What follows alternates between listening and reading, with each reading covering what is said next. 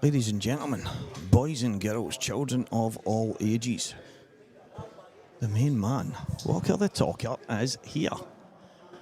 I've just noticed in the distance Yuan Waddell and Morgan McInnes. Morgan 3-0 in front. So, sit down time. Let's see what is going to transpire today here at the Saltire in the Players' Lounge in Falkirk.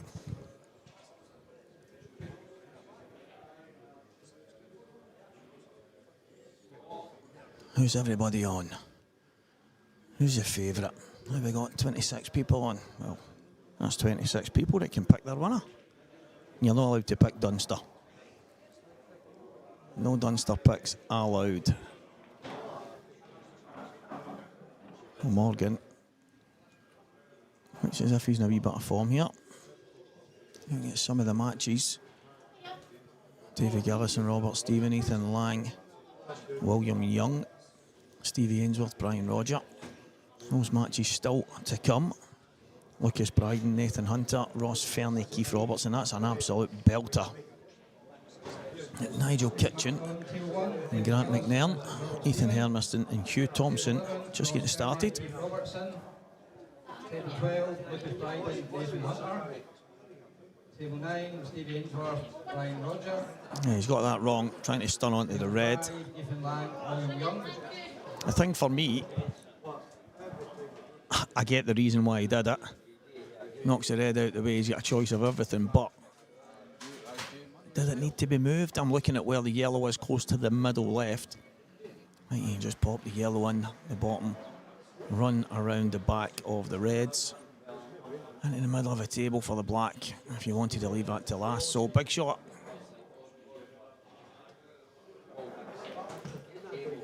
Cue that in fantastically well.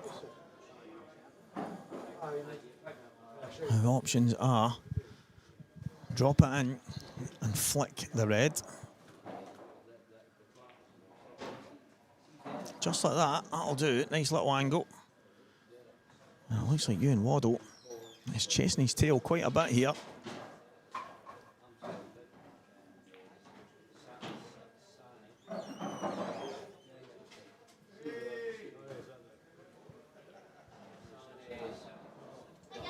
Simon, how are you, my friend?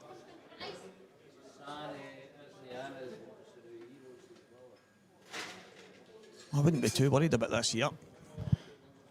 Just pop it in. If he's lucky enough, I think he'll go cushion first, nudge the red, be on the black. Quite like that, controlled it well. Controlled that very well. That's a fantastic shot, Morgan.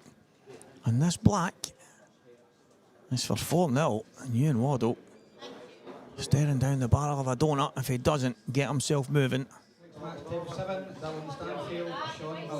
And that starts in the next frame. 4-0, Morgan McInnes. Looks like a young man on fire.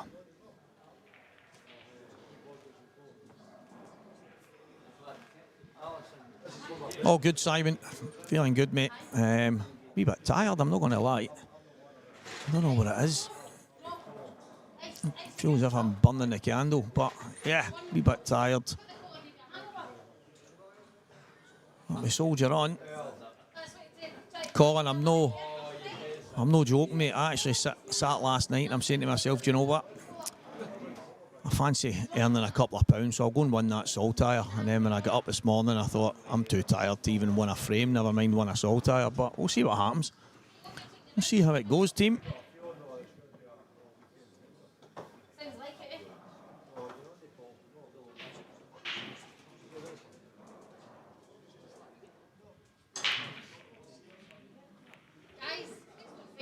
That's dry.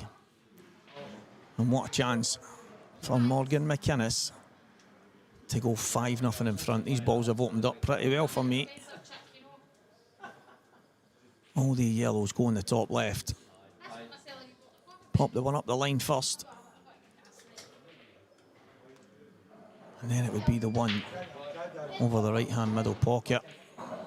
If he can get straight out, and take one of those two. That would be even better. There you go. He's tried to do that.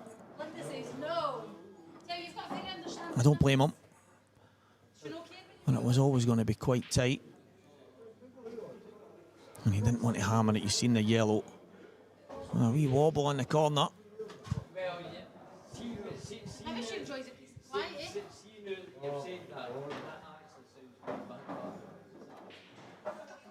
You take that. Listen, if you get more grief if you're going to lose.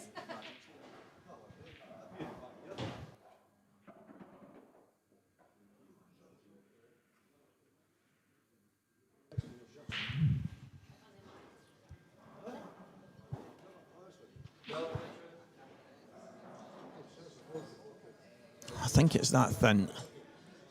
He could go side cushion and maybe nudge the black out the way and get the black into a better position here. Oh! Wow.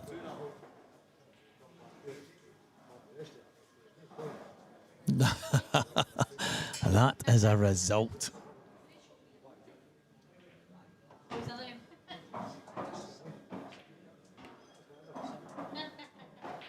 Wow. Flick the black. I thought he could play it with a little bit of check side. Oh, Morgan. We've got a missed pot.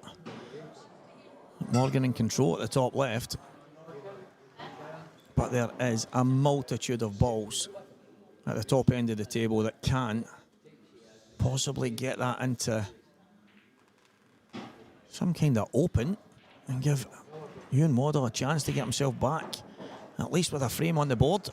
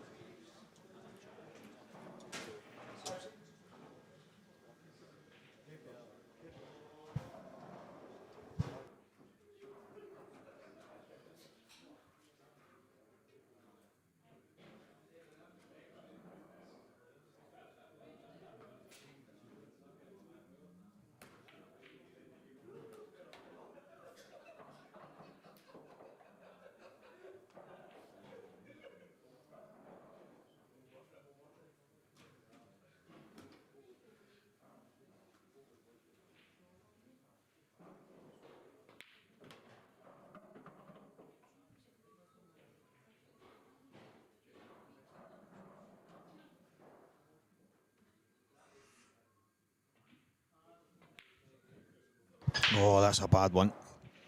That is a bad one, but that's what happens when you're behind in a match. Race to 7, 4-0 down. It does become a little bit more difficult every time you're at the table. Morgan, he's got work to do though. Yellow off the yellow at the top. But he can take this in the middle. At least he watch he doesn't get off.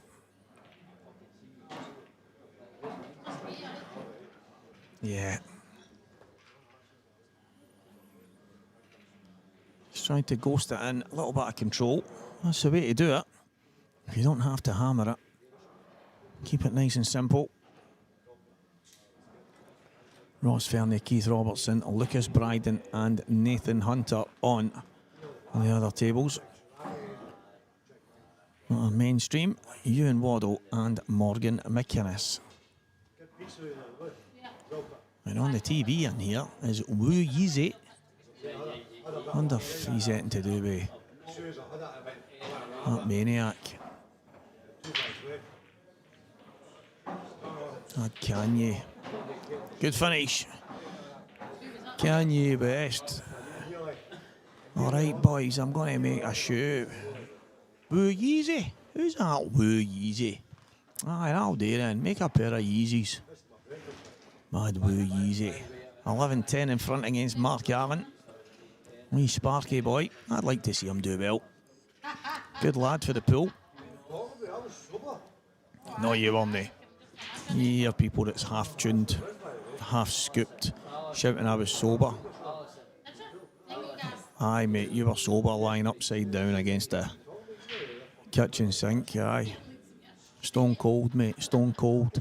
That's why they call you the stunner. Morgan McInnes, 5 up, to break. Yuan Waddell in all kinds of trouble. So it's a decent break. Is there an opportunity? I think there is. Reds are good, yellows are good. Great chance.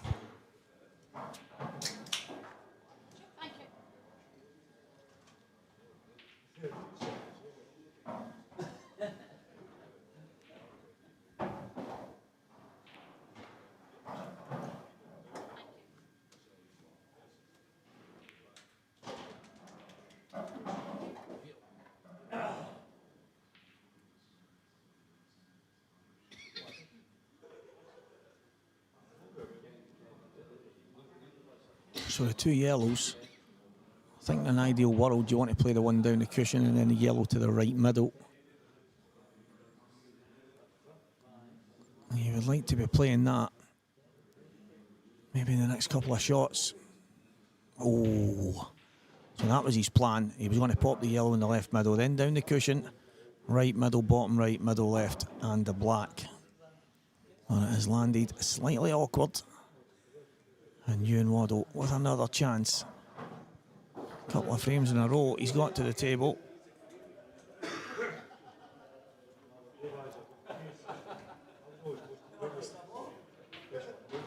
Okay.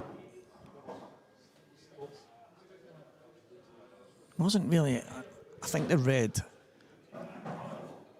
was between the yellows at the left middle. It doesn't look, maybe it does just about sneak in, but there wasn't anything straightforward for you in there, so you know, just plod away, try and hang in there, but he's 5-0 down. And Morgan looks in fine form. Missed a couple of shots that are pretty similar. And that's a poor shot. So a great chance here for Yuan Waddell. If that red goes, he's having a glance right now.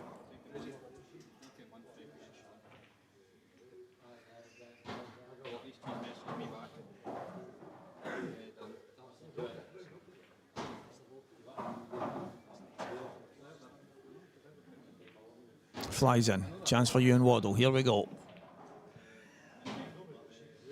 Needs to get one on the board. Oh, goes from there. One at a time. Cue ball. He's okay.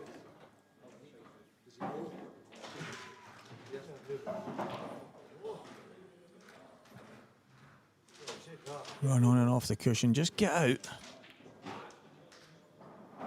It's good enough.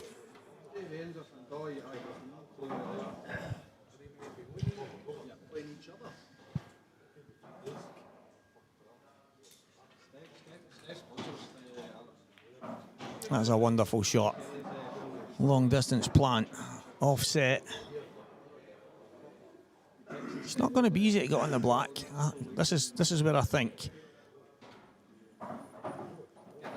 you can get yourself straight and then screw off the cushion and back over, or you can come up to the right-hand side. Let's see what Yuan's going to do. Yeah, that's not exactly what the doctor ordered.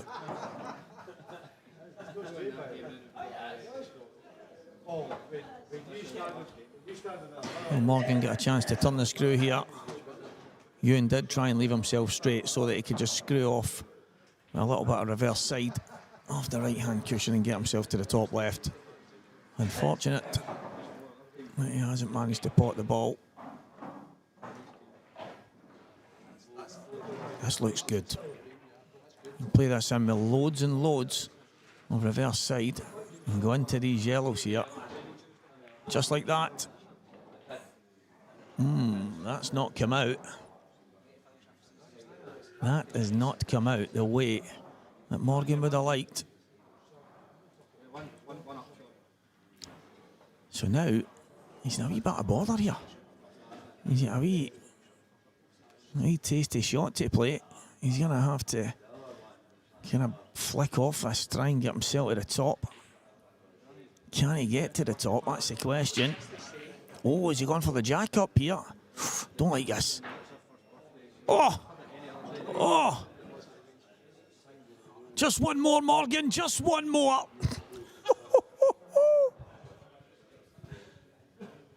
Renzi never even saw it. He's just baffled at what I'm going to have my rocker at.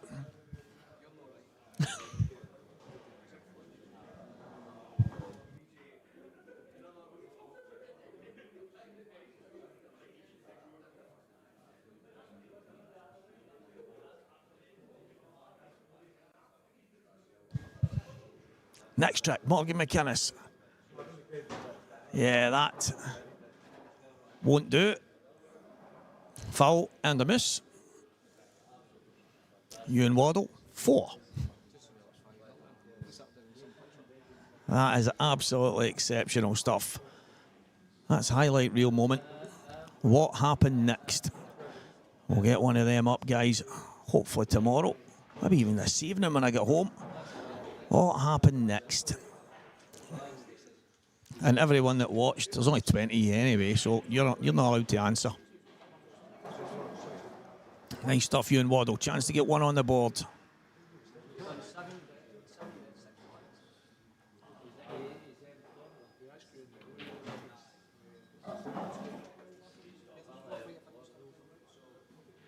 Just about perfect. One cushioning up, and it will be 5 frames to 1. That's all you can do. Chip in a chair. Yuan Waddell, 1 at a time. Morgan McInnes, 5. Yuan Waddell, 1. Yuan to break. Just keep batting.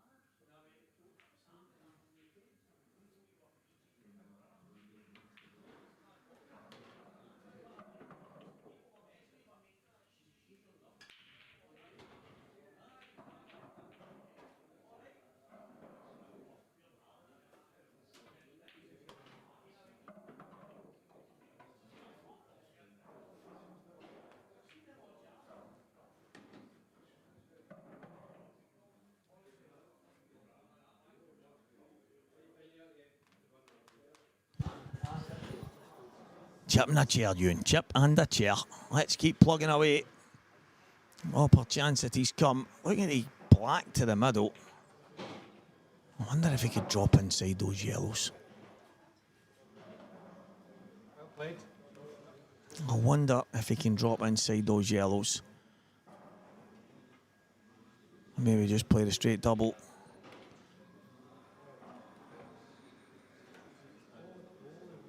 Right. It's not going to be easy. It's not going to be easy. I don't think that goes in off a yellow, but it might do. Looks like the yellow's a bit low for me. Maybe a 3/4 ball with a wee bit of pace. Won't be easy. Well, it's a chance for Ewan to get another frame on the board.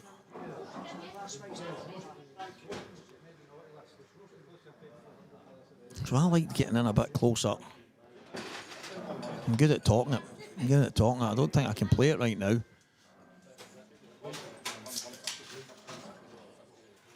Just over 2 years, guys, since Walker the Talker had a practice. I used to be able to go for hours, just plod away myself and not even realise where the time went. And it has now been over 2 years. 2 years in April. 2 years this April, sorry, since the last time I actually had any practice whatsoever. So Yuan Waddell, he's going to try and take this off the yellow. Either that or he's got a super thin cut.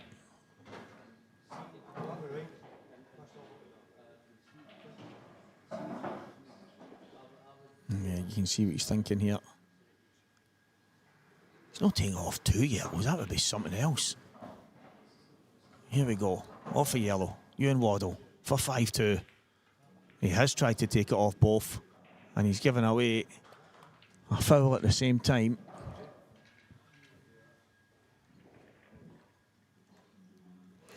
Tried to take it off both balls, and I don't think it was really on. So should be Morgan McInnes on the hill.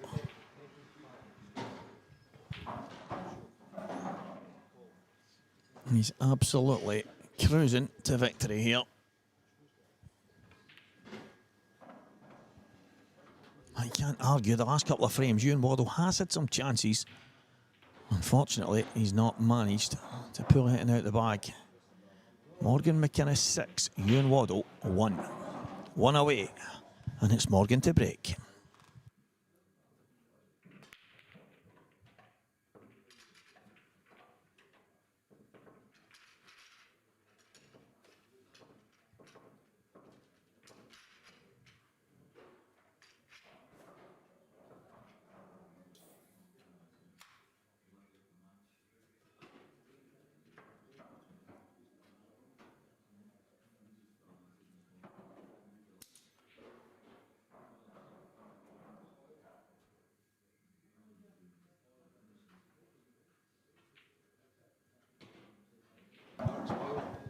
Morgan McInnes breaking for the match.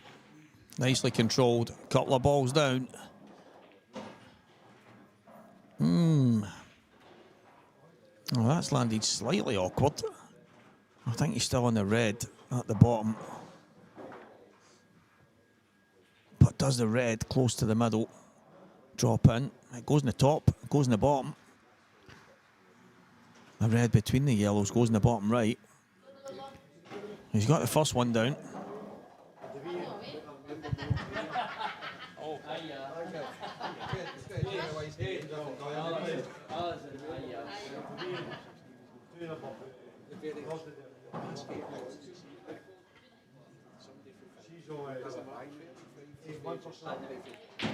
Oh, he's flung in a wobbler. Well, well, well.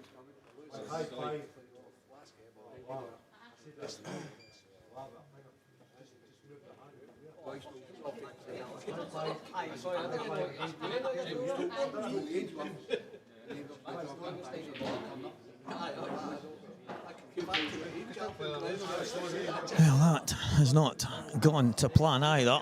And Yuan Waddell chasing his tail a wee bit. Well, a wee standout result I can see right now. Oh, it's not a result, but it's a scoreline. Grant McNairn 4, Nigel Kitchen 1.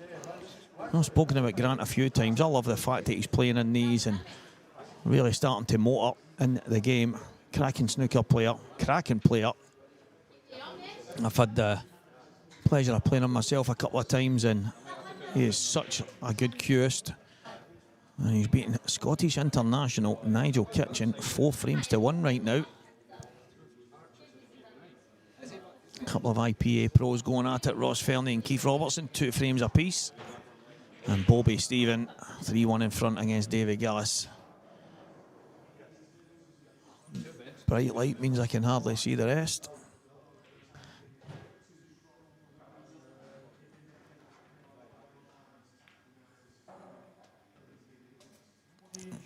Has he left the red to the middle? I don't think so. I think he's just about covered it.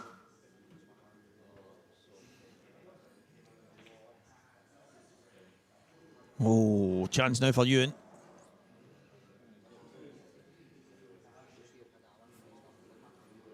This is one of them. It's not an easy chance, but it's one you feel he has to get. 6-1 down. Morgan, slight favourite in the frame, you would say.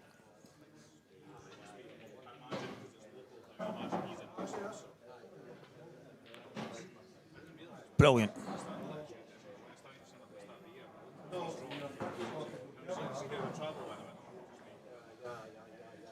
Probably just played it into the...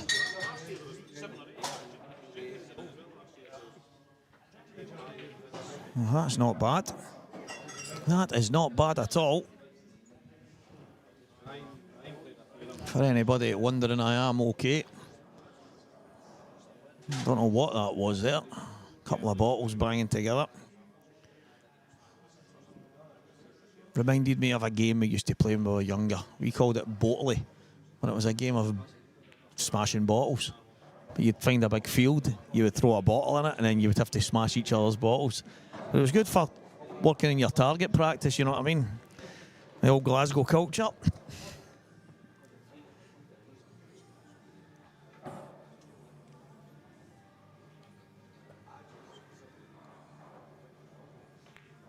All the way, all the way. Yuan Waddell not going anywhere anytime soon. I actually feel he'll take the one to the middle. Get himself as low as possible. Just a straight screw back.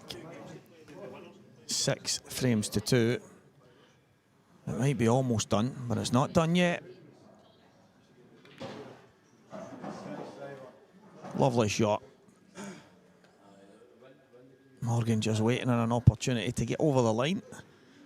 He had a chance in that frame, didn't take it. Morgan McInnes 6, Yuan Waddell 2.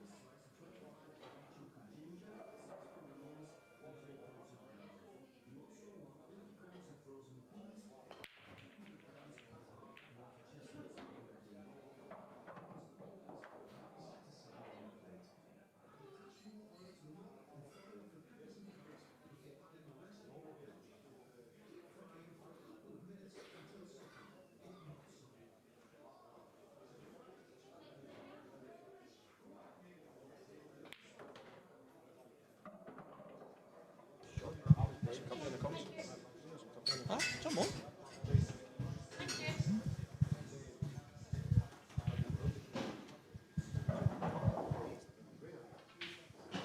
Just at the last minute, aye. Stick it up, mate. Just at the last minute. We've got, well, criminal defence lawyer. Ethan Lang is joining us. I mean, if Ewan keeps batting away here, we might have a wee bit of time here. Yeah, there could be some life left in this one, Stevie. Yeah, a wee bit of life left in the match. Bit of a bad miss from Morgan there on that frame on his finish. Can you hear that in your ear? No.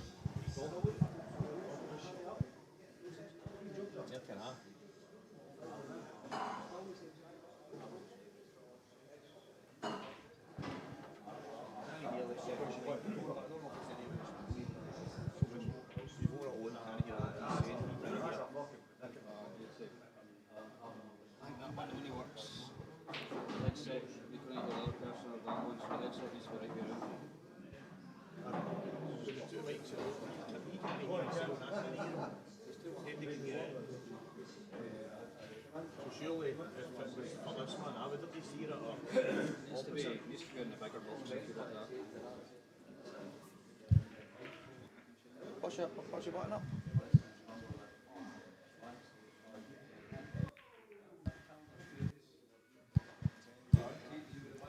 I don't know. Just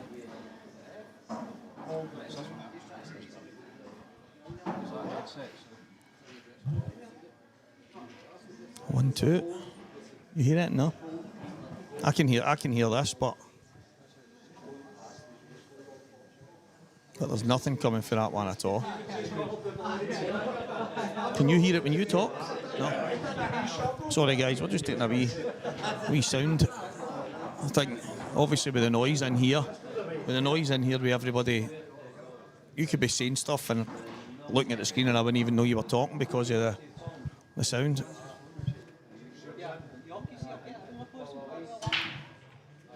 Ewan looking like he's going to keep this going right now, but I think might have a wee swap with the mix-up. So we'll be back in a second, guys.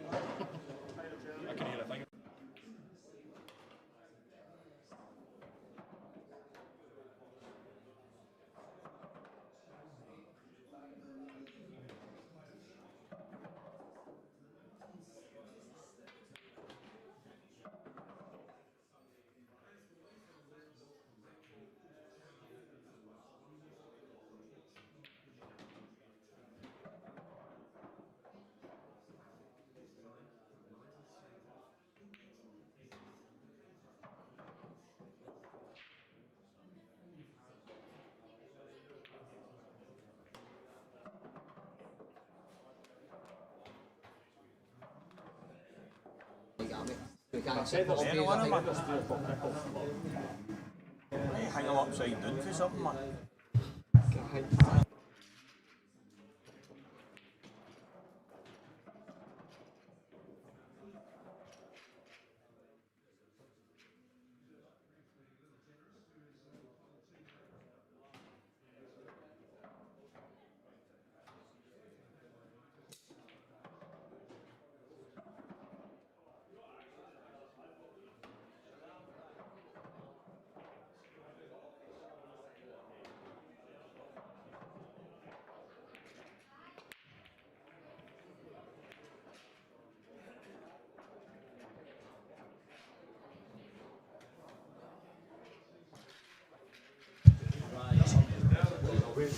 And we have sound. Sounds all right, doesn't it? I can hear you. Can you hear me? I can hear you. So, I don't know if anybody else could hear us at the time, but we're back. Walk at the talker. Ethan Lang, Shang-a-lang. 6 frames to 3. Chipping a chair. Big Ewan still in there batting, mate. He's fighting away. He looked all but out of it in the last frame, but Morgan let him back in with that last red there. It's that old, getting that last frame, sometimes the hardest one to win. It's always the hardest. You always fail if you don't get it right away, and your opponent starts getting a couple, then Is he leading you you astray? start getting a bit twitchy. He's had a couple of chances himself before Morgan got to 6. Made a couple of mistakes, Ewan, but he could have been forgiven for thinking the match was over. But he's still plodding away. No, fair play to him. It's never easy being 6-1 down, but you never know. He took a finish. He was on. I don't know if you've seen it. He was on the black. He had 2 yellows close to the middle pocket. He tried to play it in off both of them, but he caught the first one too thin. But I'd have tried to get straighter on the red and either screw into it or try and screw behind it, because I never thought that would have went. But he's given a few away. But I think the positive you take out of that is Morgan's gave him some chances. He has, yeah. Last couple of frames, he's been in the chances to win, and he's not taking them.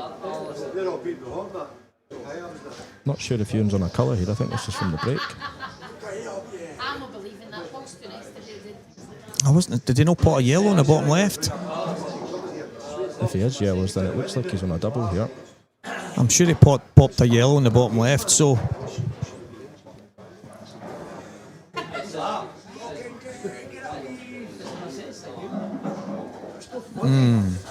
It's gone a bit wrong.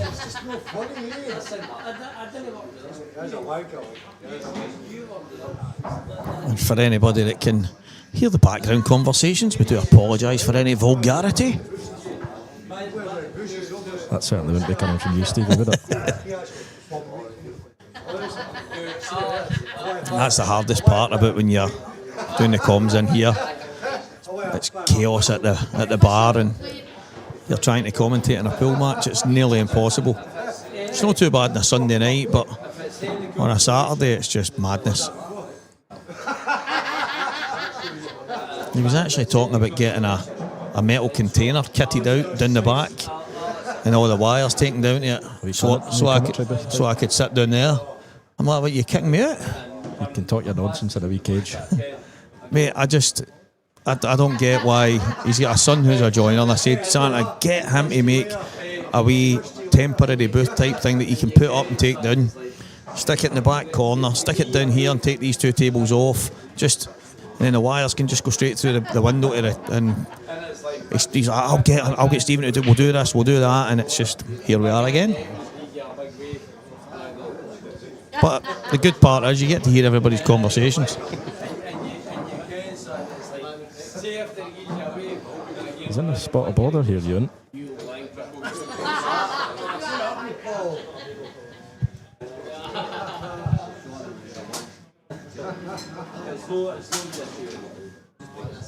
Jimmy White. That'll be right. That's needle and thread stuff, I'm telling you. There's a wee bit of bother here.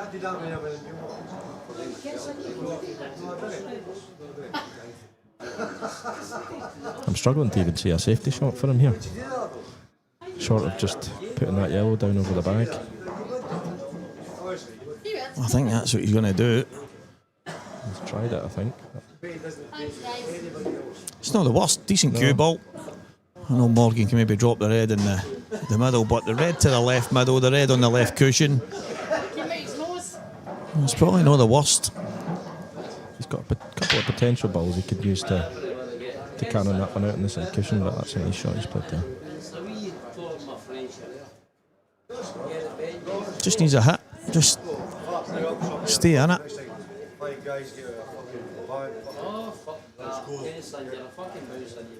Exactly. So do the bouncer, no? No. You're the next bouncer then. Never ever forget that. That's what I'm talking about, Craigie boy. I feel like I'm looking through a magnifying glass now. I was blind a minute ago.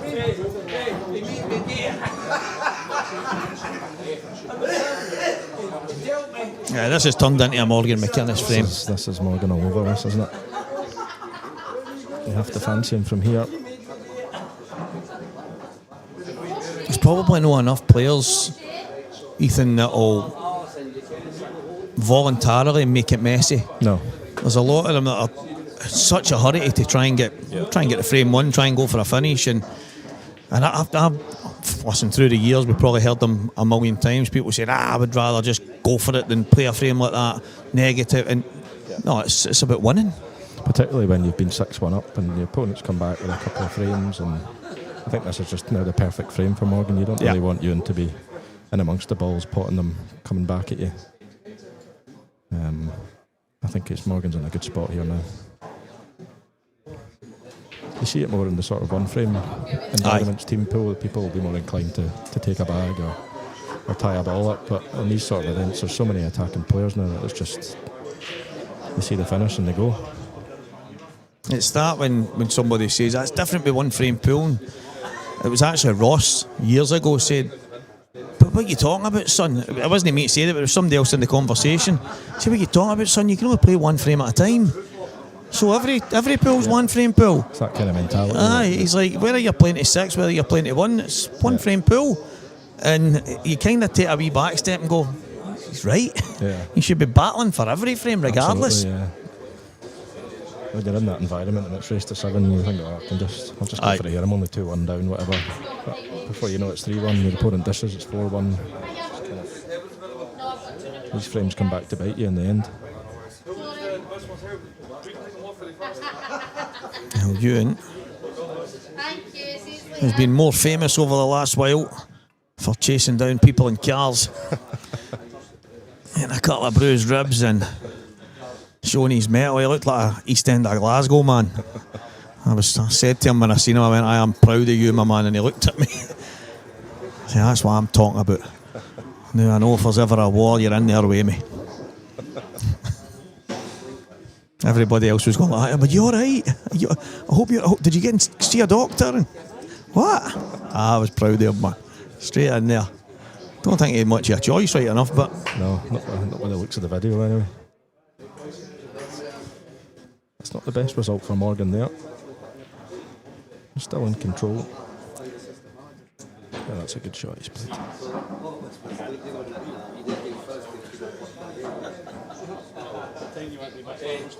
He's still could be better. Yeah, I think this is another scenario where people would start chasing finishes. Yeah. Whereas I think Morgan, I think he'll probably just tuck up here. Red off yellow. Red close to the middle, just knock the yellow onto the Potentially, cushion. if he's on that, that's it's red onto yellow. Then the finish is there. But again, it's once you remove that ball over the bag, you're kind of leaving you in. Yeah. All his balls in the open. Yeah, I like that. There's red over the bag. And another bit of control. I think you and him maybe look to plant these two yellows. Try and get control of that bottom bag down there. Yeah, he needs to try and... I mean, he can get that bag, Morgan can then bounce that red out, but... It's another... It keeps him in it for another exactly. shot.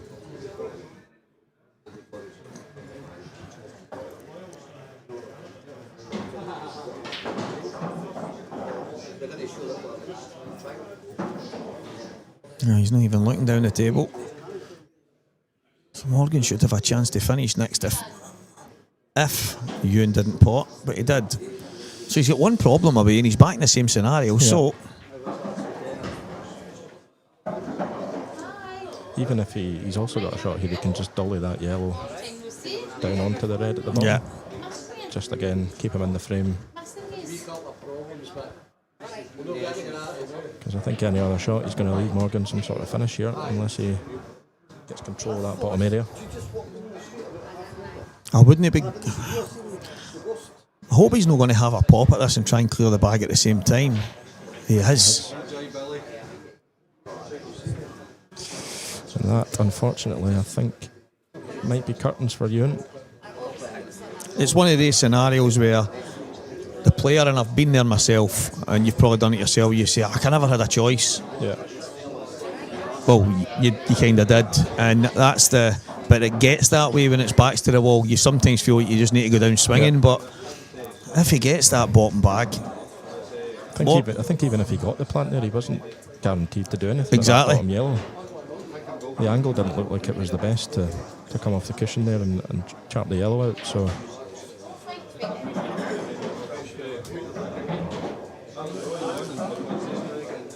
slightly awkward, but I think he's got a natural angle just to come in between the black and yellow.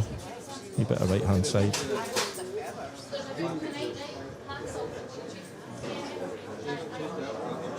Cue ball. To slow down a bit. He actually deserved to get off there. Did look like a natural, but I didn't think he had to play it that hard. No, and he knew as soon as he hit it. You seen the look in his face. Yeah. But he's good value for his win. Well done, Morgan. Morgan McInnes is safely through. Yuan Waddell, he'll have another bite of the cherry, but Morgan McInnes 7, Yuan Waddell 3. Not the worst few frames that we've ever seen. No. Had a wee bit of everything. Is that me?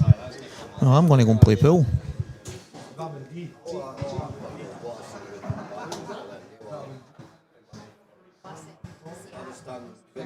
On table 13, Preston McInnes, William Moss. Preston McInnes, William Moss, table 13. Renzi want to come in? Renzi want to come in?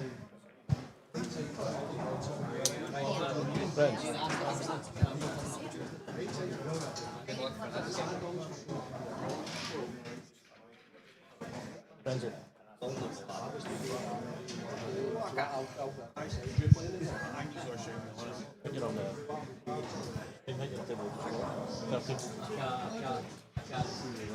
Preston and Williams on their presence. I know, shocking.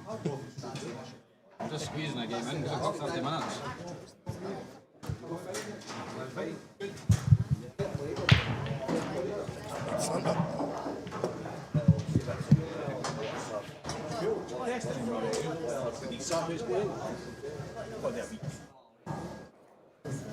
Good luck. Cool. You cool?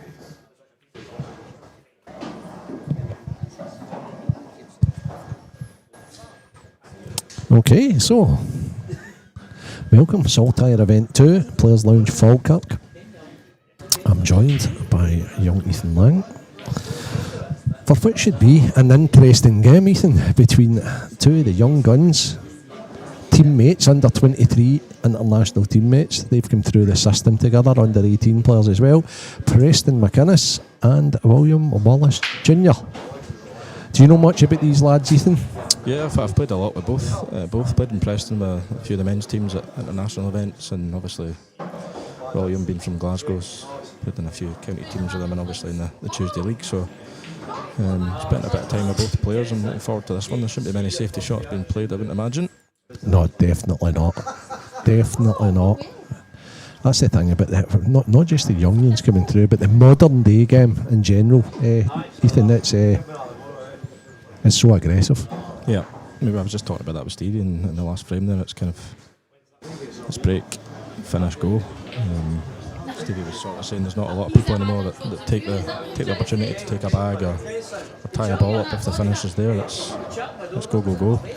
No, however, the interesting aspect is probably the guy that's maybe arguably the best black ball player in the planet. Does play the percentages so well. That's why he's the winner that he is. Yeah. Although young Gia beat him in the final last week, so the break's massive, mate. The break's so important. Absolutely. Especially at this level, if you're breaking well, you're at an immediate advantage.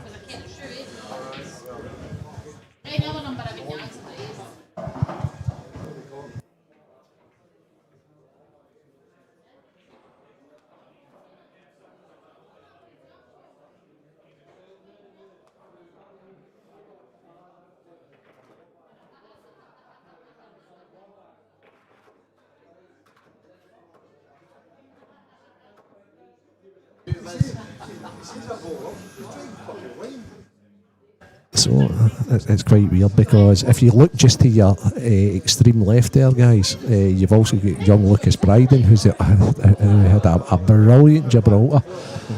Won the under 18 singles event. I think he got a good run in the under 23s. I think it was Preston that beat him. It was. Preston beat him in the semi-finals. I watched that game. And then obviously the ever-improving William Wallace Jr. What a character this lad is. And what a cracking It's a break. fantastic break. He's very unlucky if he doesn't get a ball here. Okay. Today or tomorrow. Might be Monday. What stands out to you, Ethan? There's a couple of problems immediately on both sets of balls here. I think I'm liking the reds a bit more than yellows. Yeah, me too. Obviously, you've got that ball down the bottom there, but there's a ball there to kick it out. It might even sneak in past the other yellow that's over the pocket there. You've also got this red down the bottom here, which is a little bit awkward, but again, there's balls there you can float down and land on it. Yeah, it's hard to access position onto the one that's down low beside the two yellows. The key to me here is the one you mentioned. Oh, he's taking a double. Yeah. Table 10, Stephen Walker versus James Gillen. Stephen Walker, James Gillen, table 10. A little bit short, but I think you'd rather be on yellows looking at those balls down there. I think the yellow's a little bit easier to get on than the red. It's an aggressive first shot. He's not put the cube off particularly where he wanted. He could still play the plant upstairs though. He's still got. You want to leave that ball down there just to access the one on the cushion. He's played that well. He's not even needed to play the plant. He's actually in good shape here. Yep. I think you can pot the yellow off the red in the middle. I'm not sure if the red's a bit high. Aye. The risk attached to that is... You've got the red, yeah. Well, yeah. If he can play it indirect, it would be better. Yep. Yeah. Good shot. Yeah, you understand why, Ethan, because obviously if he plays it off the red, that's where the other red goes to, and now he's got Looks like it's tracking towards the yellows down there. a clear pathway. It's a late night flight then. He's not got hold of that too well. It just didn't bite. It didn't react. Have you played a few frames today? No, my opponent never turned up. No, did you get a hit on the table? Yeah, had a wee hit. Is the table playing heavy or is it playing receptive? I always find it in here, obviously playing in McGoldricks every week, they're lightning quick, very reactive cloths. I feel that they're a little bit heavier in here. I think it's because of the cushions, the way the cushions react. They're a bit bit heavier. I think what the white comes off them a bit heavier. That's what that shot looked like. Yeah. But Preston's already the match, so you should know that. Yeah. That's an interesting shot. My mind boggles at times with I it. thought I maybe had an angle on that yellow just to come twice across, maybe between the gap and the reds. It's the fact that he's put two yellows safe down there. like He only has three. Williams on this like right away. Williams played that poorly, don't get me wrong, but Williams tried to get the bag to. Right, okay. So what's your next trick, Preston? Screw shot right up the table. Aye. Oh, there we It's a go. great effort. What a shot. He's actually a little bit unlucky the way that's come out.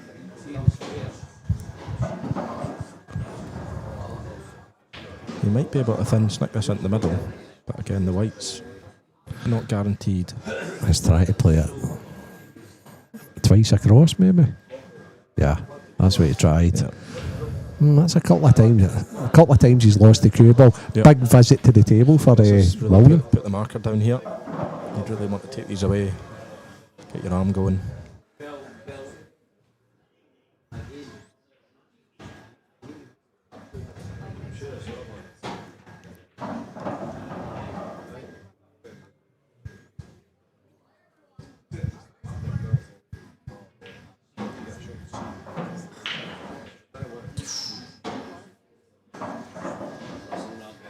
Yeah, as soon as he hit that, Yeah, it looked high, you could see the overcut. Yeah. I don't think he needed to play it quite as hard as he did. Just with where the reds were sat, but still expected him to pot it. An interesting shot as well. He got the gap perfect there. You feel like he had unlimited sort of space to put the white in there. Absolutely. Do everything but under hit it. Nothing for shot, mate. Yeah.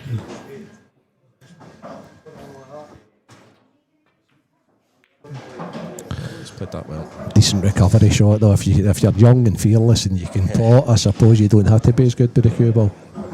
Preston will be relieved to get that frame because they had a couple of bites there. And William will be raging Yeah. because that was a real good opportunity. Yeah.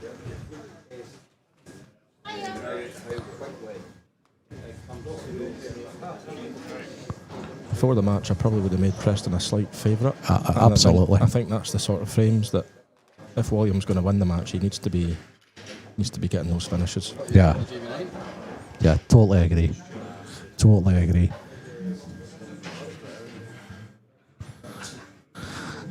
Keith Robertson, 5-4 up in Ross Fairney. It was 5-3.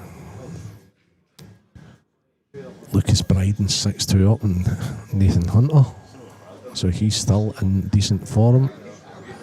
Young Sean Mills, 3-2 at the good, and Dylan Stansfield, Ethan Hermist and Hugh Thompson, 3-3. Some cracking matches still to come. Fantastic break from Preston there. Oh wow. If he's on this bottom red next to the black, then you would say you'd fancy to get these, but if he's not, it doesn't look immediately obvious where the first red's coming from. Aye. I think the yellows are okay as well. Yeah. The only problem in the yellows is the actual 8-ball itself. Yeah. You would need to get the cue ball on the line that the cue ball's on just now. Yeah. And then you'd have a shot at it, but he's also looking red into the middle off the yellow. No, he's taking the yellows. Yeah. Seems to have underdone that again, Yeah. so he's not quite adapted I think I would have wanted to leave that yellow there, because if you put the yellow down the rail, that's your sort of immediate connecting mills. This one, I think that's why he's not playing it. I think also the 8-ball's available at the left middle. Yep. So he's alright there. Another big hitter's just walked in. Jake Belden-Newlove. I think that's my next round opponent. Oh, nice match, nice player. That's the great thing about these tournaments, Ethan. That you get the chance to play against these the guys. top players, Yeah. But these guys you don't usually get to play against in Scotland. You know, it's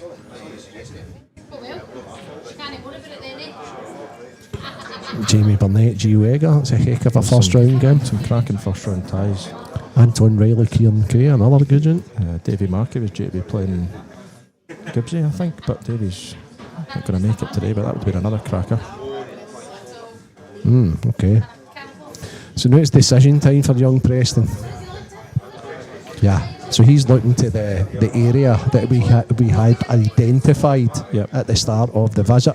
I think he's potentially looking at a little cannon at this red above the black, or just float through the gap. But again, you can go a bit far if you try and float through the gap and end up snookering yourself.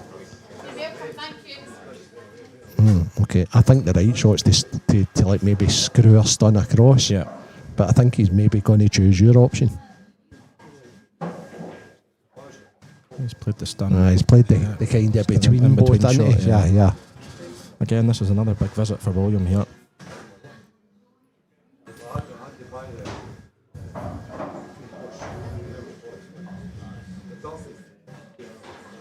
It's actually not the easiest of finishes. It's a pretty tough finish. I think that, however, playing the snooker right now might not be the way. He's got a starter pot. Yep. I mean, the ball goes into the green bag, doesn't it? Yep. There's a few problems down towards the black. Yeah. But I think you might need to move the black to get on the red, Yeah. which is pushing it towards the Okay. It'd be a much easier finish if he could get a ball inside the yellow. Yep. No, and play like a kind of safety shot at the same time, but doesn't look like that's likely either. I don't think we'll be seeing a safety shot here. No.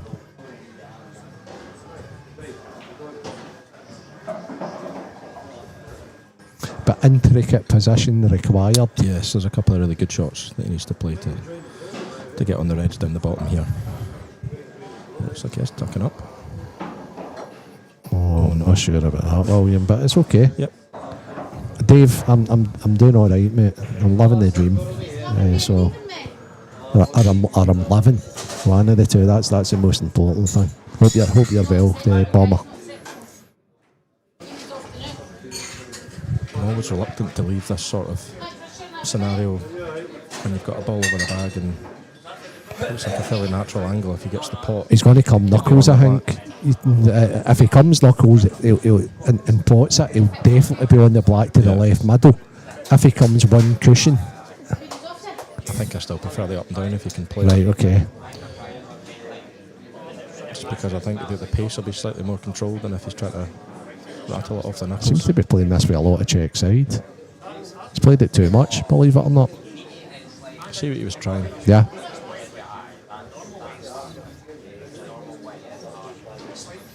Very interested to see what William plays here. I think I would actually move the black here.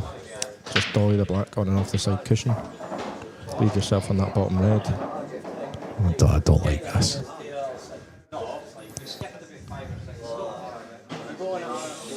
He's actually played it really well. If you're as precise with the cue ball as Yuan William is, then you can do it any way you want. Aye, that's nice. I liked your way there, mate.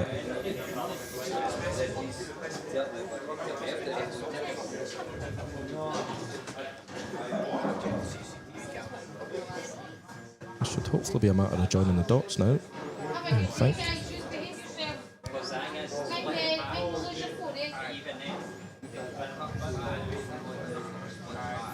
So, Players Lounge is starting to buzzy up a little. You could hear the bar lady Alison in the background there.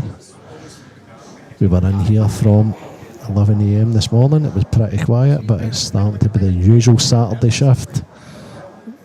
A lot of people in playing darts. The bar area is starting to busy up. And obviously we have the second Saltire event of the year on. We'll be here with you all weekend. Stevie the Talker Walker and his guests.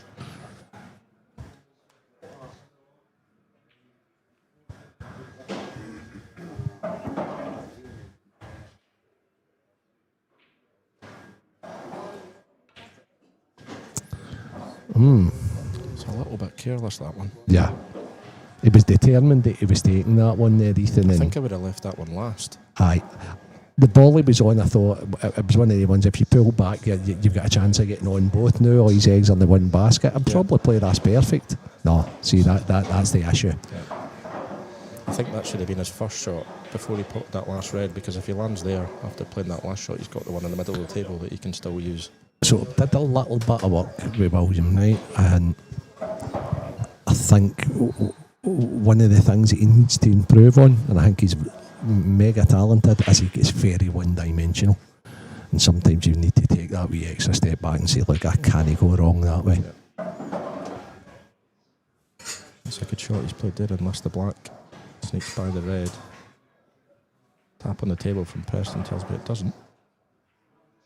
He's kept himself in it. Yeah. How was it right? I don't know, like a pure team shot. So I don't think I'd be able to resist to go for the cut in either bag there. I'd messaged you snuck in behind me because I was wondering if you were coming.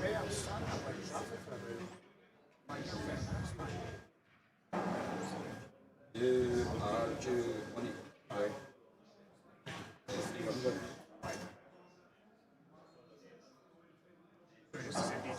I love that. No, I didn't say it. Okay. I thought what he was going to attempt there was to play like half ball off the black, put it close to the red, and just bring the fight down. I think he's just handed the frame to William. Yep. It's an interesting couple of frames there. Aye. Chances for both players. Be bit too much respect for each other, their teammates, and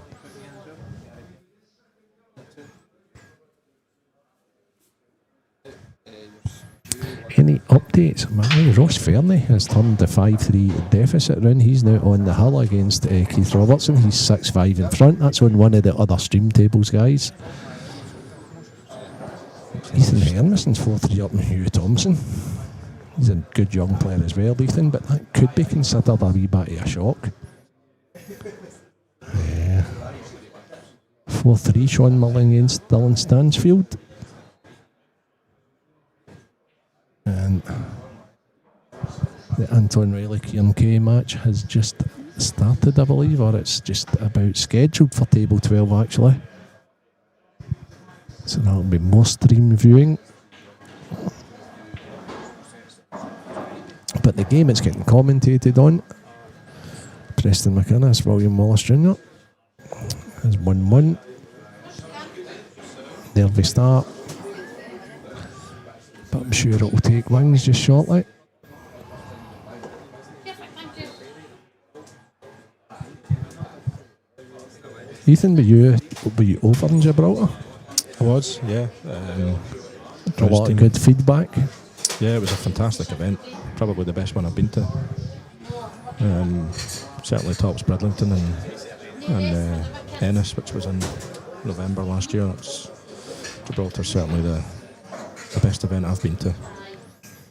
So I was talking to a few of the parents and obviously the guys that had been over. So if anybody's listening in for Gibraltar, well done Gibraltar for hosting such a good Nations Cup.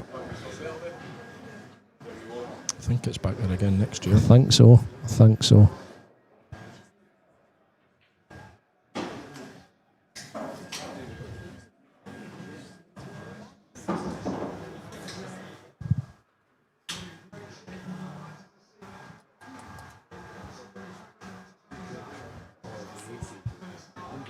Keith, any chance you have to take it to the decider? Table Yeah. 11? So for anybody that's not watching the game, we're actually commentating on, and then there's a multi-screening. Keith's got a great chance to make it Hull against Fairnet.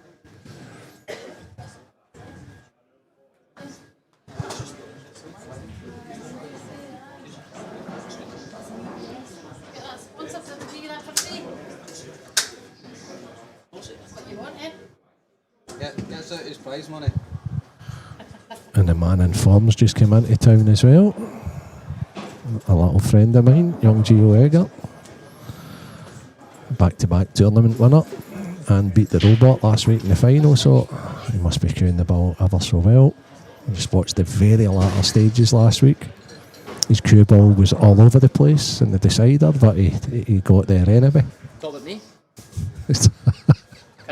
He's always dead nippy, Gio, as well. He's looks as if he's just up out his bed, to be honest with you. Next match on table 12, Anton Riley versus Kieran Kay. Wow. That's 2 cracking breaks Williams had. It's a little unfortunate with Yes, yep. the 8 ball going on top of that red, but I'm just wondering if he can plant it in anywhere. I think he No, can, yeah. absolutely. Do you still even know the shots? I'm winging at something rotten, son. Because Stevie's on in the young Gio behind me. He's never says a nice word to me, ever. I've known him since he's been about 13. He's never says a nice word to me about anything about the game. Me or Preston? Biff.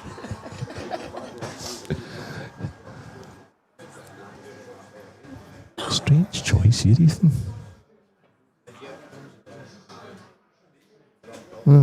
I can understand it now, though. I think he's left him an angle for Yeah. a shot to kick it out straight away. I wouldn't, Ethan. That's the kind of break you want on the side. Aye. See that there? That's for the break.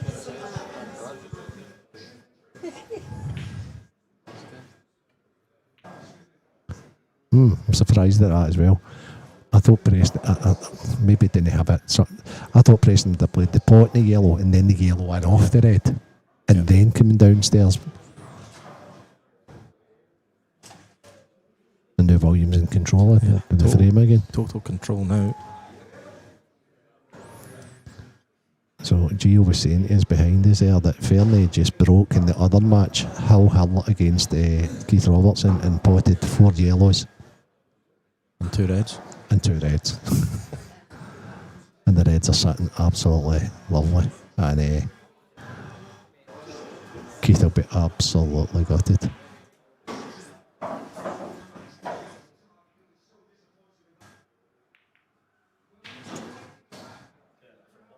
It's gone a bit messy, this frame, from what was a cracking break, really.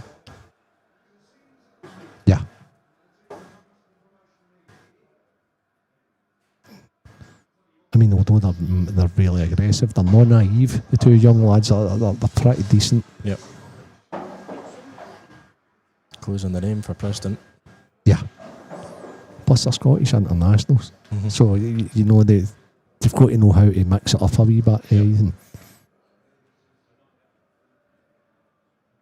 he's got a chance here, actually. Yeah, very good. Good shot. He should actually just play the billiard now, Ethan. So should just let it pretty much like screw off this, Screw off overplay it. the billiard because he's got the ball to fall back on. And if he, I don't hate potting the ball over the pocket here and leaving himself an angle in the middle of the table to sort of float down and cannon the yellow. So but it what looks is he like doing? he's taking the bag. Don't like it. That was a wee chance here. I think Preston can sneak the yellow in behind the red. But either that or just put it right on top of the red, mate. Yeah. And if he does so, he's got timing so important at this Yeah. game.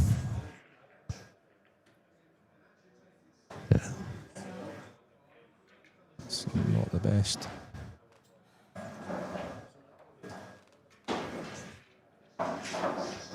Just to watch the on-off here. The double kiss is nice though. Nah. So he's not played to develop it. He's got a good cue ball though.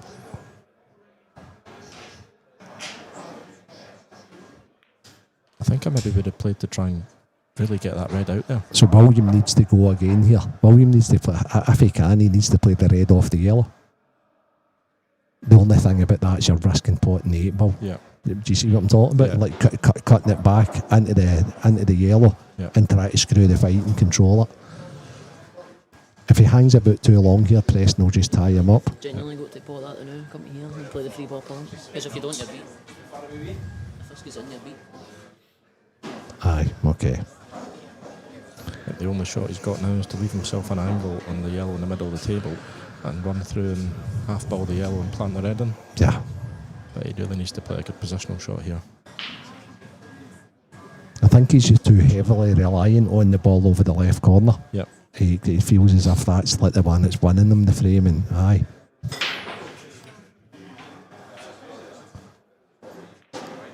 Aye, okay. So as young Gio says, right, behind us there, if he would have played that, then played the cannon, he still had the red over the top left to fall back on. Yeah. This is the sort of thing that young William should look back on. Yeah. I Right. think if he watches this match back. Absolutely. Yeah. And that's a great thing about modern day as well. Yeah. You look back and say, aye, I should have did that, I should have did that, and you learn from it. I can't believe what Preston's about to play here. You would do this. This is like something. That's what Gio's been very critical of me doing it. It's just me like it. It's like something Ross would do. I'd say. He was going to play the extra sticker. Don't pot the eye, but that puts you under pressure. You need to twitch them all in then. That is very interesting from Preston there. He wants that red safe. He wants the red safe. So now he's going to get his wish, Ethan. I mean, I don't know how you could have wanted the yellows any easier from his last visit, but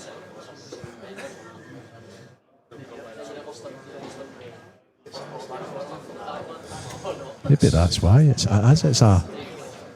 something he didn't like there. yeah, it's careless, but he's got away with it. See after playing the extra snooker there for Preston, I can't quite understand how quickly he played that last yellow. He's got to play another He snooker. might be about to tie him up again here.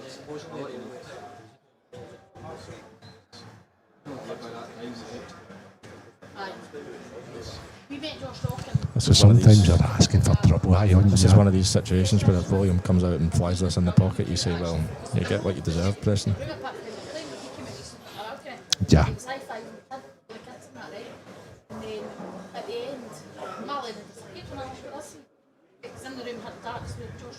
If you're William, you're desperate to get this. It's unlucky, it's a great effort.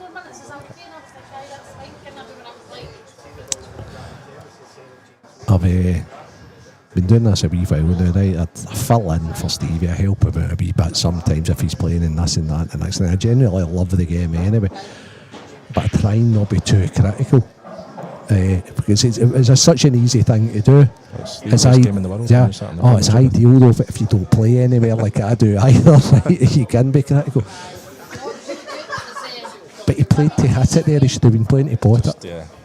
A hit's not good. Sometimes a hit's not good enough, mate. Yeah. Again, it's another thing that you can look back on and say, you know what am I trying to just hit that for? Even though it's much more difficult to try and pot it, he needed to. Yeah. So He it's was winning that. yeah. If he pots that red out the snooker.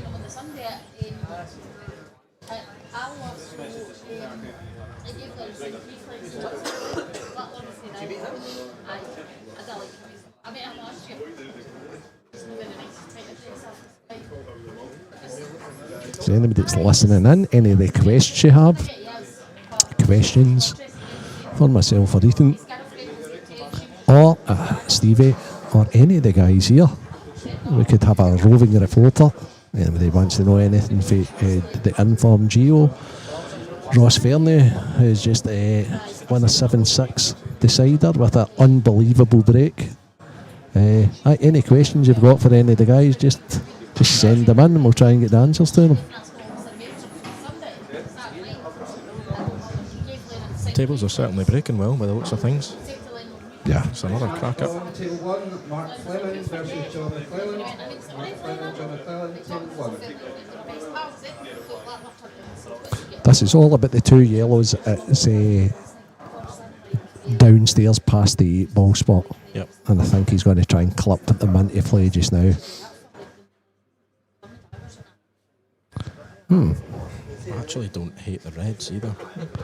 So that's the big decision, isn't it? It's the only thing about the Reds is they win downstairs and you connect to after it. He's got a connector in the middle. He might even play down for it. I think he's snookered on the red there, but It's what you connect to after it, Yeah. Ethan. I think ideally he wants to leave that ball down over the yellow bag. He can sort of nip it out. Renzi's just been called for a refereeing decision. Come on, you're dying. How's it going? It's going on, mate. You'll be better than me.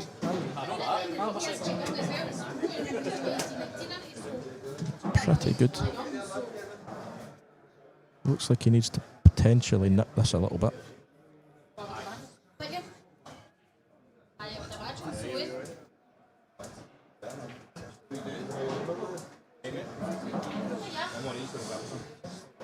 Not the best.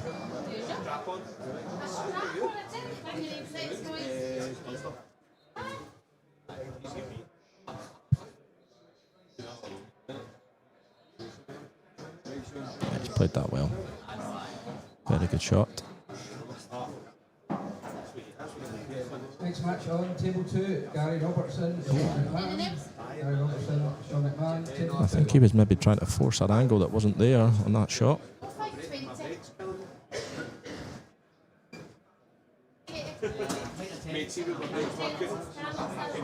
Another chance for William now.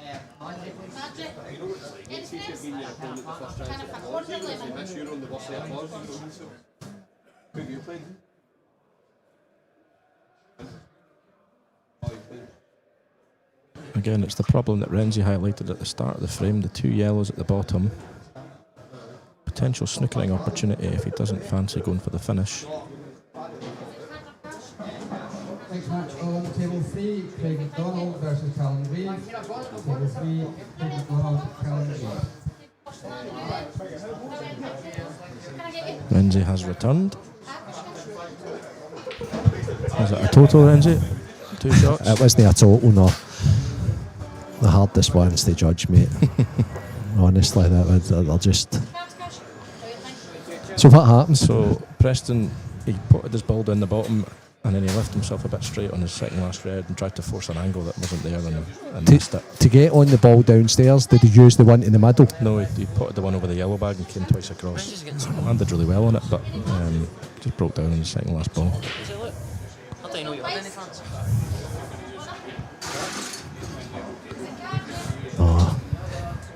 Something you should never do, Ethan, right?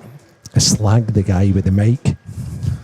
It's like going to a comedy show, right, and try to slag the Sitting- comedian. sitting Yeah, in yeah, front row yeah. and slagging the comedian. Because there's got to be somebody on just shortly. Yeah, Oh, what a fantastic shot. What a Did that shot. really well. 2 shots against Central Italy just Aye, there's always that. William will be absolutely kicking himself that he's lost this frame. You could argue he should be 3-1 up, not 3-1 down. Yeah.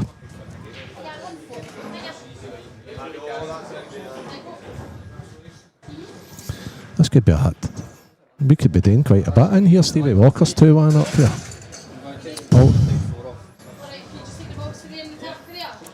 It's been on for about 45 minutes. I'll be getting docked shortly.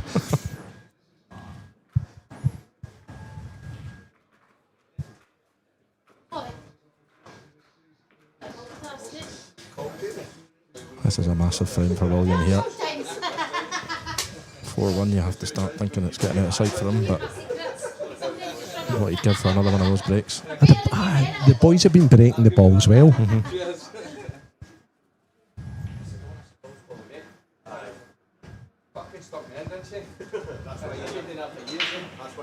And that's another decent break. He's unlucky there. Aye, and look at the yell, isn't it? Wow.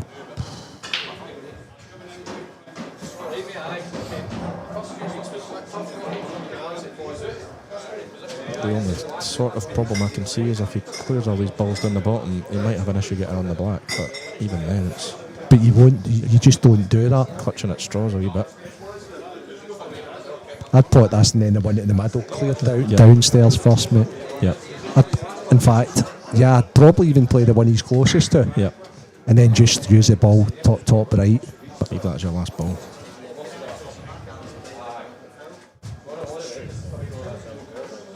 Yeah, yeah.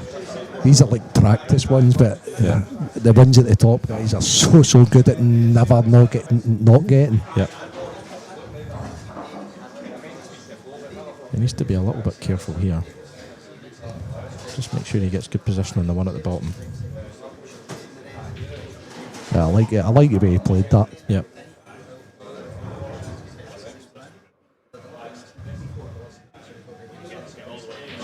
Yeah, good shot.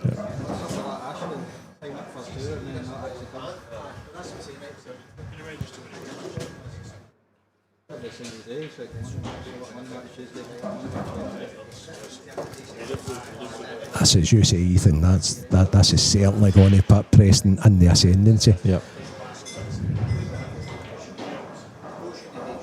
And now if he breaks and finishes, it's pretty much match over, especially the fact that Williams had chances Yeah. early doors. Yep. I don't think Preston's been particularly good value for his 4-1 lead. Yeah. William will be stewing a bit in the chair.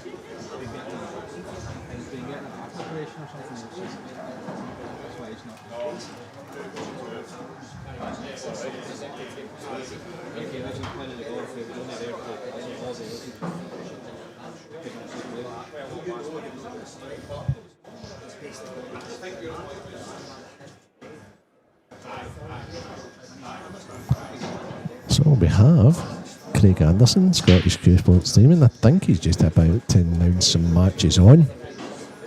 He could be just about to announce. I thought that the JB Burnett Gio Egger match would have been left for the stream table, but you must have something else in mind, Ethan. On table 11 by the looks of things. Yeah, so yeah. I'll try and keep an eye on that one. That's why we're discussing that.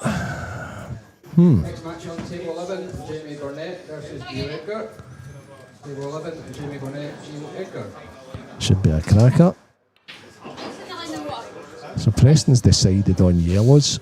I think he wanted to get on that one that's just below the red, down the bottom there. He's just come a bit too far. I don't think he pushes the boat out now. Maybe at 4-1 he thinks as if he feels he can though. Yep. Especially with William missing chances. Yep. But he should just slow down here, he isn't. Wants to be careering into the red. Yeah. But he's probably happy with that. Yeah. Bench. So there is a finish there for William, but I think you probably just take the bag here. It's a bit careless. Thank you. Agree. That was almost a bit of a throw the towel in kind of Aye, a shot. defeated shot. Yeah. What I like though is he still played the right shot in my opinion. Yep. He just played it horribly. Yep. Next match on table 9, Andrew McPhee. Oh my word, he's spotted the black. Casey. But genius William Wallace. force him into the error. Leave the natural angle, yeah, pot the black. yeah. See, aye, if he'd have played that shot good, he wouldn't have been left that Ethan.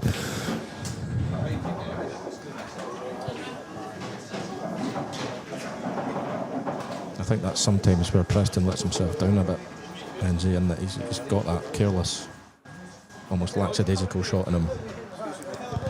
No doubt about it, mate. Yeah. No doubt about it. He cues the ball brilliantly, gets through it lovely, but you always feel he's got a sort of careless one in him. And I think he fries Morgan said with that, because Morgan would never do anything like that. You know, he just wouldn't.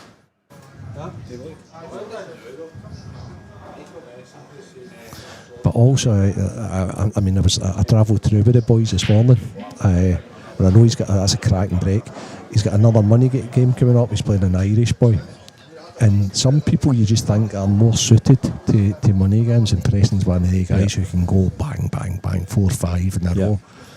Tournament wise, he'll play the odd shot like that, and the odd shot like that in a race to 6 or 7 of it, you can cost you. Yeah.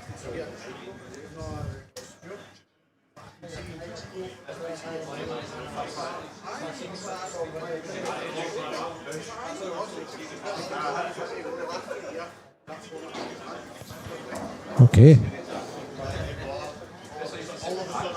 So, do all these yellows go, do you think, Ethan, or do you think he needs to cannon them? I think they go, but I think getting on them, in terms of if you pop one, you're not going to be on the other one. So I think that's why he's played into them. It's actually a bit unlucky there. Unless he's got a double here.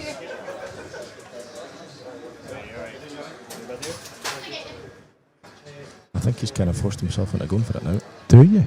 I think he can just stack a yellow over the bag, but see the difference between the ages, if you want. Aye, it's love it. Love it. Good shot. Again, he's just landed a tad awkward. I think he can maybe float down and get on this one in the middle. Or use the red. Or use the red to stop it. Okay. So it's another interesting shot.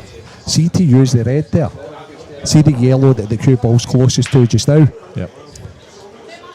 I'd have been playing that long.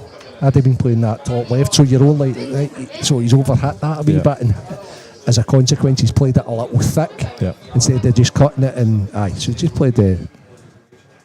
I can't believe he'd be thinking about a combo here.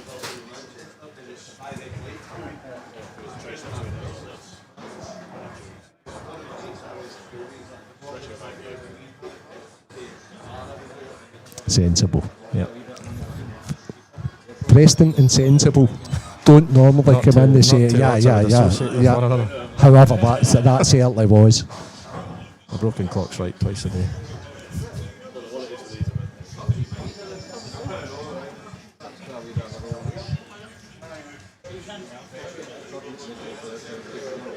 I think the shot here maybe is to just float the yellow and with it black pocket. It's got to pot it.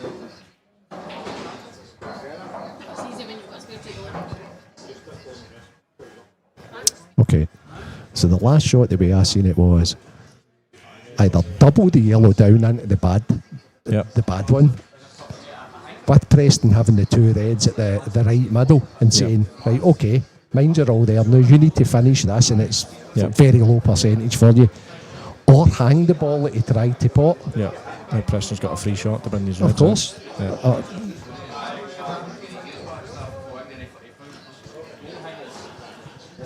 I think it might need to be a cushion first. Try and nudge the yellow over the black pocket and maybe get a snooker out of it. Potentially. I mean, if he gets control up here, he's probably So that shot, I think it's a foul. I'm not sure that it is. Ah, okay. I think he's actually managed to flick the cushion with the yellow. Obviously. Yeah.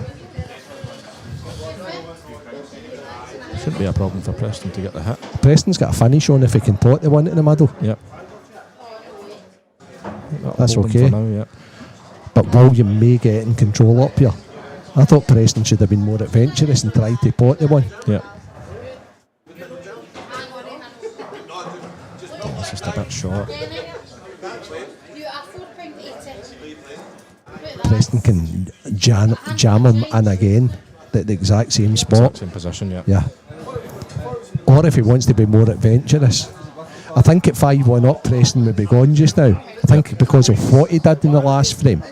It's probably slowed him down. Aye, for sure. No. Say that, but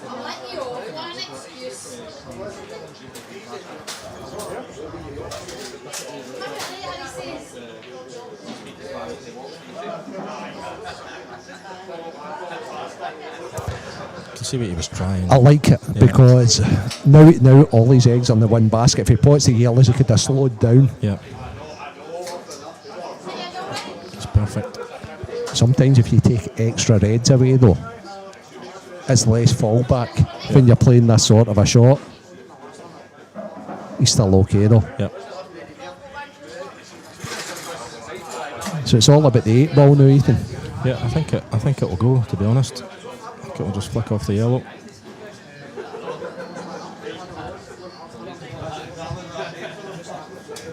He just needs to leave himself an angle to get down for the one over the middle. I think I'd probably play to get on that just now.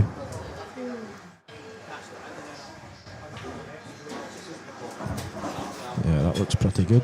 Now if you can play perfect cue ball control He's though. played that really well. Shy? It's just careless. A bit careless again, isn't I'm it? glad you says that because as I say, I don't like to be overcritical. But he played it so fast, didn't he go down and look? Yeah. Didn't he? I think he's okay, but yeah, he's fine. Still careless though. Yeah. That's the thing, if he looks back, Yeah. he'd probably turn and say, if it did A2 though, if it just be told. They're the best players in the world. Yeah, but that's where Morgan and his old man will get a hold of him and say, that's what they meant. Used to be noon there and there was nothing for short there. You could have came up and even used the top cushion to come back to. Yeah. Aye, that's the exuberance of youth. And that's like sometimes think the game's too easy and then giving yourself a sore head and giving yourself a much harder shot than it should be. It goes from a sort of 10 out of 10 finish to maybe a 8 or a 9 out of 10 finish, and that costs you for the one frame that you don't want it to.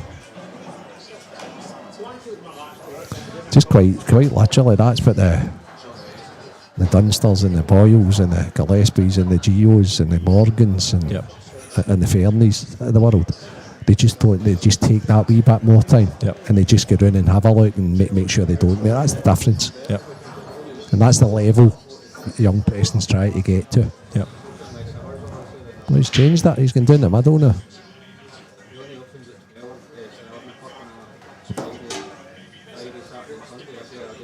This is absolutely massive for William here.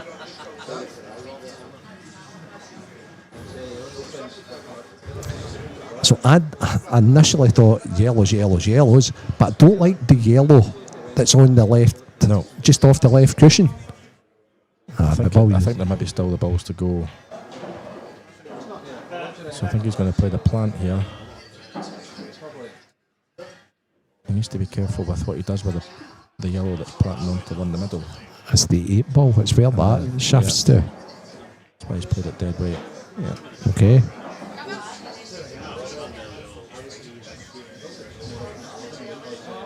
But it's still that yellow that is. Yep. Oh, he's on it just now.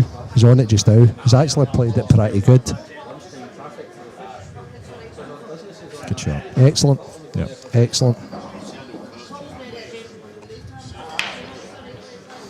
Pick your pattern now. This is the ball that hinders him the most is probably the one that's closest to the 8 ball. Yep. So I think I'd be having that out the road now.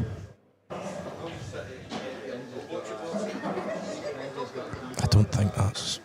I think he's okay with it. But I think he can maybe just roll it in and then Yeah. play the one next to the 8 ball. Yeah. And potentially hold for the last one. Yeah, even use the red off the last one. Yeah.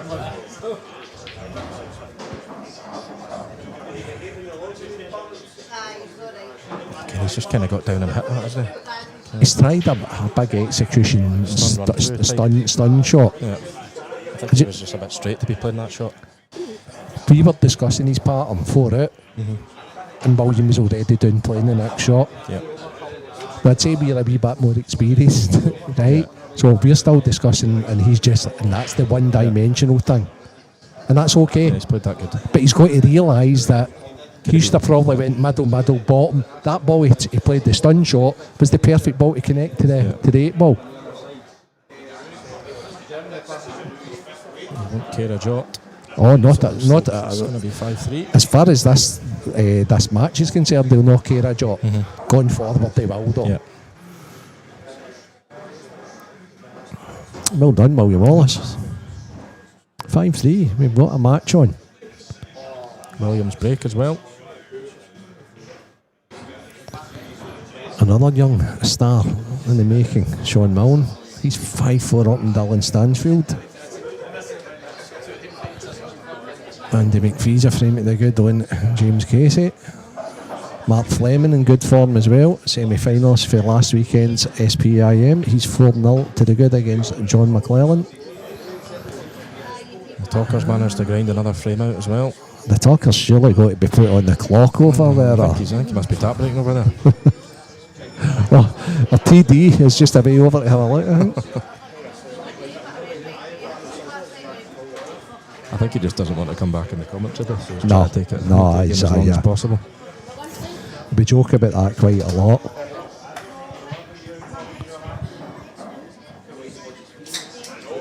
The boys that do the IPA commentary, well, Stevie's now not doing it, which is brilliant for the guys at the IPA and him, because it's such a hard shift, right? Yeah. But Big Dan Fairby plays, and when I was helping them out last year, I used to say, "You still in the tournament?"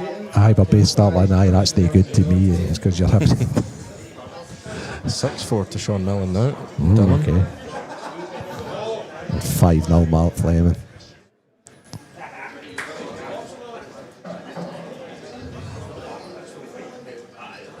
Unfortunately, Williams saved his worst break for the match for what is quite a big frame. Fortunately, he's left him pretty awkward opener though.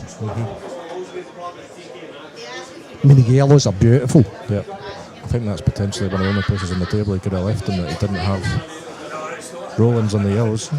He needs to go long here, but this is a toughie. I know. Drop it in the middle. I think he's missed it. Oh. Okay then. Now, can William pot the one into the top bag, or can he play it into the middle? I think he's got to go long. He's playing middle. Oh, he's got very lucky there. He's actually potted the red that he was trying to pot that red off by double kissing it in.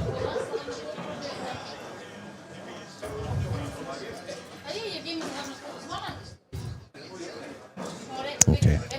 So what I'd do here, Ethan, don't know about yourself, I'd pot the ball to the right middle, then I'd play the ball to the left middle and push into the red. Yeah. And push the red right onto the cushion for 2 reasons. It gets you on the awkward one into the bottom right, but it also means that the 8 ball's available to more than one bag. I'd be playing it just now and using the ball he's playing as a backup ball, because if you come too thin on this, I think what he's going to do is leave that one in the middle, last ball. oh, does this go in here it goes past? in, it goes to the It bottom, doesn't need to kick anything then. Yeah. My bad. So I think he's just going to pot this one that's just next to it and then come down perfect. for this one, and then the one over the middle is his last ball. He's played this finish perfect then.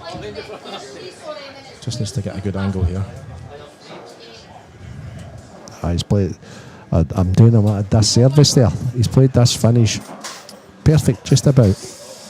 He's just anything but straight there. He was perfect, and he's just let the white run on a touch. So he needs to come up and down. bit of spot. I mean, if he stops the white dead there, he's got a simple cut into the middle. White comes up the table, lands on the blue spot, and he's 2 drop-ins. But Absolutely. Up and down, it's just Yeah, that. yeah. So he uses the cushion to get back up. Yeah. He's played it well, Yeah, good shot. and it turned a wee bit for him as well. One thing about William, when you talk pool with William, he knows exactly what he's done wrong Yeah. and exactly what he's done right. Well, he's sticking in. I think this game's been a really good example of taking finishes away, but taking them away slightly harder than they probably should have been. Yeah, Just with little laps, shots, losing the white ball, almost thinking the frame's done before it's done. yeah. But two boys that play so much pool that they're not perfect with the cue ball all the time, but the muscle memory still makes them be able to play the next spot and the next spot and the next spot again.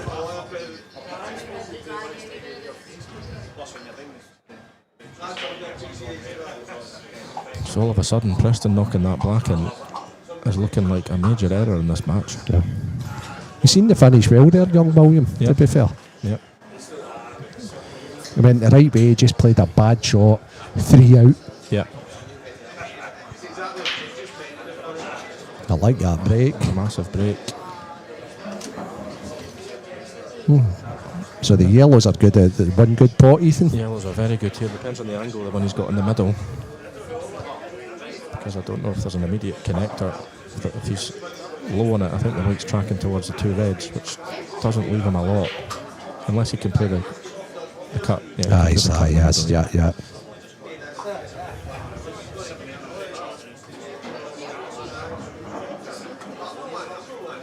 He's overcooked it. Or undercooked it. Yeah, Depending on what way. I think he's going to have to play the one on the cushion now, which I probably would have wanted to play last. Unless he can stun off the cushion with this one on the blue spot here.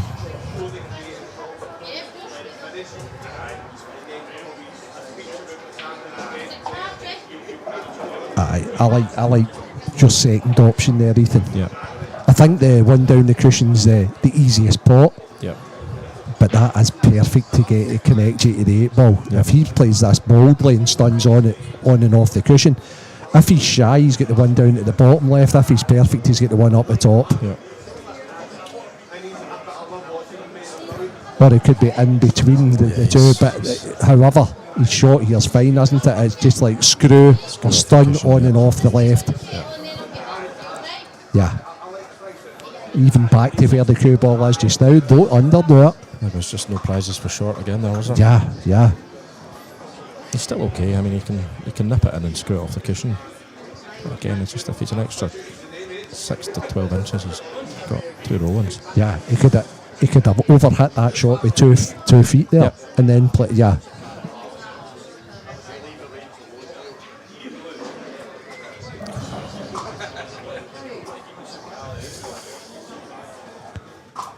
And that wasn't down to that shot. That was down to the shot The one before it. before it, yeah. I actually thought he maybe had a bit less angle than that. He could maybe screw off the cushion, but I think he's played quite a good shot there. He has played a good shot. When's it? Sure. I think he's got William in a spot border. Yeah, and Williams not get out at the border. He's left him it. I tell you what. So I think that's probably the only shot Preston could have played there that Yeah. left William in any sort of trouble, and he played it really well, to be fair to him. As I say, it's for myself, especially with these two lads, it's all constructive stuff. Yeah. And I thought William played it a bit quick. Yeah, Take your time. It's a big shot. It's 5-4. yeah. Have a look. Say, right, is there any way I can get off this and get upstairs? Can I make it harder? And Yeah. then if he's going to play the shot he plays, at least he's thought through every other option. Yeah.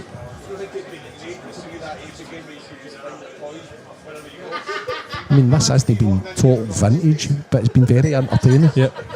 No, I would agree.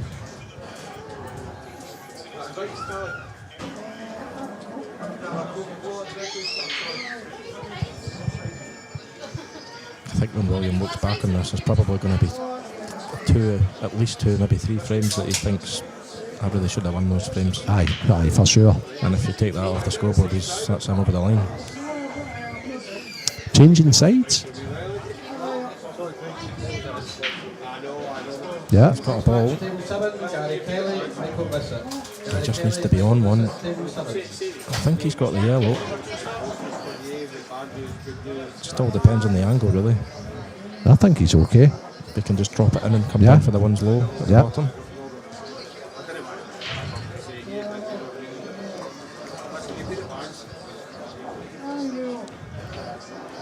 If he's slightly too thin, I think the natural angles potentially take him into that red of 2 cushions down the bottom. I thought he would try and I hold. think he can hold it. So that was the biggest issue, was Yeah. how thin or thick he hit that yellow. Yeah. Because I'm not sure he's got any fallback if he wasn't on it. I think he might be fortunate, If this yellow goes, he's Yeah. very, very fortunate. Which I think it does, by the way he's going down and playing it. That's okay. Yep. He just needs to mind his work here. It's getting on the 8 ball, it's the tricky bit. He just needs to be precise with his cue ball, and the finish should take care of itself. Such a bad influence.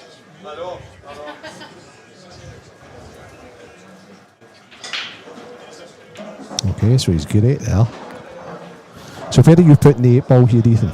I think I would play for the one on the left hand side next, and take the one on the right hand side last, and just nip it back and take the 8 ball into the Top left? the yellow pocket. Aye, okay. Which I think he's pretty perfect to do that.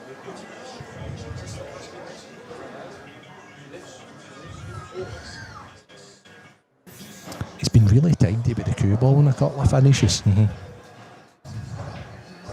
No, the ones that I would say you should get. Yep. He's been pretty tidy with the cue ball. Yep. Thank you. I think anywhere but right in front of the red here's Yeah. okay.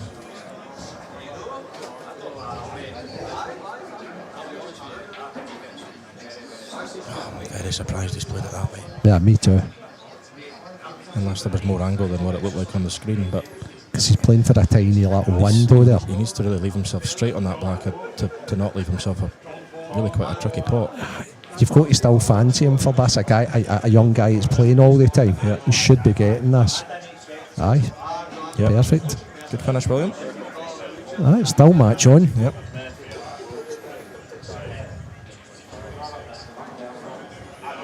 So what looked like it was going to be a runaway victory for Preston has become anything but that. And I think it's all hinged on that frame where Preston potted the black. Yeah, that was to go 5-2, was it? I think it was to go 5-1. Aye, it became aye, 4-2. okay. Yeah, aye, okay. Aye, yeah, indeed.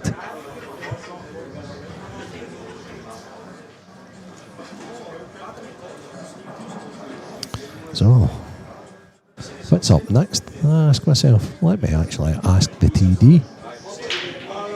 Oh no. Oh, he wants that in. Oh, it's William.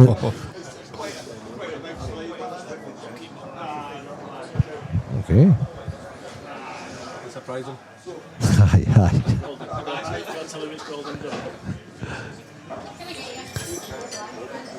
Just looked over to the table there and William was looking back at me, chuckling away. Aye, could Can't believe his luck there. I'm a big advocate of the place the 8 ball on the spot, regardless. Break. So, Yeah. if you pot, and I talked to Mark Farnsworth a little bit about this, but he thinks regardless you should be playing the next shot.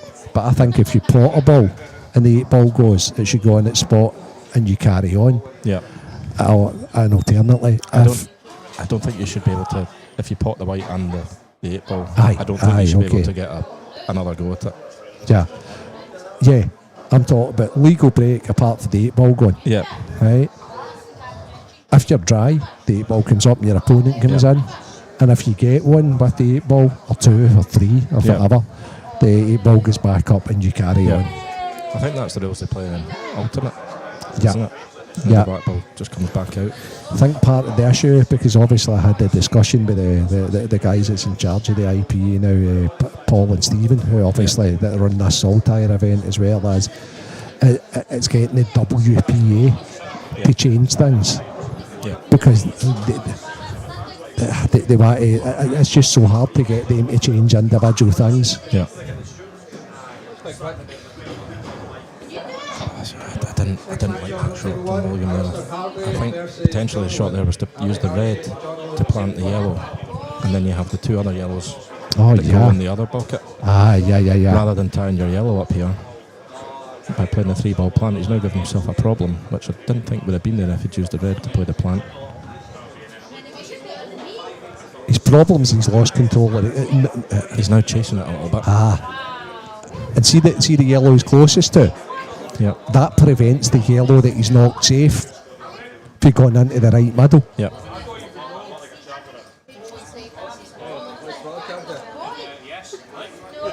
This is now a very, very tough finish. He needs to take the one into the bottom right. I then think he needs to take the left hanger. Yeah. He might be relying on a double here, Ethan. Yeah.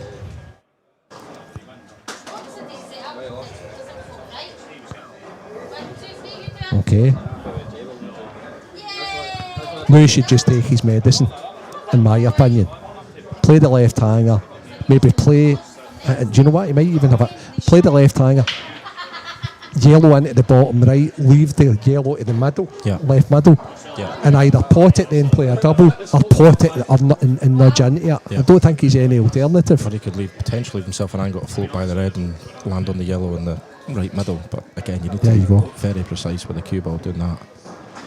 But the fact that he's got options is a good thing. Yep. Because if he's perfect on it, he can play it that way. Oh, that's a fantastic shot he's played there. But, he's relied on a little bit of luck, but that's a great shot, to be honest with you. He's played it really, really well. It'd be interesting to get, I'm not sure about this. Oh, he's played that great as well. Yep. That's an unbelievable finish. He must just took out a worldie. I think that's another example of just making it a little bit more difficult than it needed to be. It'd be very interesting to talk to the guys about how they seen that 4 or 5 out there. What I mean as likes of the Liams of this world, the Scott Gillespies, the Mark Boyles, again, right? I think it is. This was all about the first shot and this finish. I think if he watches it back and he sees the first shot he could have played, well, he needs a bit of luck here. What a ball! What a match! Executed to perfection. What a match! Okay. Hill. I played a safe cue ball there just in case he missed that. What a match! You have to say, I think this is probably a fair reflection of where the game's gone. Very much so. Both players have had chances, but I think Preston's maybe let William get back into it a little bit in the middle of the match, and that's come back to bite him. But William's taken away his finishes brilliantly. Certainly when he's been given the chance, he's been taking them.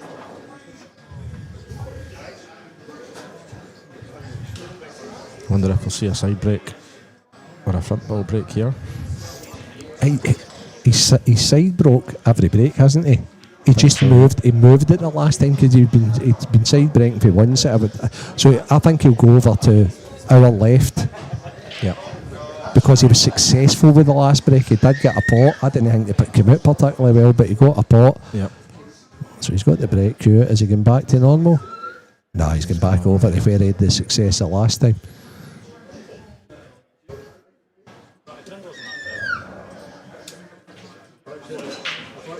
He's certainly nailed it. He's got one. They're both looking fantastic. Look at the reds. They're both looking yellows, great. Yeah. Actually, I think I maybe prefer the yellows. Me too. On the second look.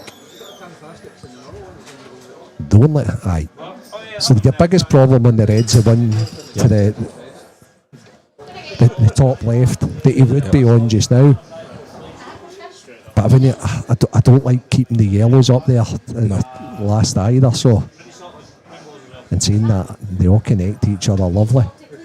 I think you take the two that are next to each other just now. You just float this one in, run through. You play the one in the middle, and then you come down for these ones, and your last ball's the one just over the middle. If you leave yourself a little angle on it, you can sort of just float the white out. No, what, Ethan? You either play them first or last. Yeah.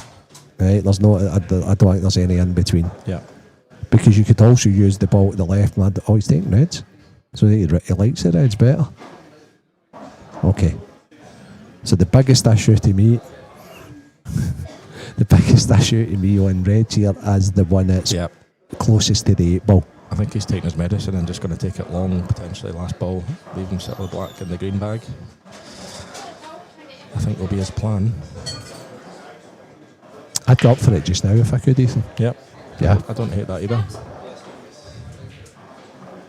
He's going to play it long next time. No. I think he's taking the middle and then he's going to come down for these two at the bottom. Yeah.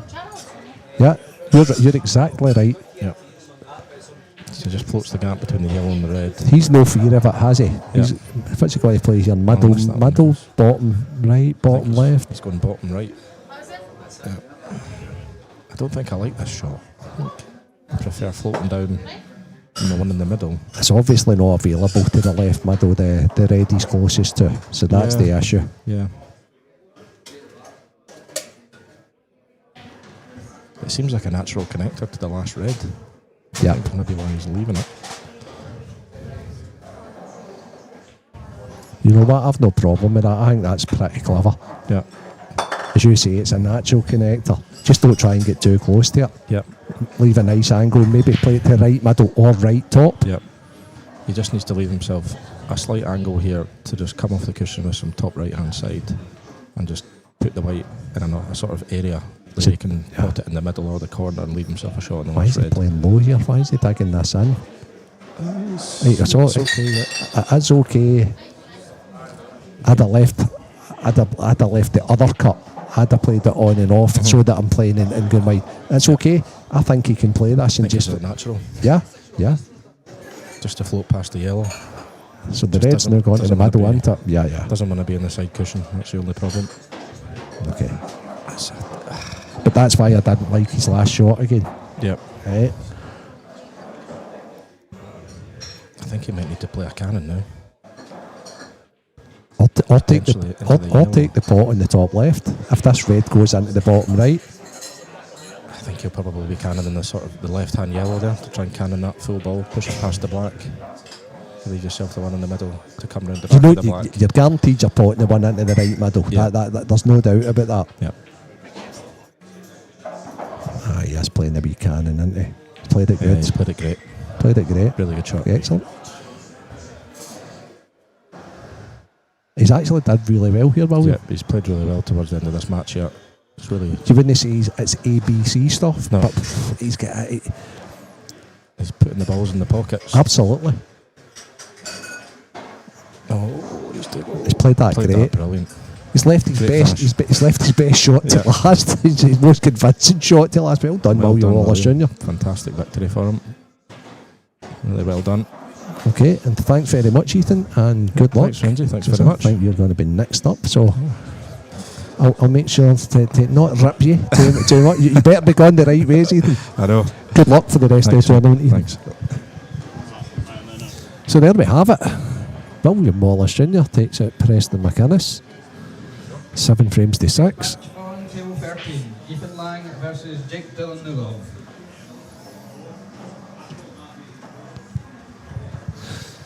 Any updates? Stevie Walker and James Gillen are now 3-all. Stevie was 3-1 up. Anton Riley was 3-0 up against young Kieran Kay. But Kieran is now back to 3-2. Gary Robertson's 2-1 to do good against Sean McMahon. If it's happening in Gio's match, Jamie Burnett now the informed Gio Egger 4.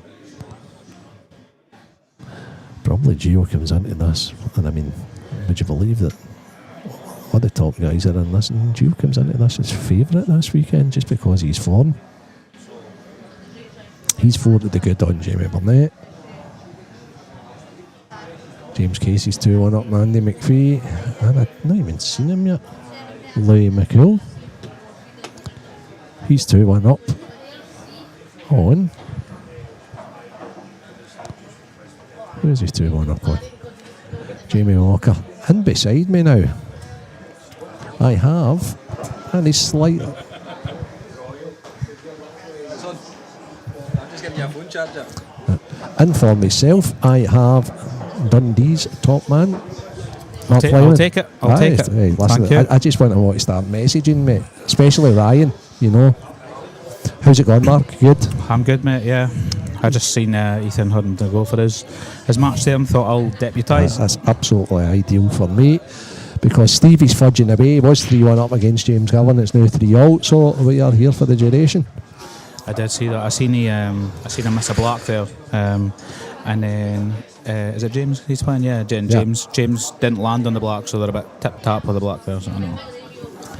Well, that was an incredible match between two of our under 23 Oh, I did. stars. I seen it go to a decider. Yeah, What yeah. happened? Tell me.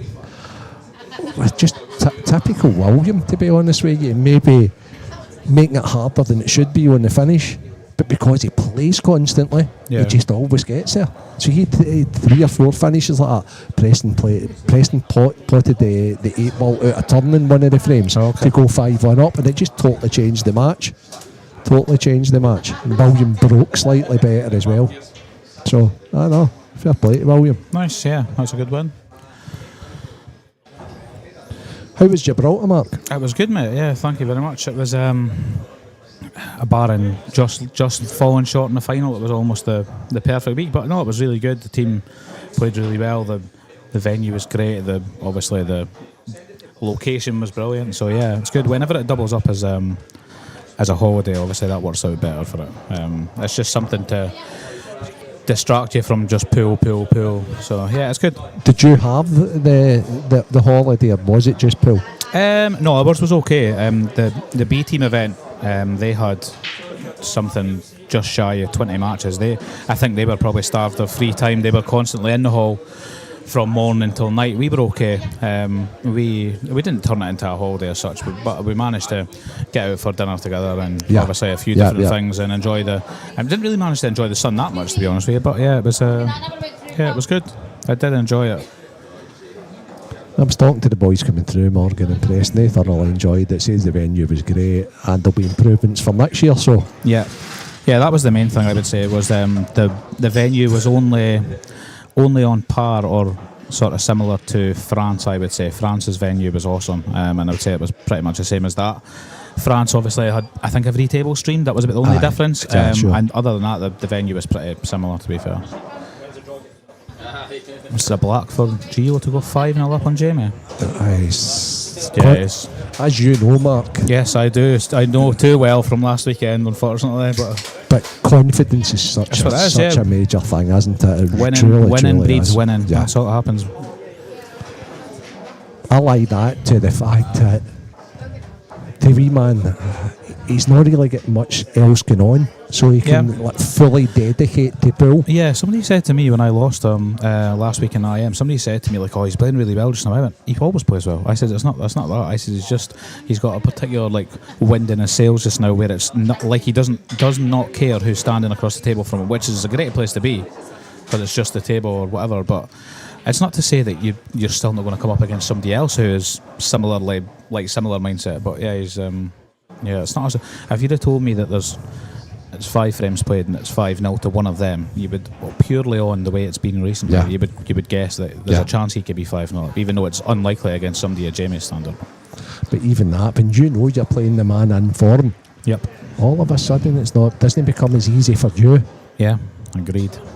It doesn't matter who it is or how experienced you are.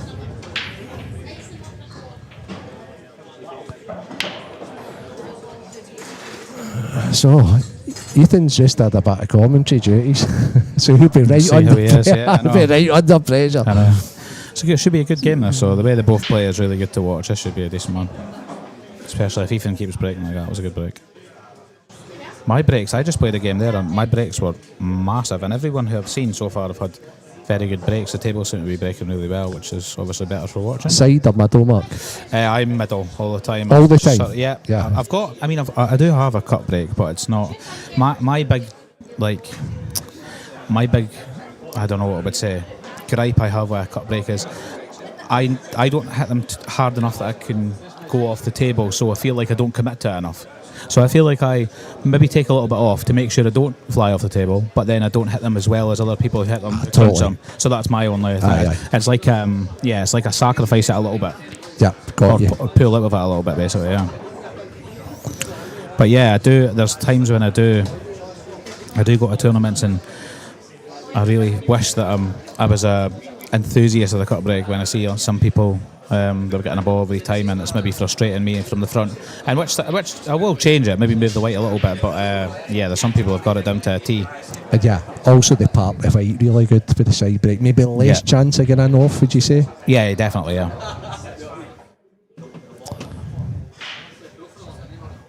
So, how do you see this? I know. I don't. I'm guessing he still does. He gets the one along the top cushion rather. I thought he maybe still got top left, but this one obviously plays as sort of a big pocket. But yeah, I think that it's a strange one because obviously the match just in general, like I don't think Ethan's really a guy who cares who he's playing against, so I don't think that matters that he's playing someone a very good player than Jake. But I think also like Jake is he's quite attacking as well. He's not. Do you know what I mean? It's not. You could be flying, but you'd imagine Ethan will fancy his chances, and you'll think he'll get chances rather than maybe being frozen out by someone who plays a bit more sort of tentative. Like Jake goes for his shots as well, so. That's a great Played shot. that really well, yeah.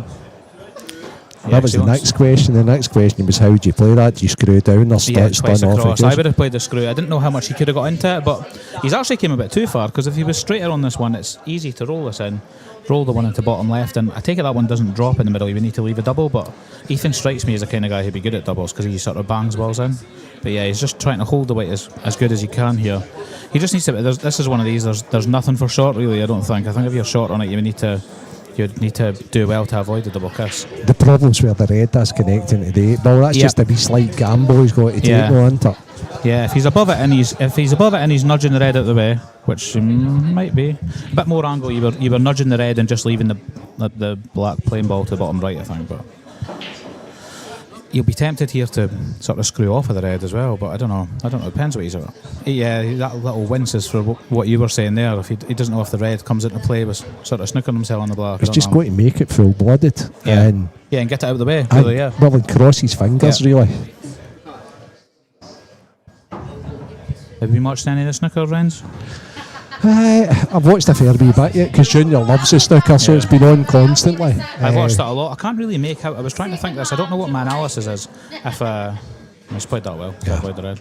I don't know if I've enjoyed it more because the bigger players have got beat, or if I've enjoyed it less because I've not got to see them. Like there's been more drama, but not less quality, but I think this must be one of the least sort of century breaks you've seen as well, because I don't think there's been near as many as usual. They've not talked about it, which is a big indicator. Been a bit more difficult, Mark. Yeah, they definitely have. There's a lot more balls we've seen missed in the middle of breaks that would usually wriggle in, yeah. And I think it's fascinating because we were talking about it, as I say, travelling through. 6-0 Gio Egger, unbelievable.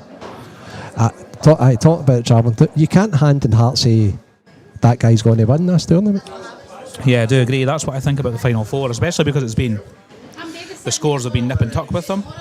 But it's good. And it's one where there's people talking, saying sort of ranking who they would like to win it the most, who they think would win it. So there's more talking points than say if it was like the three of these players and say Zhao Xingtong who won it last year, or Ronnie, or there would be less of a discussion. Whereas there's a lot of discussion going around it, and a lot. Do you know what? Either way, I feel like it'll be maybe the least for maybe Murphy, I think. I don't know why, but I feel like with the other three there'll be a lot of like emotion attached to whoever wins it. Like, and obviously for Sean as well. Like it's 21 years since he won it or something? It's incredible. 2005 or something. So it is. Higgins is the best all-rounder. Yeah. But he's the most likely to miss under pressure, I would say. It's just as the races go up as well. He's likeliest to go missing for a session as well. Yep, tired, correct. Murphy hits the ball the best out the four. No doubt about it, Murphy hits the ball the best out the four. Yeah. But the person most likely to get them all the time is the young boy. Yeah. Yeah, he is fearless, which is a great place to be, obviously. But Alan's a pure fighter. So that's that. Listen, the great semi-finals. Yep.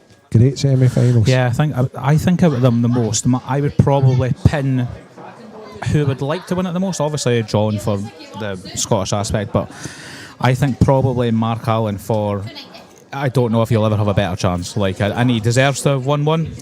Maybe not. He's maybe not put himself in the position to have won a Worlds, but he deserves over his career to get a world title. Like, he is that well regarded and that good a player. And you kind of know Mark as well. He's been on the pool scene. He's a nice boy, and I think so too. Yeah, he's really, like, I don't know, really personable and stuff like that. Yeah, he's good. But I think my view is that I just think that where he is, he will win it in years to come anyway. You would imagine the way he looks like he's gonna about it. So he's, do you know what I mean? You'd maybe rather either Higgins' last shot at it, Allen's best shot at it. Do you know what I mean? So I mean, Murphy's played really well over the tournament, but maybe Murphy's underachieved. He keeps coming into maybe like a finish and just missing one easy ball when he has everything at his mercy. I don't know what it is. Like, I've just always had this thing where he's not got enough of a killer instinct through his game, so sometimes it's frustrating to watch, and I've not really enjoyed watching him staying down on shots for 5 seconds after he pots a million out of a million. I've not really enjoyed that, to be honest with you. We will have that again. That was part of the discussion. Junior thoroughly. Jake's left his short, the shallow. Thoroughly dislikes him because of all his antics. Yeah. And I says to Junior, have you bet Murphy to win the tournament? Because I always like to bet the guy I dislike the most, just in case he does win. As a backup, yeah. So he's went out and bet him at the semi-final stage. He says, a wee bit too late, Junior, used to bet him at the start. Yeah, I had Zhao Xing Tong on to win it. I've got a bet on Higgins as well, but I had a bet on Zhao Xing Tong, so when he was playing Murphy, I did a little saver just on Murphy. But it's a kind of backup thing, because the semi-finals is now. I would rather any of the other three probably won it more than him. So yeah, I get it. But we've had him for an exhibition in the club, and he was brand new, Sean. So he was really good. But I do agree there are antics there, and some of his views, some of his sort of things he does, and that he's a bit controversial at times. So I could understand it from folk. He's Marmite. He really is Marmite, no doubt about it. I could only imagine the old women in that what watched it, they would all love him. Yeah. Clean cut, very nice, appreciative, talks well. Talks very well, yeah. Gio's in with 3 yellows left for 7 zip. Oh my God, that's sensational. That's disgraceful. Disgraceful. So I was discussing earlier, how's the tables playing, Mark? So that game there, it was very open, my game there, and I won just without minimal fuss. It was on one of the table one, it was, and yeah, but broke unbelievable and played fine, man. I played, yeah. I can't say I noticed anything with anything being sort of like a, do you know what I mean? If the pocket played big or if anything happened, I don't know. It was a shot at Preston played, and I thought it just looked a wee bit, I don't know, thick, you know. Yeah, I'll maybe be able to tell you more after the next round. Yeah. Whilst Gio pots his last yellow to stun them for the black for 7-0. Dead straight on the board. Oh yes, that's some performance against a legend like Jamie, that's for sure. I've been on the end of one of them from Jamie himself actually in here. It happens, but yeah, it's it happens, a lot less likely to happen with two big players anyway. Jamie couldn't have broke well either though. No, that's what I mean. Yeah, you are partly to blame. Obviously, if you are smashing them and they're maybe not sitting well, then you could sort of blame. Like, you know what I mean? You could have a bit of a gripe, but if you're smashing them really well and nothing's going in.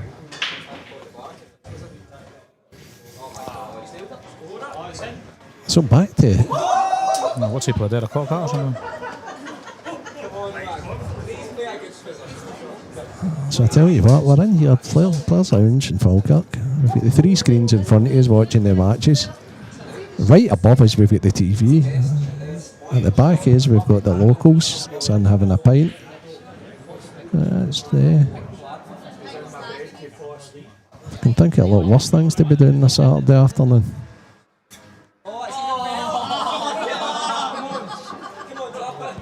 Ethan's a little bit unlucky there, Mark. He's just played a stun shot to try and develop these, and Yes! Come on!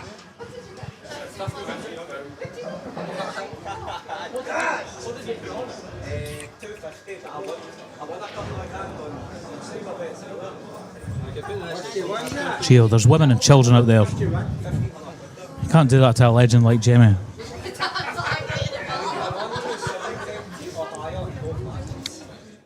Yeah, I think Ethan's unluckily behind in this frame now, I would say. He needs to find something here. Yeah, I'm not sure what the plan of attack is here. I mean, he's left. Obviously, Jake's left a long red. I was going to check if he's able to play the red sort of lower than the middle, play it hard enough the red and disrupt something. But does he maybe send the yellow off 2 cushions? But I don't think he does.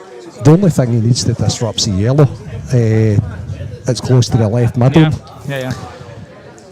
Yeah, because it looks like if you land okay, I don't know if the very top red goes along the cushion. It maybe does, but if not, if you land straight enough, you're fine. But plenty attack's the right option. I don't think he can defend. Yeah, I think you have to. He was obviously checking if this one goes. It doesn't go top left.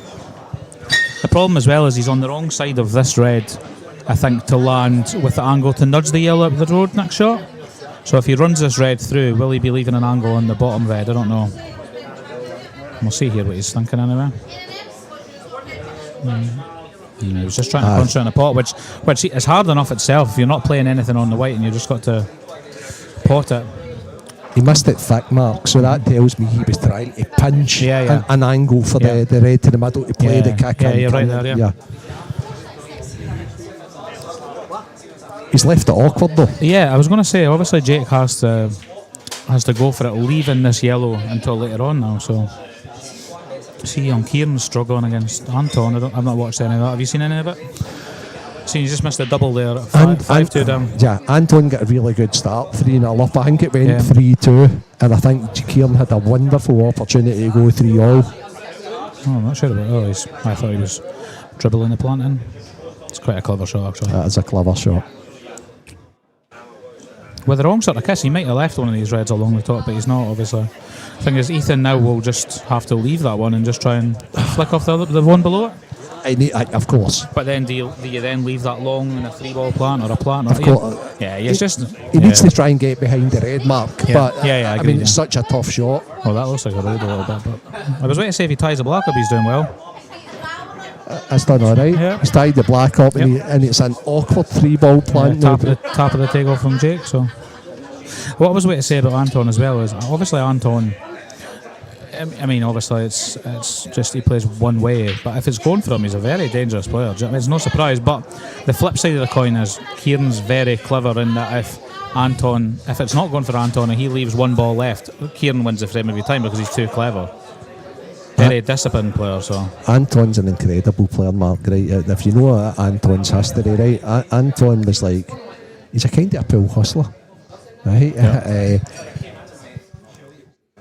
He played in Glasgow City Centre, and he played guys from all round Glasgow for like 5ers and 10ers and 20s, and so to get away with that, you can't have like a Steve Davis style cue. So he plays like a guy for the pub. Yeah, so it's deceiving for folk playing. Absolutely. Like if you're looking, you're like, I can beat this guy, but he's like top class, mate. So be a chance for Ethan now. Dangled the carrot a little to. Now, do you think he would play the one top right now and just try and bring the red out, or do you think he has to go back to it? Can he maybe play the one near the middle now and come back for the two? Looks quite tough. I don't know what sort of flick he's getting. If he knew he was flicking the red on the top cushion thin here and bringing it out, but he might sort of double kiss it and leave it in that area. It's quite hard to tell. I think that's why you need to play the one downstairs. Yeah, and control it a bit better. Yeah. I mean, if you cut this in, you're going... he'll be able to tell if he's obviously getting a better kiss. I mean, you could obviously the pace he's playing at, you can kiss it a few times and it'll still come out. But I think you're right. I think you have to play the one in the middle and come back. I don't think Ethan's particularly liking that option. No, I think he's going to end up going top first. That tells me that it's a more obscure angle than what we think. Yeah, going towards the yellows rather than this side of the yellows. Yeah. Yeah, because see if he can get good on them. There's no point. You're on it now, I agree. Because the ball at the left middle's then his kick back ball. Sorry, not his kick back ball, his full back ball. Boiling. Absolutely melting, John. It's hot, isn't it? Yeah, the players are too hot. I know. Gio's too hot. He's too hot. His Q is absolutely boiling. Cold in here, Jimmy. It's decided on a wee safety. Nah, I'm not a fan of that one. I don't even think it's safe, is it, in any aspect? He's brought the black out as well? No. So you can obviously pot the ball over the back on Cuesports. They might lose the cue ball, but you can also cut the one at the top right. He's no control. Yeah. Jake will go here. Oh, he will, but I think the top left, you could follow the white through here. You could cushion first, hit the yellow, pot the other yellow, and the white can maybe run through as well because of the pace. And Murphy's in again here against John Boy. Yeah, I think he's going to need to play this soft and just leave the yellow to the opposite middle, maybe. I would be. I don't think I'd be playing as hard. Yeah, I think he's going to play it soft. Yeah. I like that shot. Yeah. So he's actually played Cuesports billiard shot. Yeah. If that's the only shot I call right today, that's fine. I'm not bothered. Hey, it wasn't a bad call, to be fair, Mark. I'll take it.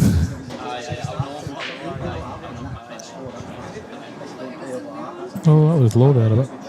He stayed down on it a bit there. I don't think he was sure about it. So, Kieran is still in his frame against Anton. So, the thing is here. Yeah, I was just about to ask you what you think you would. Can he play the 8 ball into the bottom right, Mark? I think he's looking. Yeah, I think the shot he's just aimed for there. I think if he leaves the yellow, not a big angle, but stuns the anywhere near the right middle next shot, I think he'll run the black.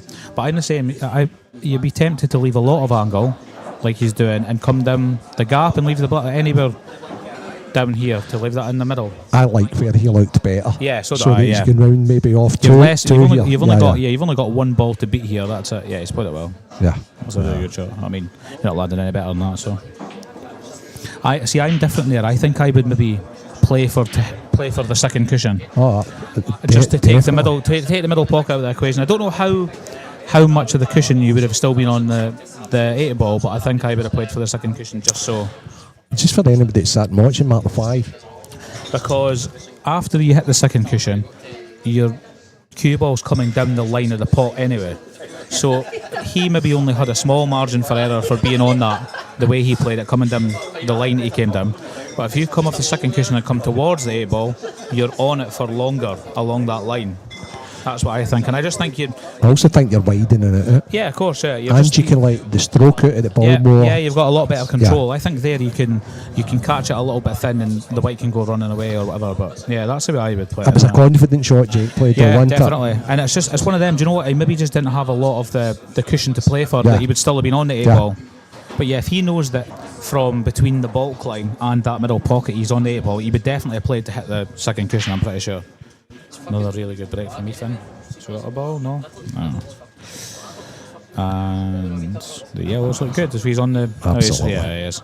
He doesn't even need to be on that. I was thinking he was on the bottom, the one that's on the black spot just now, or the pink spot. But he doesn't need that. He can go up top first, top left. So Ethan had a good chance in the last frame. Yeah. Obviously, Jake's then taking the nice finish away. He can't let the match get away from him. That's what happens. Obviously, pool gods or whatever. You get punished for the sort of chances that you missed. Again, I think Ethan will be a bit annoyed though about his decision to just play what he thought was a safety, because Jake, he had options. Obviously, the shot he's played, he made it look very easy, but he had options regardless. Whereas you sometimes, it's maybe not in your control, but you're forced to go for it because you might not get a better chance.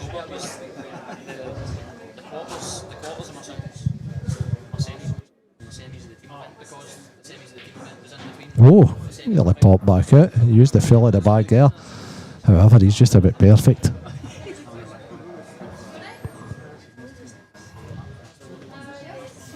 John McAllister, he's just. Yep, I 1-7-1. Myself and John play next now, so that's a cracking match. Might not be with you for. Well, saying that, I don't know. It depends if I'm on a stream table or whatever. Mr. Ross Fermi. Yeah, I don't know. It looks bizarre when you're watching in real time, that yellow hopping in out of that pocket there and still going in. It looks a bit strange because you think, how can it possibly go back in?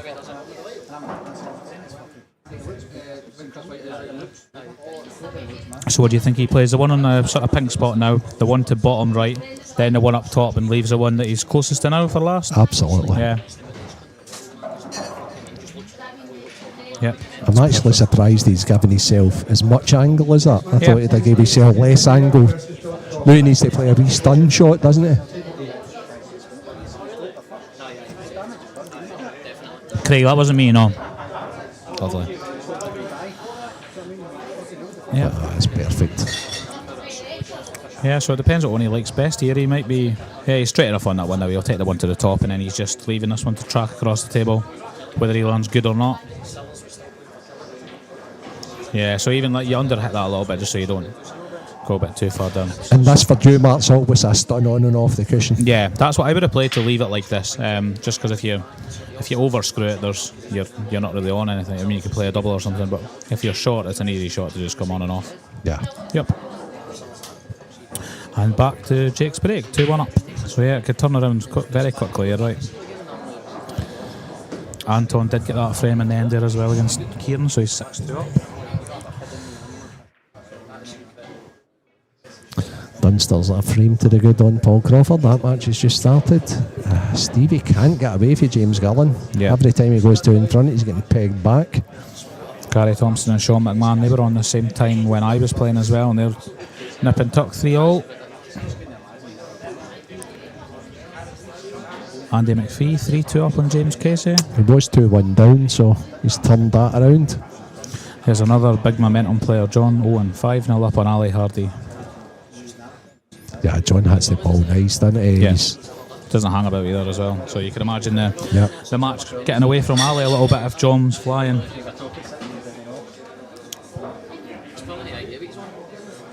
John's very much like an Andy Crosdale or a, do you know, like if as soon as they get in a rhythm, you're in a bit of bother. Jordan Shepherd, guys like that. Unless you can knock them right out the rhythm, Mark. That's it. That's the thing. I'm sure I've played, and obviously this is convenient that, oh, look at his break there. Oh. This is convenient I've mentioned this because of the score I'm going to tell you. I've played John once before, and it was up in Shorts Dundee. I think I played you. Did I not play you in an earlier round? I think I did. And I played John Owen. I don't think it was an earlier round. I think it might have been a later round, Mark. Might have been, semis or the quarters I played in, So I played John in was it the final? I played... You played John, no? I played my brother in the final of our club. Sure, that's so right. I played John in either the semis or the quarters, and I think I played you in the whatever other round. Mm-hmm. And I'm pretty sure it was 7-0 me against John, and I thought that could be 7-0 on another day. 7-0 John. It's just one of them players that if it's going for him, you could be in a bit of bother. You could just be sat watching.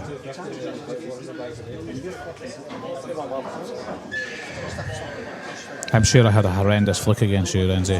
I think if I remember right, or you were unlucky. That's just that. Scores without saying. Just par for the course, Mark. That's why you retired. You retired me. I've got a funny story here about John. So obviously, I was a bit of a fierce competitor myself, Mark, and I knew if I wasn't playing well, I'd just tap the balls off, have you, whatever it takes. And John was one of the guys that I would just like constantly tap the balls against. Yeah, because he wants to go game. It. Yeah, he hates it. Yeah, he's probably likely to just smash him open against you because he doesn't want to play that. That's exactly what he did. However, Faina did bring the 2 balls by the middle. He spotted this plant, an 8-ball plant. 8-ball plant. The only problem was that he used the black as the ball on. Oh, really? To smash the plant in. And he was just about to waltz around to play his next shot. They were all sitting lovely. Yeah, and I says, do you know that's loss of frame, John? I says, because of the 15 balls on. I says, of the 14 balls on, the only ball that's not on is the black. Yeah. He thought he could play it when it was open, yeah. And then he knows, because he knows I'm not going to make up a rule. Yeah. He's a character, John. You wouldn't take that though, would you? You would just let him carry on. I just got the tournament official over at the time, asked what the rule was, and the balls were It's a bizarre one though. You could have a bit of a mind blank and just forget a rule. Do you know, like forget something strange? At the time, I didn't like to forget any rules. No, it was within your knowledge to know it. So it's not a bit there won't be any bother to Jake, but he's a bit in between here. I thought he would probably, rather than try and hold that there, I thought he would come around. But he could have landed straighter to the top left. He could have landed a bit better to the middle. He wants the cue ball back to where it is just now. Yeah, I think he's going to play top left actually. Is he not, and running it in, or is he playing to the middle and coming up and down? I would say the gap and down, but top left. Okay. He's went a bit far, but he's all good. I think you could just sort of let your arm go a little bit there. You've no traffic. You just need to concentrate on the pot.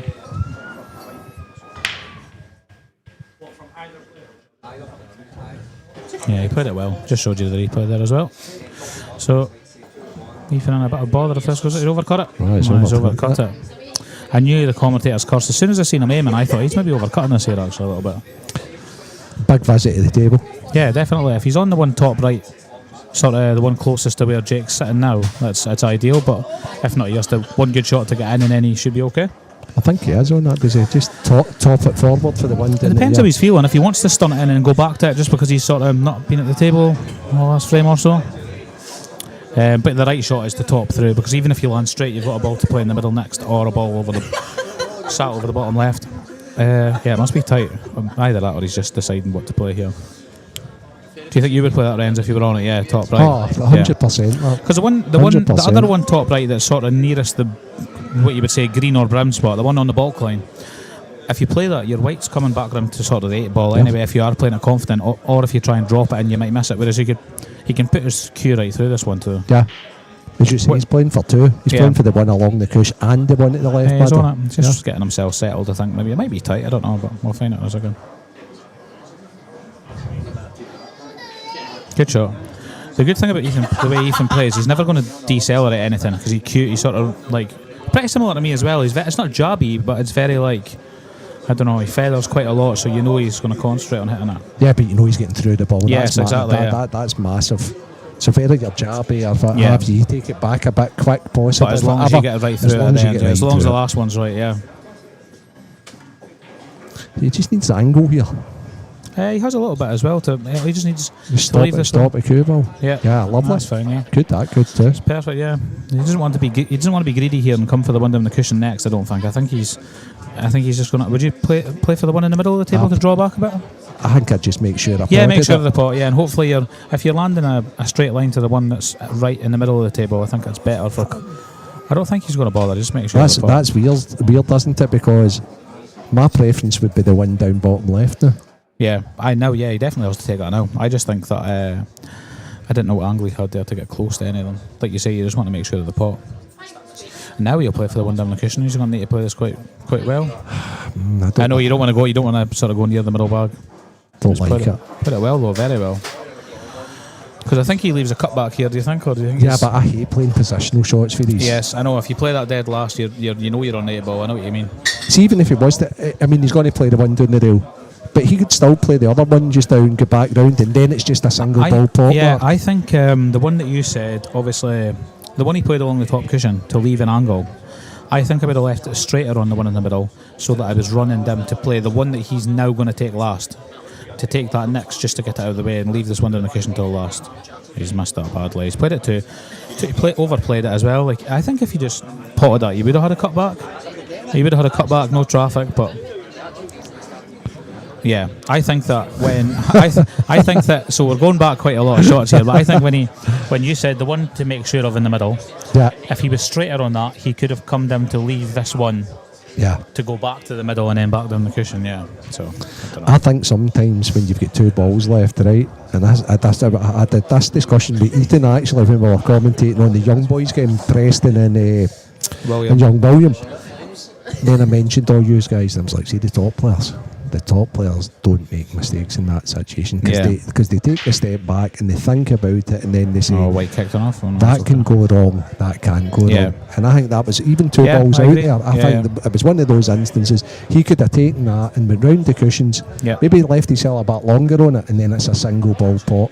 He then forced a positional shot. He then had 2 things to play there. And the thing is even if the 8 ball was like up the table in a different position, you know in the back of your head that you've got a little bit of leeway for your ball down the cushion. You could play a element of safety. There he knew that it was pot the ball or lose a frame. I mean, Andy had to play the position part of it, so I think Jake's got an easy finish here because he can use the red on the down from the white down from the cue ball now to open up the pocket for the black. So.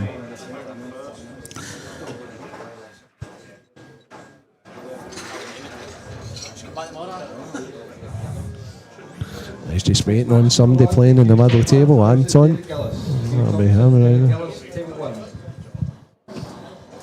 Yeah, so I think he's going to go back to the 2 at the top of the table because he didn't have the right angle to land. No one to top left. He's going to play for them now, obviously. When's he going to play the ball off the yellow I think mark? he needs to be close to it so he can just nudge the yellow a little out of the way. He needs to be so he can control it a little bit better. So I mean, if he lands, ideally he lands straight on it now, and he can. Do you know what I mean? If he lands on, say, the blue spot now, he can play. He can also play it aggressive and take it completely out of the way, but you don't want to tie up the red that's going to go bottom right shortly. Yeah. So yeah, if he was a bit straighter here, I think he would get down to the blue spot and roll the red really thin onto and off the yellow. He's okay on it. It's actually, maybe Yeah, it's perfect. Yeah. Because the thing is, he needs to catch it thin and nudge it down the way rather than towards the cushion. Yeah, he's absolutely plumb, isn't he? He is. It's just where this yellow goes, isn't it? Yeah, that's why you might see him quit on it a little bit because you don't want him to. Yeah, that's what I mean. He knew that was the worry. That's why you kind of had to just quit on it, but not in like a bad way. How do you play this now, Mark? He looks a bit thin on it to control it, so he might need to go full ball into the yellow and just leave a shot. Do you know what I mean? I just think I think he's a bit too narrow on it to control it around the back. You might just see him play this a bit of left-hand side, nudge the yellow that's now blocking that red to the bottom right, and just leave yourself some sort of shot, I think. Do you think he could sort of kill it in and land? No, I totally agree with you. I Yeah. think in this situation you've just got to pull at the ball. Yeah. Yep. And wing it somewhat. Yeah, it's still going to be quite. He's played so much side. Now this is big for Ethan here after that last frame. He wouldn't have expected to get a chance here when he's seen how they landed. So he's going to have to. What do you think he does here? Do you think he just leaves the yellow closest to the 8 ball and goes back to it for bottom right, or do you think he nudges it a little here? You don't want to cheat the pocket here though. That's the only thing. He's got options, hasn't he? He can Yeah, even it's like he doesn't have he has enough angle to nudge it a little bit. I've noticed he's playing it with top left. Oh no, so is he even on this? Yeah, he's on that, but he's also on the one at the top left. Yeah. The fact of the matter is the yellow he's closest to just now also goes to the bottom right. Yeah. So he could leave those two to like second last and last. I think what he tried to do there was he tried to nudge the 8 ball so the yellow also went in the middle, but he's not quite nudged it far enough. That's fine. Yeah, he's okay here, yeah. Can use the 8 ball as a stopper, kind of, I think, if he can't run past it. But he's maybe lost the cue ball a little there. Yeah, I think he would want him to be straight on this one into the left middle, just the way the frame's gone. You just don't want to have to work for your finish. You want a cheap one just to get back into it. And it was kind of like the snooker yesterday, the Mark Allen match. It got away from where he is a little bit, but that marathon frame just allowed him to get back into it, a bit settled and disrupt it a little bit and stop the match getting away from him. And he won that frame. It's the only frame he won the whole session, I'm pretty sure. Murphy 13-0 and Murphy's in again. What's going on here? Yeah, so he's taking his time here, Ethan, because he knows that this is like pretty much this is important for the match. I think if he at 4-1, having missed 3 chances or whatever it may be, I think the match would be a bit away from him. Whereas Jake's the one slumped in his chair because he's missed a good chance here. And to be honest with you, after the mistakes he's made, or the sort of chances he's had, Ethan would 100% take 3-2 down after 5 frames. I don't know whether he's flicking the black towards the pocket here, is he? He was a little bit. He judged that well, actually. That's what he's sort of played there. That was a bit too close for comfort for me, though. Yeah, I didn't think it was that thin on it. Mark, yeah, but now that I look at it again on the other screen, I seen him aiming. Just because I seen him aiming high, I thought he's going to try and use this to sort of get towards the yellows. So he's not the potty there, but the pot before it rushed it a little for me. Yeah, that was one you need to be around and you need to actually know exactly. Pick your spot. Oh, yeah. There was nothing for shot. Yeah, you could have been longer and still been okay. I think it's one of them that if you concentrate fully on a spot to land straight, then you're out. The frame's over. If you landed straight, now that you see that this one goes easily. I mean, you can take the middle of the 3, but it looks like the outside one goes. And will he drop it in for the one in the middle, or do you think you'll just play them all in the same pocket? Yeah, for the middle next. Yeah. So that's fine. So I think if you just made a point of landing dead straight on that one that you had an angle on that you flicked the black, then he would have known he was out. But as you say, a massive frame. Yep. Because maybe at 4-1 it's just too much for him. Yeah. And the thing is, he's more than capable, but it's really hard to just not think back, I had a chance there, I had a chance there, I had a chance there. Yeah, good shot. Good finish. That was a big visit. Big visit from Ethan. So it's all happening. Stevie Falkirk is now 6-5 down to James Gillen. I think that's the first time he's been behind the whole match. A bad time to go behind. Gary Robertson's 4-3 up and Sean McMahon. Anton Riley's on the hill and is just about to, although he's just played one of the worst shots you'll probably see Anton play. He's now in a much more difficult 8-ball than it should be. This is like 85% in off if you're missing the yellow. I think he's got a big bag double, however. Fortunately, and that's probably the way Anton would play this. It does look quite tight though, but yeah, you'd think that if he has a look at it, yeah. Ethan away for a pint. No, he's not. He's just getting a soft drink. He's just said he should be 4-pad off us.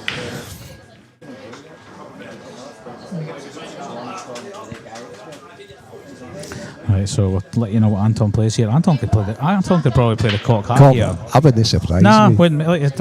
No, is he playing the back double? I don't know, but what is he actually doing? He's into some sort of a pose there. Oh, here we go.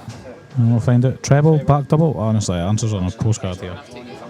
This is so in it. He's played the treble. He's played the treble. See you later. Well, so we guessed bottom left, bottom right, middle right. Yeah, and Anton spotted the treble, as I say. Yeah. So that's the sort of thing that's had Anton chased about Glasgow city centre by guys for Poso and Barrafield and all these wild Easterhouse and all these wild areas over the years. Yeah. You better hope that none of these guys have cue score. Oh, what a character, man.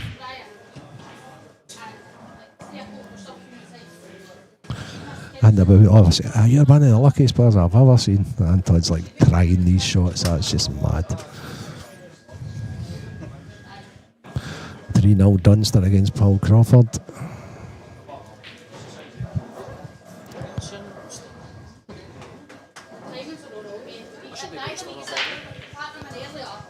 Nice break from Jake there. Very nice. Nicely controlled. He doesn't really smash them, it just sort of controls them.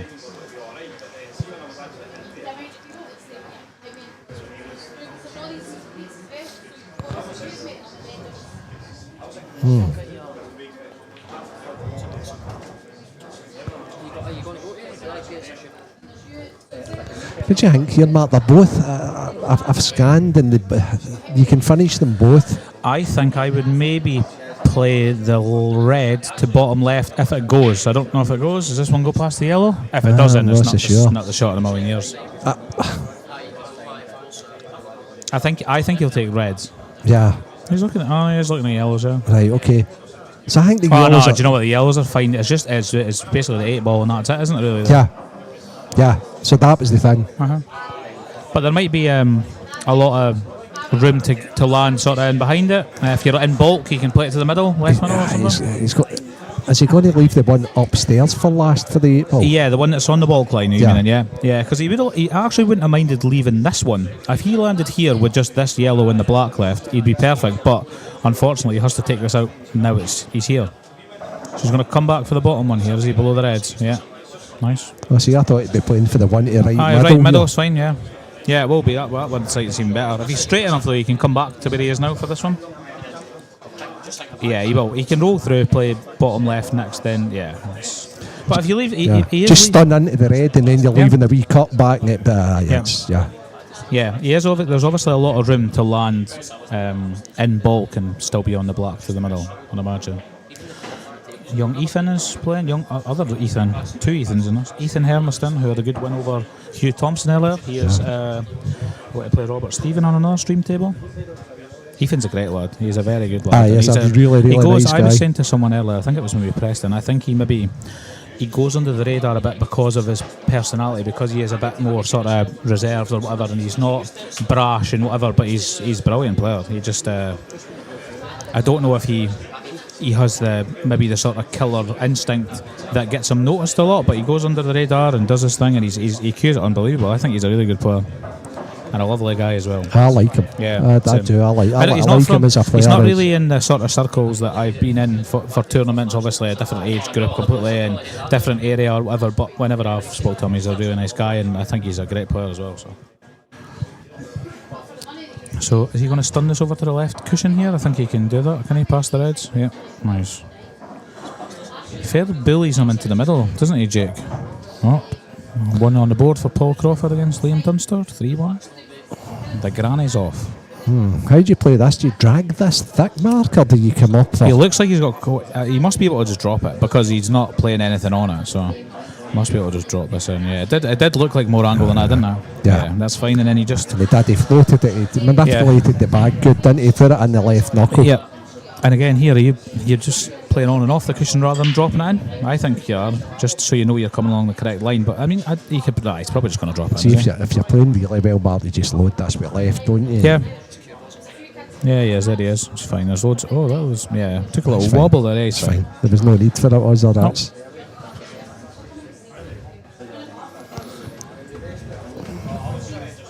Oh, Jesus! What is going on here? Okay. So maybe he did need left side on it, and he was just like risking it a wee bit too. Another big break for Ethan. 4-2 Jake Dillon Newlove. 3-1 Dunster. 6-5 James Gillen against our talker Stevie Walker. 5-3 Gary Robertson against Sean McMahon. Michael Bissett 4-2 and Gary Kelly. 5-1 George Payne against Curtis McGurn. Andrew McPhee's now 5-3 up. James Casey, yeah. I seen Kevin Adair, who's playing just now. I seen he was up on Preston earlier on. He was winning. Yep. I think he was 4-2 or 5-2 up, maybe 5-3 up, I think, and Preston ended up winning. And obviously he is now in the losers' side playing the man who lost to William Wallace, John Dawson. That's that little section, yeah. Oh, he's hit them unbelievable, and I think all the yellows go easy as you like. So this is a good one for him. If this goes with, if this one that he's looking at now goes without him having to move the red, it's really straightforward. If not, he can even if he could play a nice shot now to leave the gap and get rid of the other yellow, that's also fine, because you then leave the one touching the red until last, where all you need to do is come out for the black and you're perfect. So I think I would play this here, because if you don't land on it, you go back to it. It's fine. So I think you're playing for maybe about the blue spot here for the. Yeah, it's perfect. That was good. Is it? Is it went far enough? Yeah, he's fine. Yeah, he's perfect. Yeah, and then he can do what he wants now, really. To be honest with you, if he doesn't need to move the red, he can roll it in and leave a big pocket for the black in the middle rather than the bottom right. He can do anything here. Do you know, if he couldn't leave that to pot this to leave that in the middle, he can do it, or he can just stun up. He can do all sorts. That was a massive break, by the way, wasn't it? That was a great break. Right. You're just getting this completely out of the way and coming back to it. Aye, bang on. Yeah. So what Mark pointed there, which you guys aren't going to see, but Mark's called this finish bang on. So he's now playing the one into the middle, bottom left, bottom right, and the 8 ball will probably. So he's going to play this one. So like I say, if he could play this without moving the red, it's fine, but he has a shot to play. If he moves the red, it gives him the choice of the 8 ball in both centres, so Mark. Yeah. I think he's not wanting to pot it. Aye, okay. But here he's a bit. It doesn't matter. He's a bit in between. You'll finish it. But I think if he just potted the one bottom left there, that was it. That's fine. Yeah. One in at the bottom right. Nothing for shot. Yep. That's all you ever get from these. That's what I've drawn from the commentary watching Ultimate Pools and IPAs is your guys like your Mick Hills and everything. That's their favourite thing is nothing for short. Like, and it makes complete sense. And you actually use it when you're playing. I'll look and I'll go, well, listen, I wouldn't say I was a bad potter, but I'd say I was more a positional player than like a bad potter. But I use that. See that phrase, Mark? I use that phrase 5 days a week, mate. Yeah. Okay, 5 days a week. It's so important, mate. Yeah. So important when you're showing people. Yeah, it's exactly. Right? It's the same as even from, and this wasn't from me being sort of like doing like a session with yourself. It was just from me knowing. I think it was Danny Elder who had a session with yourself years ago, and I got from him when he'd said to me that the right shot is always the right shot, and I've kept that with me in my game for so long, without you even knowing that you'd not even said it to me. You'd said it to someone else, and I've picked it up. Yeah, he's fine there. Yeah. He's played that pretty well. Yeah. Just about. I think I had a left half of the middle there. Yeah. But yeah, that's another I was actually one. watching Danny this morning on his YouTube His channel. YouTube, it's really, really good, to be honest with you. He's Great. brilliant. He's brilliant. It's great. He's doing well from it now as well. I'd like it to sort of go a bit more viral for him, because he puts a lot of work into it. Him and the guys, they spend a lot of time doing these videos, editing these videos, a lot of time into it. And it's So for anybody that doesn't know who we're talking about, Danny Elder is a pool player. You'll appreciate you calling him a pool player. I know he would love that. You can send the check in the post, Danny. Yeah. He's a guy that plays with Dundee Supers team. He's a decent player, but he's a much, much better golfer. Unbelievable golfer, yeah. Carnoustie club champion so many times over, and plays now off of, say, he's been in the region of +4, +3, which is obviously unbelievable. He is given the course shots rather than vice versa. So, and he has his own YouTube channel. So if you go into Danny Elder Golf on YouTube, like and subscribe, guys. Some of his content's brilliant, and some of the pool guys go on with him now and again. Scott Coventry, they get a good laugh. Yeah, He's a bit of a character, Danny, but he plays some of the best courses in Scotland and all over, to be honest with you. And it's well worth a watch, especially if you're a golfer. Yeah, he actually was on to us this morning in the group chat asking if we'd saw the video that he released yesterday, and I said I'll probably watch it tonight when I go home from pool. And he's just controlling it again. So I think he played really well in that, so that's why he'll be asking everybody to watch it. I think the tagline in it, or the sort of thing was, or maybe it wasn't. Maybe it was in the chat. He says that was one of the better ones he'd put in as well. So I'll not get you to spoil it for us. I'll see if he.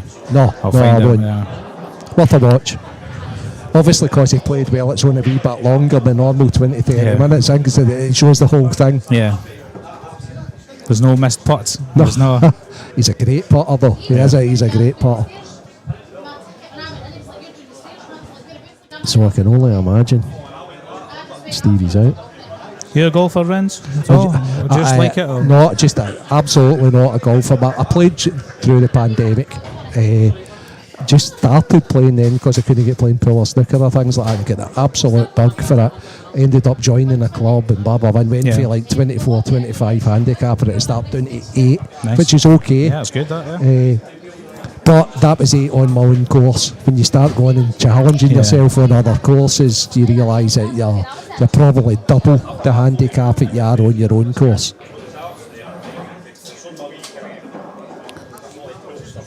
What do you think Jake's going to do here to attack this yellow? Do you think he's going to have to go? I take it doesn't go. The one that's in between the reds, I take it doesn't go middle right. No. If it did, he would obviously be able to drop in behind it, but I think he's going to have to. He's got to play it just now. Yeah, he's got to play it now when he's got options of what he can leave next. He's got one over the top left, he's got one. Or Mark, right? He could play the one.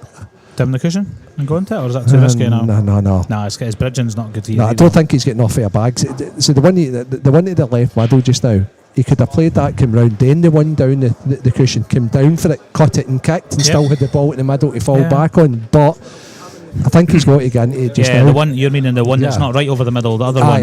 Yeah, I think you go into it now. You'd be unlucky to not be on something.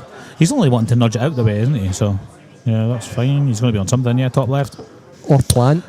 Yeah. Does it plant? Yeah, I think it probably will. Yeah. He'll be happy enough with that. I think the yellow also goes. Does the yellow now go bottom left? He's had a little look at it. I think there's enough room. His head's in the way just now. We'll see in a minute. I mean, if that goes bottom left, it's a major result. Yeah. I think it does. Yeah, I think he doesn't look that concerned about trying to get back into it. He's playing the one over the top left, so that's fine. Coming in for the. Yeah, I don't mind the. Oh, he's went close to going off there, yeah, but he's fine. See, the thing is now is you want to get the one out of the way that's over the left middle as well, and it goes top left, but you would like to get that one out, the one furthest up the table. You would like to have gotten that out of the way. This is interesting. Do you know? Do you play that one and come back around again, or do you think that's too? Well, funnily enough, but I mean, I've not been playing for a long time, Mark. Right, so sometimes, even though I'm involved most days, like I think I'd play this. I see he seems to be coming back. I think I'd go for the one left next. Yeah, okay. It's not right. So I'd have played that to fight right down. Yeah, to leave it to go upstairs or to come back around. Yeah. Then I would have cut bottom left. Bottom left, yeah. For the and then left middle and come round off three. Yeah, exactly what I would have played as well. Yeah. I would have either played that or I would have played the one and left one on. Is he just leaving us long? Oh, he's going to play this top Do you know right. what? Maybe it doesn't go bottom left and he's having to play it at top. We don't know, yeah. Interesting. Should have went across and had a look. But where's the one going last? I think it goes top left, but I don't know. It does go top left, yeah. But is he running the white through the gap here a little bit, or is he just going to have to Or leave? just stunning to the side a little? Yeah, can't see what angle he's got. Top into the red, nudge the red out of the way. Yeah, that's the one. Yeah.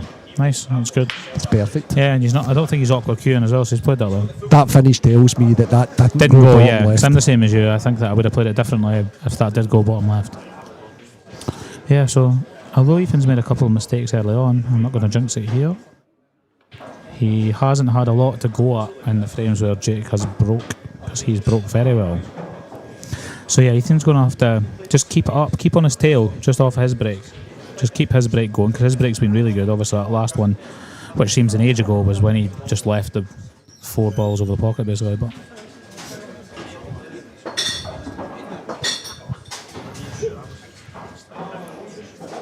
Yeah, as you say, he's just got to keep on his coattails. So yeah, definitely. an important break off. So are we assuming, because it's not there, that Stevie Walker lost his game? I think so. Stevie lose.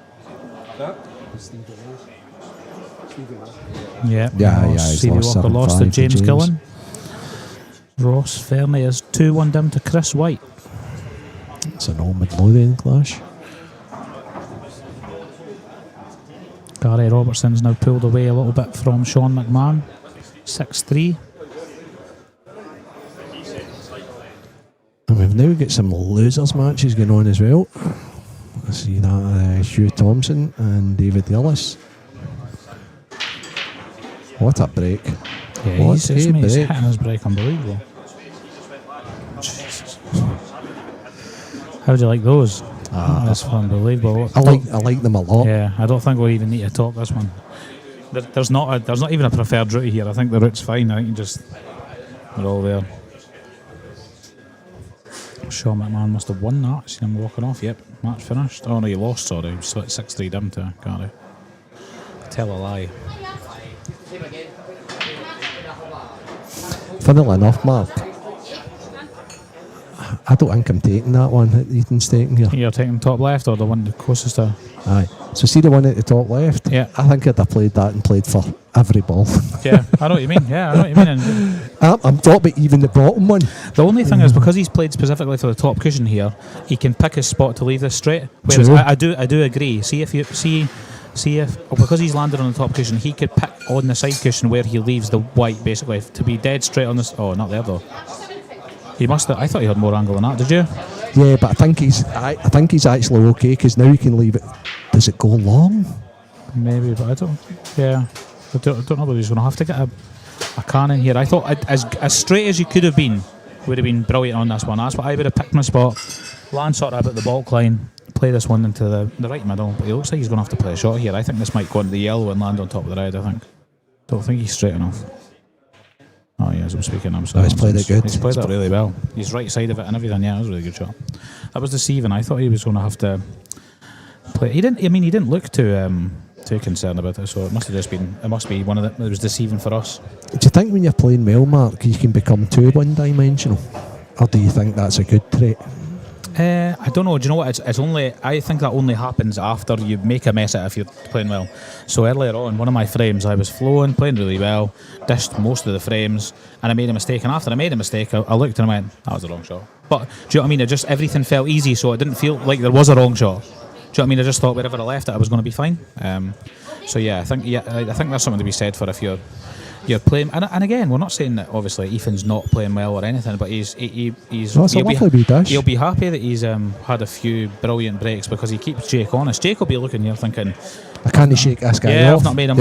I've not made many mistakes, and it's literally like trying to break a serve now, because like he knows that if Ethan keeps breaking like that, he's going to have chances galore in his breaks. So. Sometimes when you're out there as well, you're not shaking the guy off, but you also at times you're letting that pick in his finishes. Yeah. And you're saying, this guy's not going the right way about this, and he's still managing you've to just get went it up. started. You roll your eyes because he just landed like this and he landed. Yeah, I know exactly what you mean. That's what happens.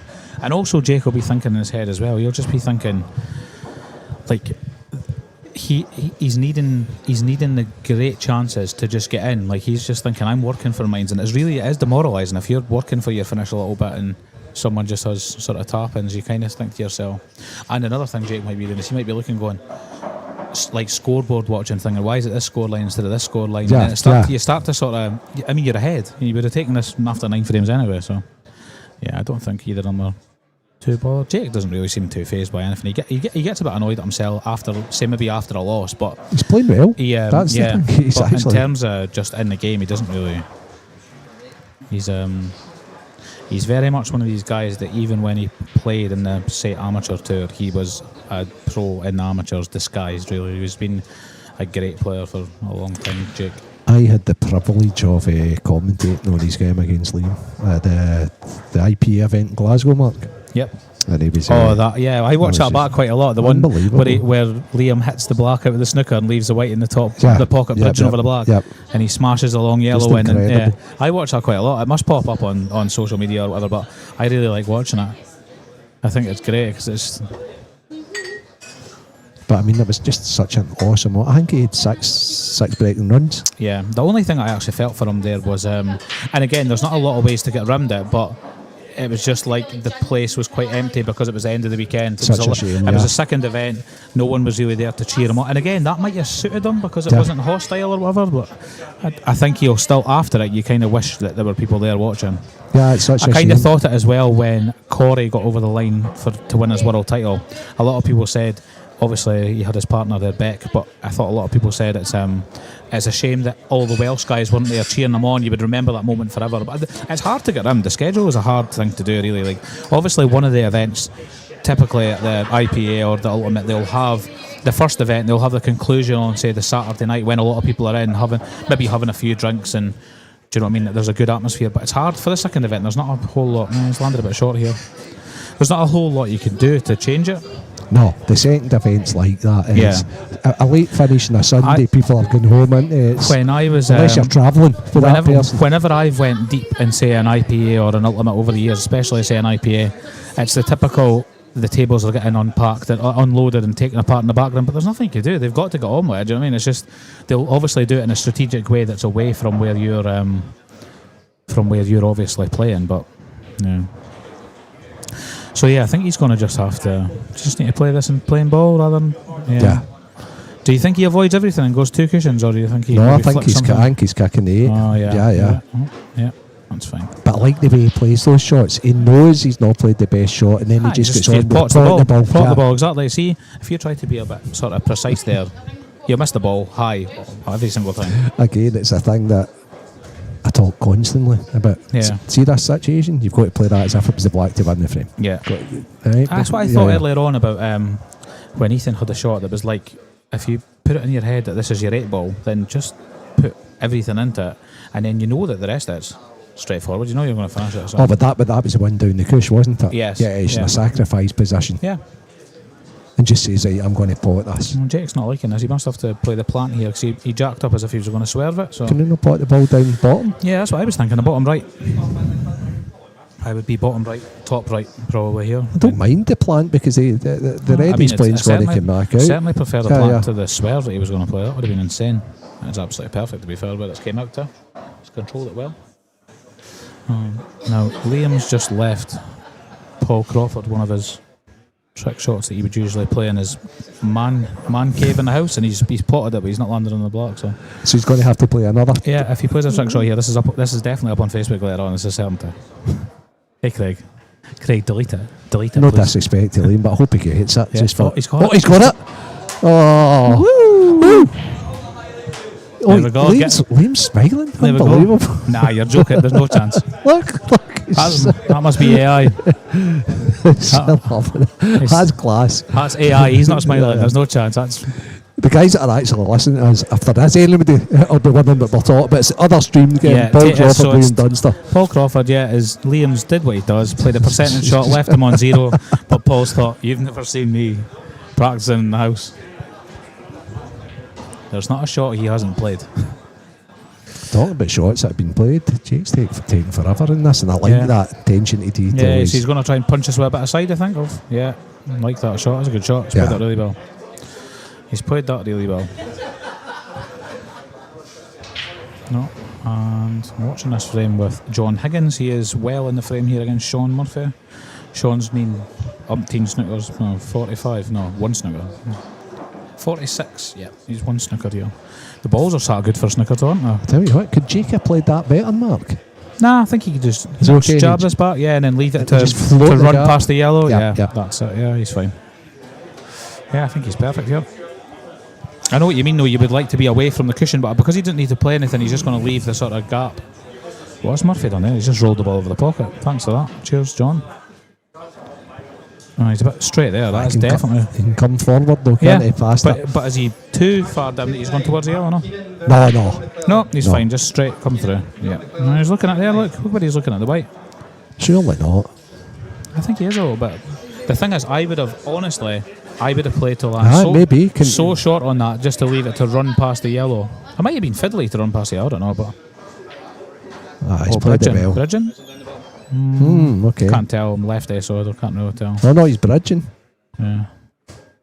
If he plays that shot just slightly harder, he's not. Find it. I think he is bridging it. This is a toughie. You'll bang this into, won't you? You'll screw the white up, sort of off the side cushion. It's not rolling this one, that's for sure. Great shot. Okay. You hit that nice. And again, that's frustrating as well for Ethan because he's thinking he's maybe getting a chance there. But he's just got to keep doing what he's doing. I mean, the thing is, it's crazy is if Ethan dry breaks here, since he missed the chances in frame 2 and 3 or whatever, he's not done a single thing wrong. He's just yeah. So the last 4 or 5 frames have been dishes now. I think that finish. When you're a favourite in a match and the match is running a bit close, that's a big illustration of why the guy's the favourite in the first place. His attention to detail on that finish was excellent. Even what you said, you like to see him taking long when there was 4 balls left. That's a good sign because that's one of them you realise it's now an important finish because obviously of the scoreline. If he was maybe far ahead, he'd maybe be not worrying about a thing.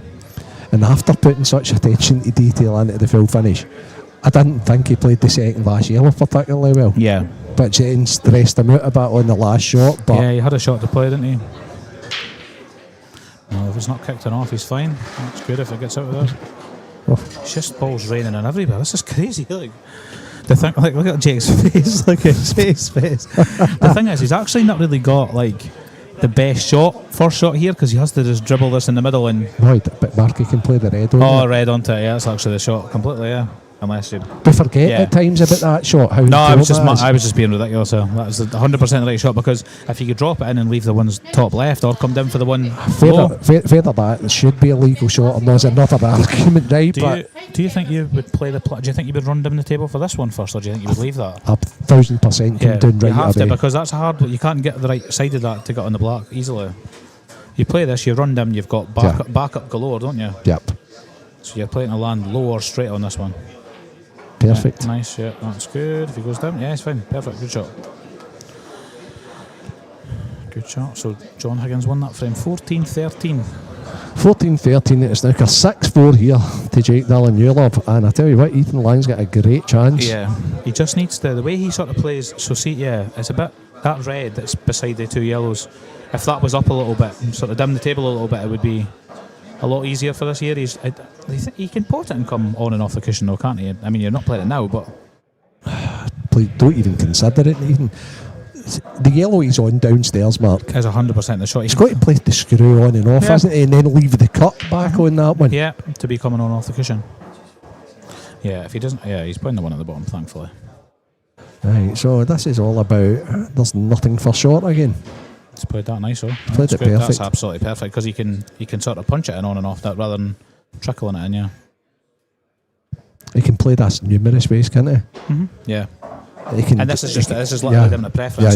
This is as if that ball was the black. How would you sort of play this? That's what he's. The problem with possibly stunning it is getting too low and getting into the red. Yeah. If you hit the red full, you've got a fiddly shot.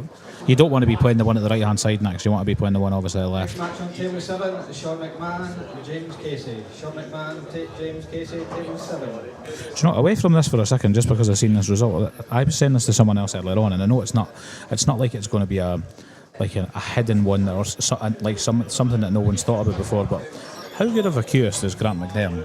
I watched him playing last week. I've not seen a lot of Grant McNairn, but I've. So I watched them last week. I was on the table next to him playing Scott Gillespie, and I was playing a game on the next table. And whenever I did get a chance to see him, his cues are unbelievable. I've obviously seen him playing sort of in counties or things over the course of time. So Ethan's landed a bit tricky on this one here, Renz. Look. Oh, he's landed a bit narrow. There was, again, nothing for short. He could have came across, landed straight. So he's played this one and come across the line rather than running. I think I would have run off too. So can he come? So can he play this? Or I think you're just dribbling this in and leaving it long. I don't think I'm trying to get close to this. I think if you leave the white where it is now, you're can he though, Mark? Yeah, it looks like he can, yeah. Oh no, Ethan. So I liked the window. Yeah. I hated the pace. Yeah. Again, if you're down here, you've got a cut on it. Yeah. Aye. Yeah. I hated the pace. Do you know what? That's a shame because obviously if he doesn't pot this and Jake finishes it, he's just played the right shot badly. Yeah. So do you know what's something as well? Even if he played more pace, right? Yeah. See if he doesn't quite get it right, he would kick the red out of the way. Yeah, correct. So he just tried to be too pinpoint.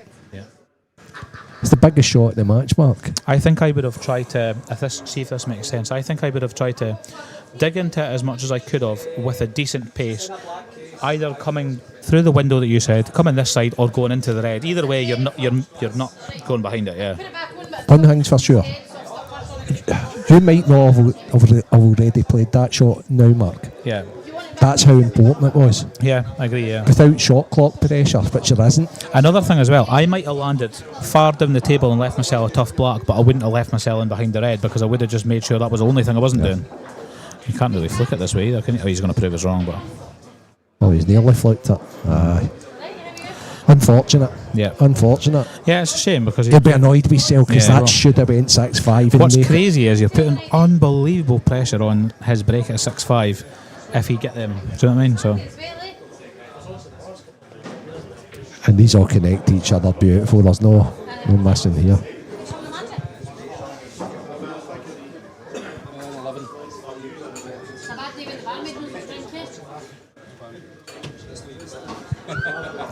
I was just checking if I was next to go on this table. I had a funny feeling I was, but I'm not. So I can, unless Stevie Walker is wanting back on the comms, I'm here for quite a while longer. Well, maybe not that much longer. No, you'll be fine, mate. 5-2 Liam. And it's not fair that he wants on the comms, right? He'll be back on the comms just shortly. Oh, the scoreline. What's happened here, Craig? The scoreline's disappeared. Oh. It's just 6. It's 6. No Jake, no... Oh, there we are. Oh, where's Ethan's score? He's deleted Ethan because Jake's on a finish. Oh, that's unbelievable stuff here for the TD. Oh, there he is. It's sneaked back in.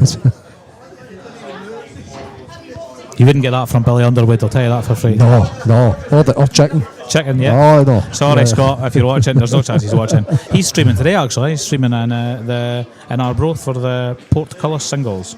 See there, he's just backing himself. Like whether he plays a long one or like the bottom right, he just potted the ball rather than nipping it and coming back. Yeah, and he's going to screw and use the cush here as well, isn't he? Oh no, he's taking the one down well. I like that. There's a long black for Ethan Hermiston, 4-0 down to Robert. He's left it again. He's just left himself, backed himself. He just stayed in on this one, didn't you? Nice shot. Well, that cheek, get your money paid. Oh, have I got money? Take off your fee. take off the commentary fee. Commentary fee, yeah. Yeah. Good match. Yes, it has been, yeah. Ethan will be kicking himself. More so, I don't think he will with the ones early on, more so that one there. Because that one there, the rest of it doesn't matter. As long as you get that one there and you go 6-5 and then you don't worry about the other ones. Oh, the white's going AWOL here. It's fine, he just backs himself. Yeah, he could drop it and leave it in bulk. Aye. Ethan should be disappointed, but again, he's put up a good fight, good match. Thanks very much, good. Mark. No problem, thanks, sir. I'm going to go and search for Stevie. Aye, that's fine. I don't know whether I mean, so what did that go?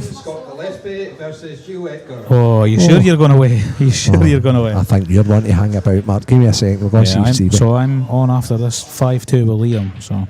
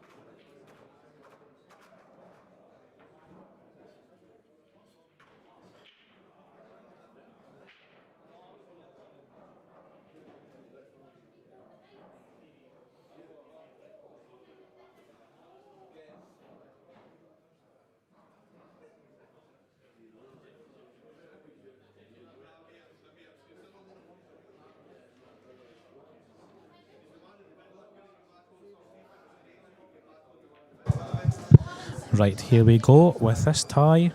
Doesn't get a whole lot better, guys. I don't think Scott will be particularly thrilled seeing Gio got his arm going with a 7-0 against Jamie Burnett, but I don't know. Don't think it really matters because Scott could do the exact same. Last ball Rowan. Disgusting. That's never good. Last ball Rowan. Off the break. Didn't particularly catch them well, and the Reds are unbelievable.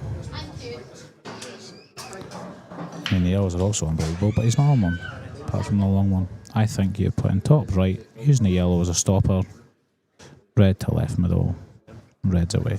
Goodbye.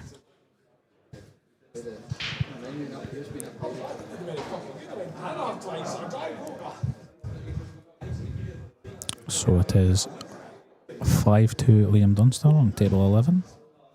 Ethan Hermiston is in to win another frame against Robert Stephen, looking likely to go 4-2 down.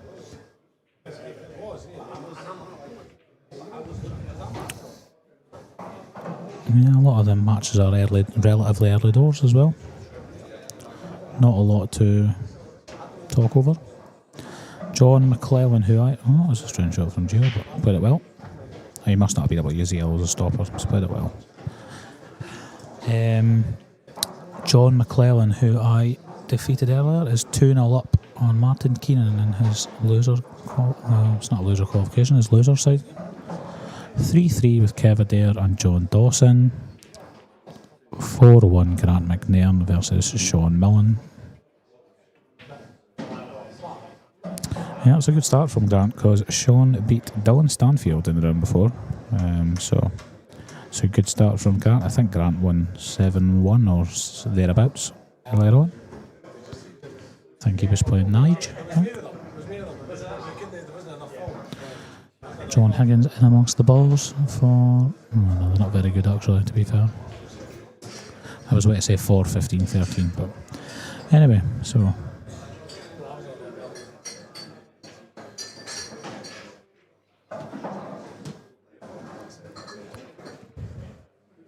I think Gio would have preferred to have been straight on this top red of the two reds and leave the one on the bottom cushion to track up the table. But he'll be fine. He can obviously just leave a similar cue ball to what he's got now, or come above it and leave the same shot. He just might need to screw on and off here. Yeah. Or stun up the table, he's fine. He's the right side of it either way. He's just checking if he goes into that one if he's on top left. He knows he's on top right, but he can use it as a guide to be on the top left. I've got to keep an eye on Liam's frame here because I'm on after that game. He is in on reds to, I would imagine, go 6-2 up here. Don't know how easy it is, but it looks like he's put it well actually. Put to play a plan. So Gio might just stun up rather than, yes. Oh, yeah, perfect. Judged that really well. And he will probably just stun across to the right hand side of the table and he has a choice.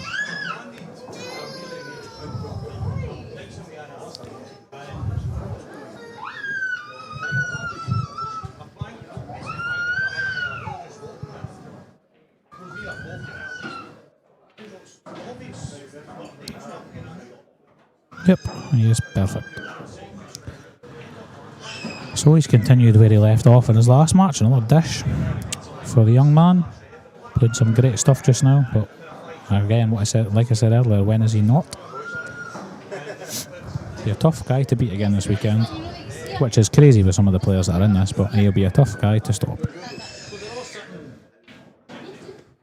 Oh, which came back out for the same pocket. I thought he may have just left it on the opposite, but no harm done whatsoever.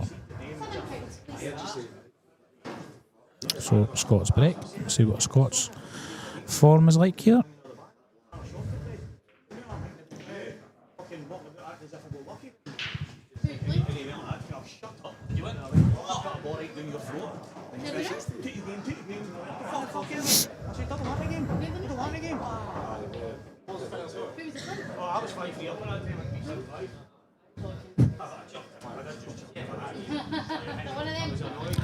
Now it looks like Liam has has he missed a block or what's he done now? Paul's back at the table, so. Next match on table 5, Gary Robertson, Andrew McPhee. Gary Robertson, Andrew McPhee, table 5.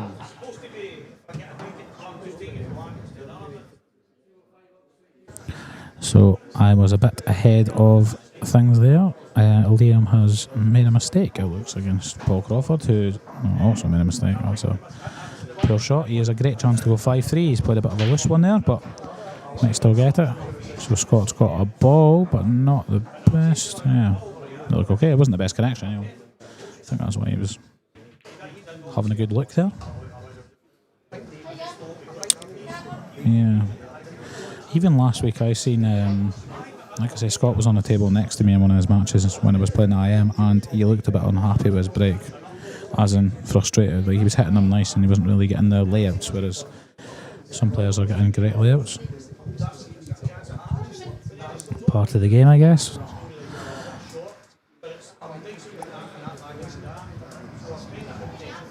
John Higgins is back in, it looks, against Sean Murphy.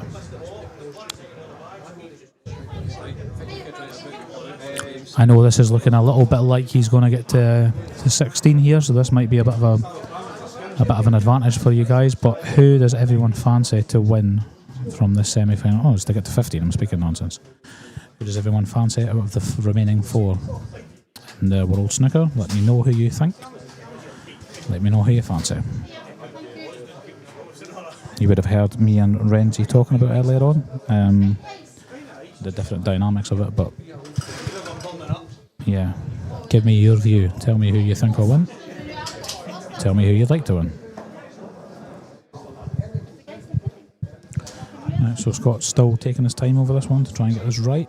Again, it's not an easy finish. It's hard to sort of navigate. There's blockers for pretty much all the yellows, really. Not an easy one to navigate, so we'll see what he does.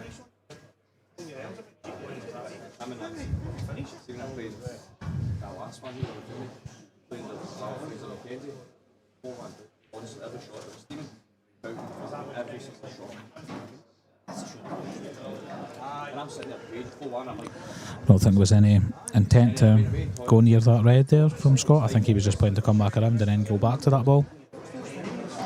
Whether he trickles it in now or whether he goes back to it, it's a good bit of insurance. But I don't really know. The yellow that is a bit, sort of the furthest right on the table, the one that's below the 8 ball. I don't know whether he's going to have to leave that as a skill shot into the red bottom right, or whether he can play a shot to track across and open it, or leave it long. It goes top right, it goes left middle.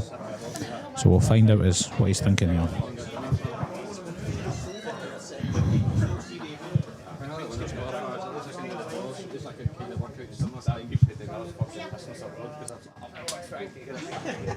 I was ready for losing the pot, do you know what I mean? It was just like, just try and stifle. And then I never missed a ball. See, I was 5-3 up. Next match on table 3, Michael Bissett versus James Kelly.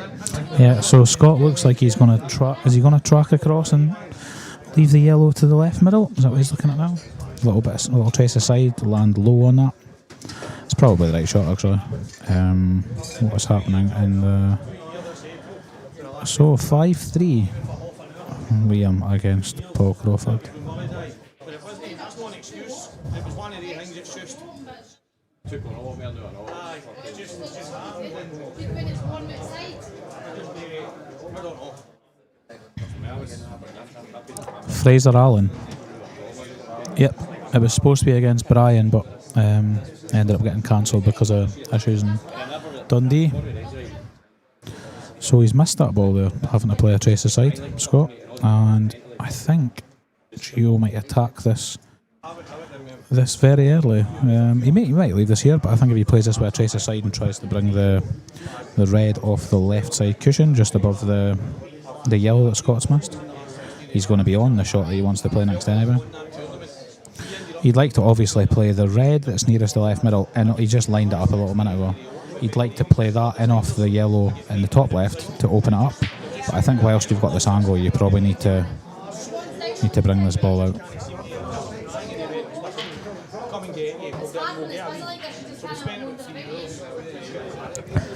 So it's Paul who's in first against Liam, 5-3. Thought that.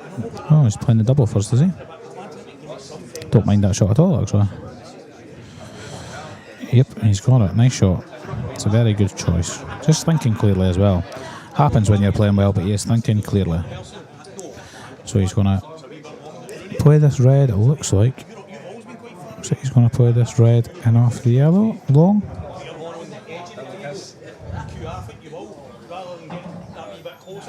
This is a hard one because you're playing the line to miss it. Even though you're used to, over time, playing the potting angle here, you're playing to miss this thick and obviously catch the yellow, bring the yellow out of the way so the red goes. Subconsciously your mind corrects you obviously to pot it clean.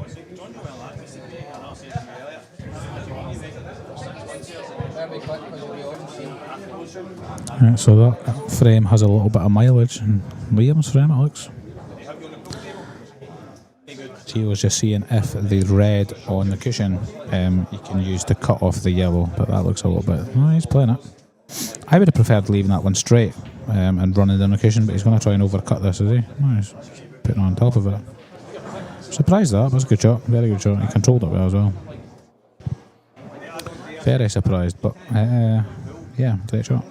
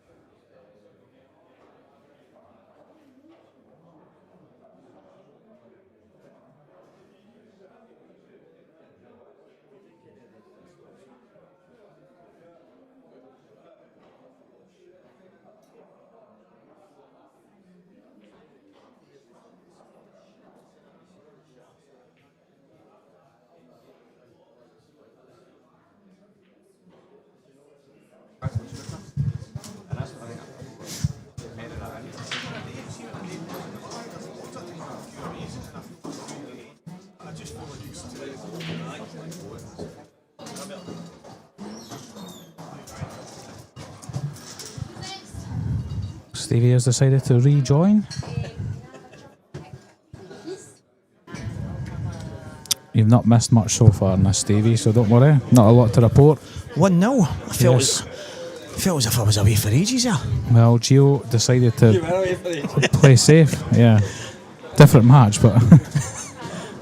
I was away for a wee while, but this match started and then everybody was saying, what happened in your game? Doesn't matter. That's great hearing that. That's all you want to talk about when you've lost your game. Huh? Oh, mate. To be fair, I flung the towel in. Oh, Jesus. I mean, I get his thinking there. He just thought, I'm going to try and open this up. But, I mean, Gio played, he had a great chance to go for the finish there and decided to play safety, so it's obviously paid dividends. Do you think, this is obviously a question for you as a professional, Mark, do you play specific shots based on who you're playing? Yes, but it depends what you mean. It depends what sort of... in a league pool scenario, yes. In sort of a tournament like this, probably not. No, it's just... I don't know. I mean, people say all the time, play the table. Play the table or play the balls is a great saying, but it doesn't count all the time. Like there are times completely... If you're playing someone who is completely gun-ho and you're winning scoreline wise, you're not playing the same way. You'll maybe play a bit tentative, you'll maybe play conservative percentage stuff, but yeah, I don't think if you're especially if you mean in this match, there's absolutely no chance. But if you're meaning just in general, should you change your game? Again, it depends how you feel and how you're playing or whatever, but I don't think it's as straightforward as playing the balls though. I think that's it's a good saying sometimes, but I think that it's also not strictly correct. Like I say, if I'm playing league pool and I'm playing maybe someone I think I might get another chance against compared to someone where it's a more cutthroat, then I'm not going to go for something crazy. I'll just... Yeah. And that's the situation there, as you say. Gio's played a safety and it's obviously ended up it's going to work out for him. Yeah. Whereas there's probably...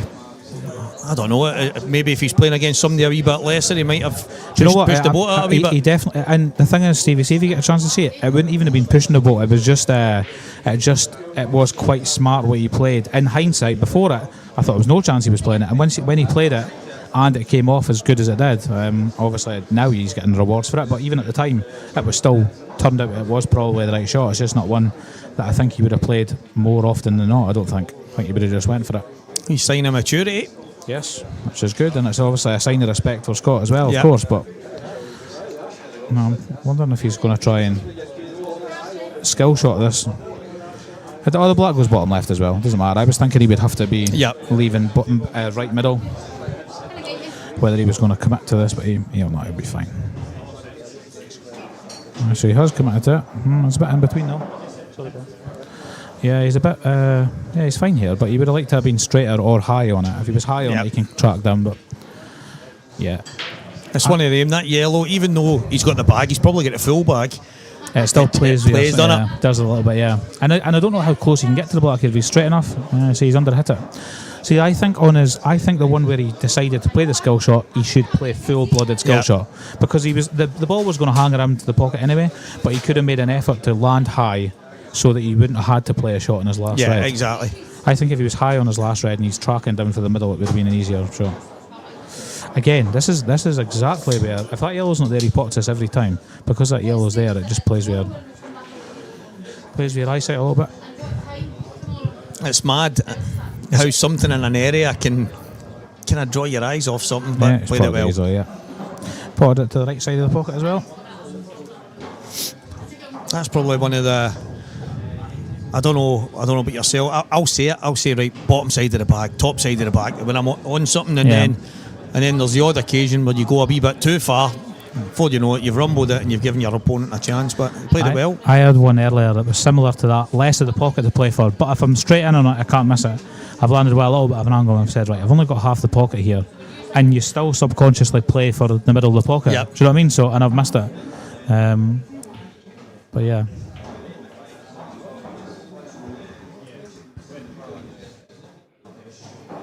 We'll see what his break. His break in the first frame, nothing went near a pocket, and the last ball going from the cushions dropped in, and he had tappings. So he was breaking very well when I was with him in Gibraltar. Was Gio?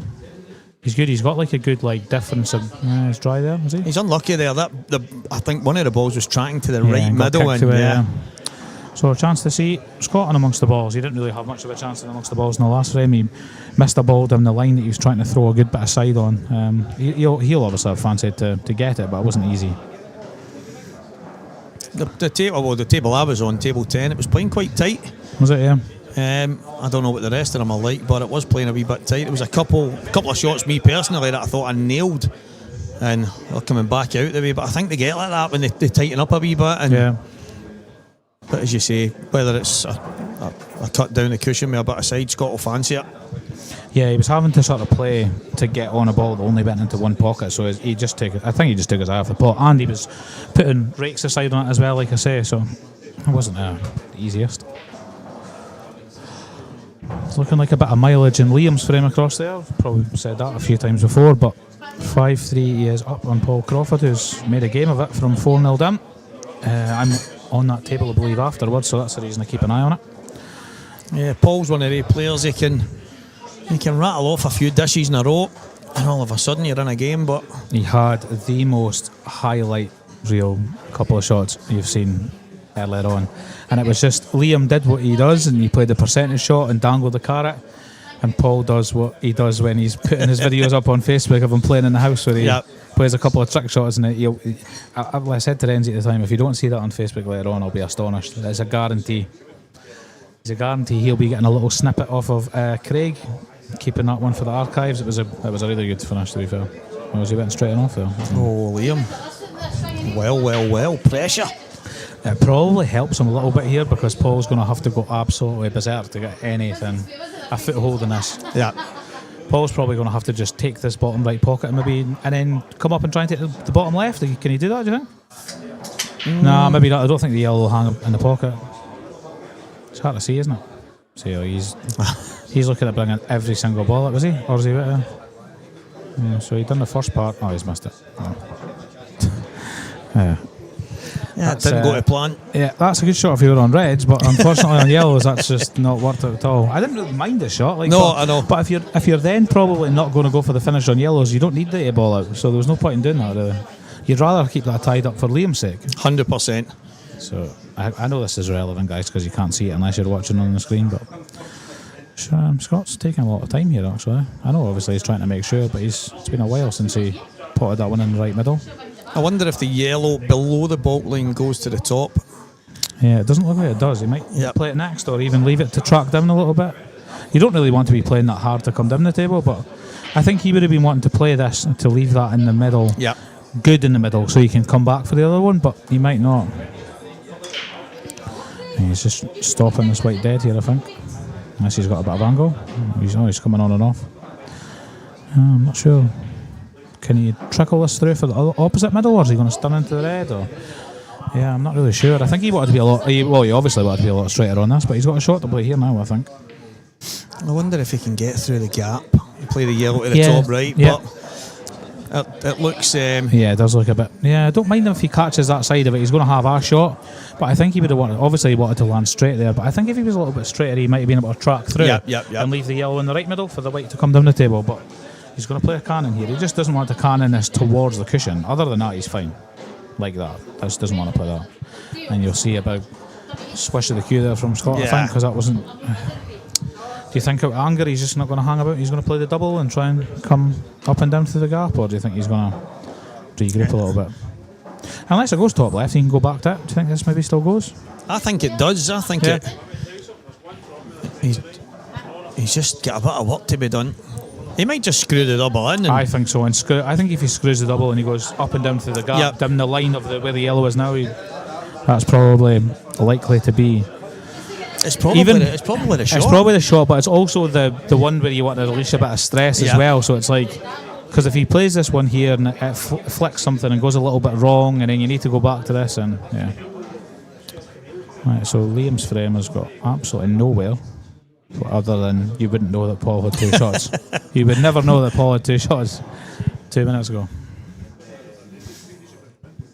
Yeah, this is the worry for me here. If I'm Scott, is can I avoid everything at the bottom? Can I get out? Can I give myself? It just looks as if he's. Yeah, that's definitely the shot, because he's flirting with trouble at the bottom. Yeah, I don't know if he can. He looks like he thinks he can screw. Oh, he's played that really well. That's a great shot. Oh, what a shot! It's a good shot. Yep, that's a good one. Didn't know if he can punch out that way or if he had to sort of come down the left-hand side of the table. Sean Millen from 4-0 down is 4 each with Grant McNair. He's done well to get back into that. The young lad. Grant had 4 dishes in a row. For 4-0 today, yeah. And young Sean tapped the pack. Oh, there we go. And he has continued. And I'm not taking any credit. He tapped the pack on his own accord, but he walked over to me and said, "I've not got a choice, Stevie. He's no missing." And I said, "Listen, Grant plays snooker. You play pool. Just play pool." Yeah, you're true then. Yeah. And that's it. And so I don't know how the frames have went. I don't know if Grant's tossed him a couple, but from 4-0 down, well done, young Sean, but still a long way to go.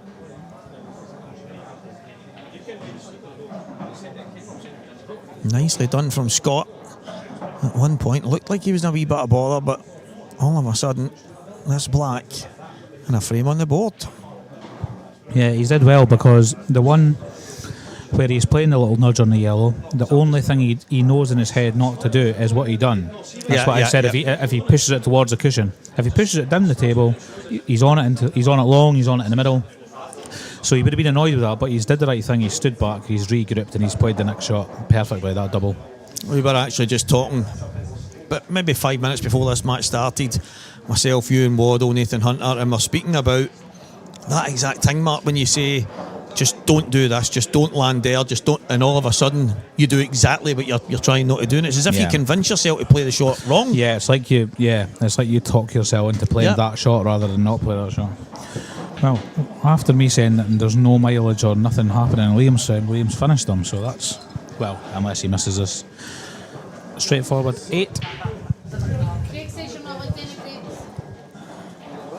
I would love to know what happened in that frame for Liam to take the finish. I don't think he gets enough credit for the imagination he's got at times with some of the shots he plays. Yeah, I think, well, he had the control of this bottom right, but I think it still went, like he still got through to it. I know Paul earlier in the frame tried to put a ball that is yellow on top of it, but didn't quite make it, so I'm guessing that's what's happened. I'm guessing Yeah. Oh, wriggled. But it did look in as soon as he hit it, didn't it? So 6-3 Liam. So yeah, I'm keeping an eye on that one because I think Craig has informed me I'm on that table next. So I'll keep an eye on it. Who are you playing? The boy, have you had him, John McAllister? Do you know that guy? Yeah. Well. Yeah, John. No, do you know what? There isn't easy draws in this, but yeah, it's obviously one of the tougher ones. But it should be a good game. Hopefully it's a good game. I played John in here last year. And actually played all right. To be fair, a couple of wee rubs either way, and I might have had a chance. But he's a good player, isn't he? Yeah, of course. Yeah, certainly. It should be a cracking match. I mean, the only disappointment for me, mate, is it's not on this table. Thank you very much, thank you. I don't really play anything orthodox, so that's good. You don't need to. You don't need to second guess all the crazy shots I'll take on. It was one of the games. I think it was last year, and it was Jake was playing somebody, and me and Boyle we spent 10 minutes trying to call every shot, and then Mark said, Stevie, I'm not calling another shot, mate, because I've not got a clue what he's going to do next. And it was just one of the... You get players like that. You get a lot of players that are orthodox, some that play it like Gio. Gio plays the exact order you would pretty much guess every time. Yeah. Whereas if you're watching, say, me or I can't even really think who else actually, but I definitely fall in that bracket where you're second guessing. You think, well, that's definitely not the route, but it's just what you fancy at the time, isn't it? That's it, mate. There's another one would have been... He was obviously playing Kieran Kay there. Another one would have been guessing Anton's shots. We tried to guess Anton's shot. He wasn't quite on the black. What was it like, Craig? He wasn't on the black. Me and Redzi have guessed bottom right. We've guessed cock hat in the left middle. We've guessed double into the right middle, and he's trebled it into the left middle. Not one of the four shots that we said. Yeah, it was. Yeah, it was a bit crazy to watch, but again, that's I'm not even going to doubt that he played it because that's the kind of things that go on in Anton's head. 100%. Right. He just shrugs his shoulders and yep. Fair enough. So it's just the black he's thinking about here. The yes. yellows are as obvious and as straightforward as you can get. I was thinking, I wonder if you can sort of roll this in and leave to go on and off and into the black, but you can't really from this ball. Do you know, like if one of these yellows, if he could have nudged it and left the backup ball? But he doesn't need to. He could just leave it and drop him behind it for the right middle or the bottom right or whatever, yeah. It's something that I've probably noticed more, Mark, since starting this a few years ago than the IPA, Saltires and whatever, is you see the top guys more than not dropping on the ball rather than kicking it and force. And it's like, whereas before, me personally, I'm going, right, I need to get that out. Unless you can, is he able to screw it or is he able to pot the red over the pocket? Yeah, see, he's played that really good. If he's not on that one, he's fine. He's played that really confidently. And again, what I was about to say to you is, if you are bringing it out, you need to bring it out when you have multiple options. 100%. Not when you have a backup ball, when you have multiple backup balls. Because if you got the wrong, if that 8 ball had come in front of that yellow, and it was the only ball he had left there, he wouldn't have had a backup. Whereas if it did, he would have had the yellow top right. Do you know what I mean? So he knew he was going to have something to go at. And to be fair, when you play, it's the same as with cannons. Sometimes it doesn't like serve well for you to be pernickety with a cannon. You just need to go into it full-blooded as long as you have a ball to play on. It was hard to get into that really well, so he's got a shot to play here. If he's avoiding the 8 ball coming up and down the table, he can leave this one, but I don't know if he is. No, I don't think so. I think again, he doesn't really want to be going into it because I see here. I'm thinking if you can pot this yellow thin and get the white in line with the 8 ball, he's on the yellow, but it's going to be hard to slow that down, isn't it? Yeah. Because he's a bit narrow on this. He needs to play it, I think, into the top side of the middle pocket. Make sure he misses the black. A little bit of side, maybe come out to left, the right. Yeah. It's another good pot. I'm watching that table over there. Another good pot from Ethan Hermiston hanging in there against Robert Stephen. He's got a chance to go 6-5 down. Right, so Paul missed them ones against Liam, and Liam has a straightforward finish for 7-3. Perfect. Absolutely brilliant, man. Perfect. Yeah, I thought, well, a good bit of left-hand side, he could hold that there, but he's played it well. Right, I'll see this frame out, and then assuming that Liam gets these, I'm going to be going on, so I'm going to nip to the toilet. I'll just I'll see this one away anyway. Not that there's all, well, he's saying that, I'm just going on with the cushion here rather than stunning it in case you do flick the block. It's mad because Sitting here, I'm thinking, just drop it in. Yeah. But Must have it. He must not. Yeah. Yeah. So there you go. He just must have thought he wasn't avoiding the 8 ball, so he might as well knock it on. Yeah. He's played it well though. And Ethan took them ones as well. So 6-5 Robert Stephen against Ethan Hermiston. Good, but a young lad is playing well. Yeah, 100%. And Robert's a man in form. Yeah. Playing some good stuff. So Ethan Hermiston, and it's Ethan to break. Oh, Well, yeah. that one could go all the way. Yep. But yes, I'm going to have to watch it from the sidelines. Cheers, Stevie. Yeah. And I'll tune back in. Hopefully I play well, and I'll back on the commentary later on. Cheers, mate. Cheers, Thank you thank very you. much. Mark Fleming is going to go head to head with none other than John McAllister. John has already won a Saltire event in here. He's going to have to come through against Mark Fleming, a fellow IPA professional. But we're here right now with Scott Gillespie, Gio Edgar. And Gio goes 3-1 to the good in this one.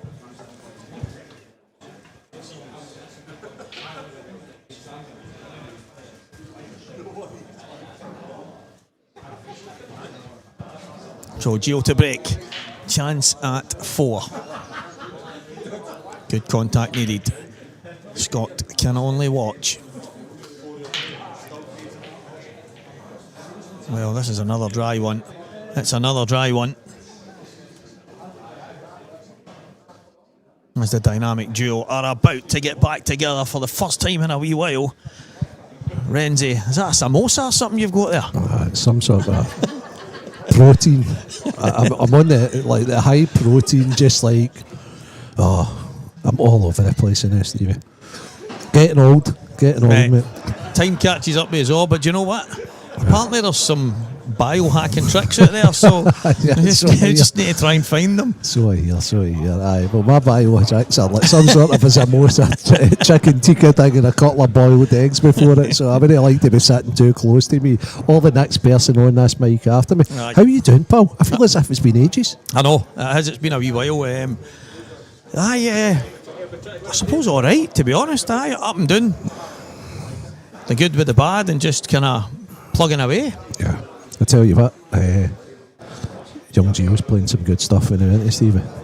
It's funny because although there's loads of top guys and there's a lot of guys in form, I know obviously Gio winning the title last week and whatever, but on the other table, probably the 3 stream tables, Dunster, Robert, Stephen and Gio, Yeah. are probably the 3 guys to me that are in form right now. Yeah. But Robert's in his chair right now, nothing he can do. Young Ethan Hermiston with a chance to go 6 each for 6-3 down. He's no missed a ball. We were actually, I don't know if Mark says there, but we were talking about him, young Ethan, and how nice a boy he is, Yeah. and how good a game he's got. He's got a very attacking. I think he's got similarities in the way he plays to Fairley. Right. Obviously, Fairley's the guy through in that area, and I think that he's got a lot of mannerisms the exact same as Fairley.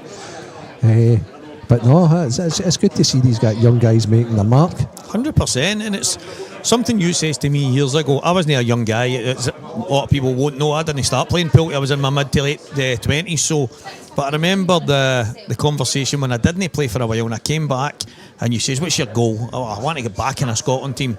"Well, I think you better go and play against the best players. You better, whatever the tours might be, and if you want to get there, that's the only way to kind of do it. Go and play the best players and try and beat the best players, and obviously you need to put time in as well.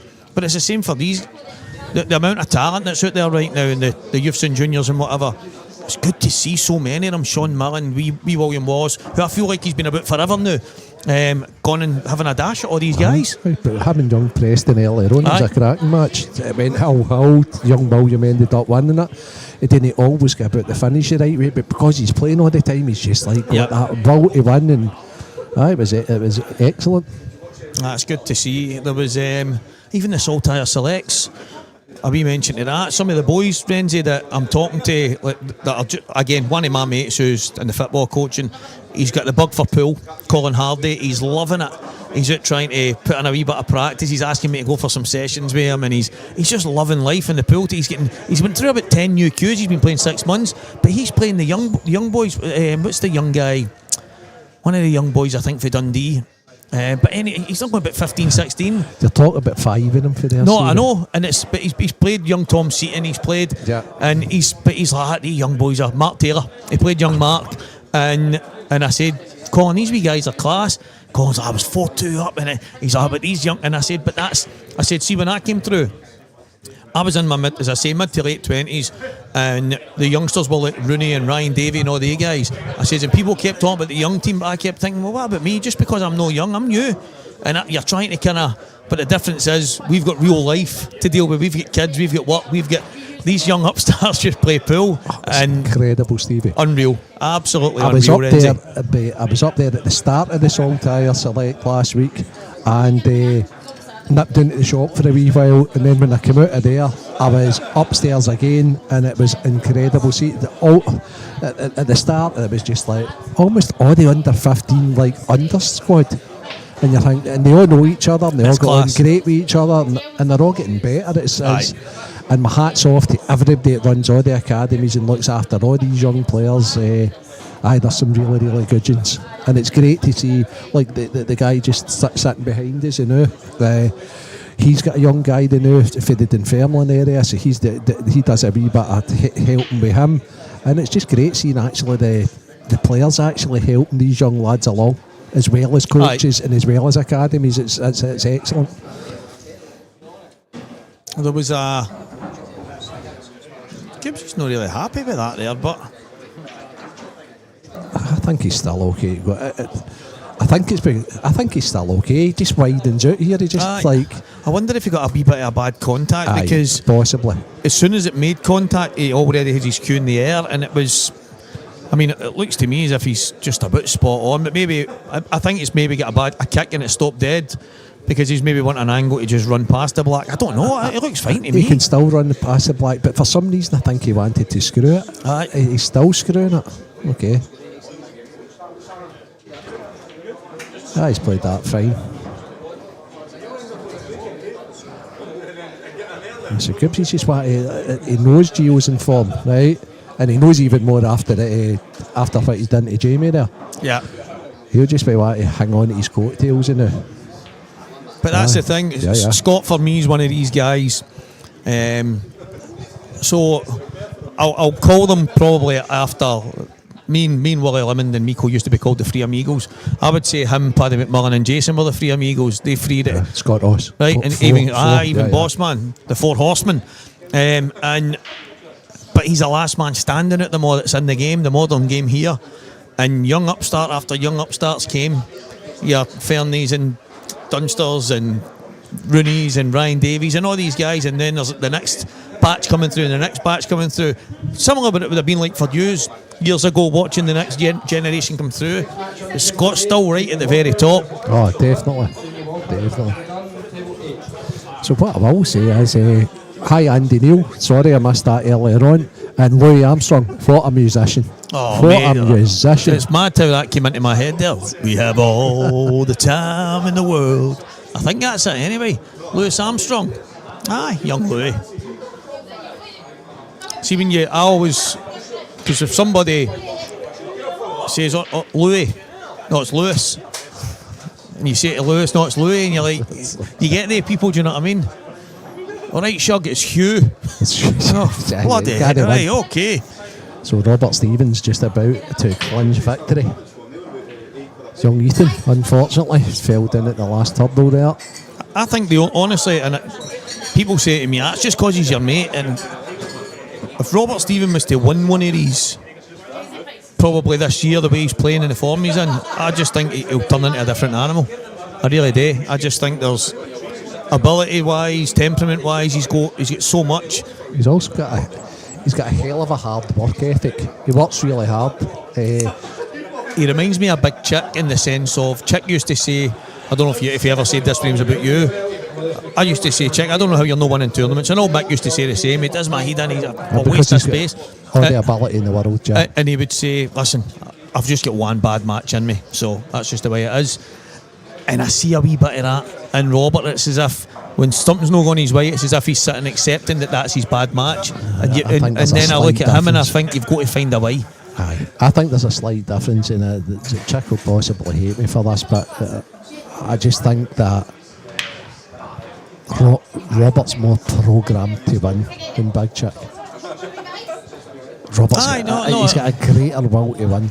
Chick had ability's not enough. How many times have we discussed that? I know. It's not. You've got to have the will. You've got to have the will to win. And Chick had all the ability in the world, but at times maybe Chick was happy to get the last 16 of the quarters, you know. And aye, and I think that's the difference. That's the difference. Claire would say to me, Stephen, when she comes to some of the pool wings, and people will say, "Oh, you want to see Stephen playing that shot? Stephen doing this, Stephen doing that."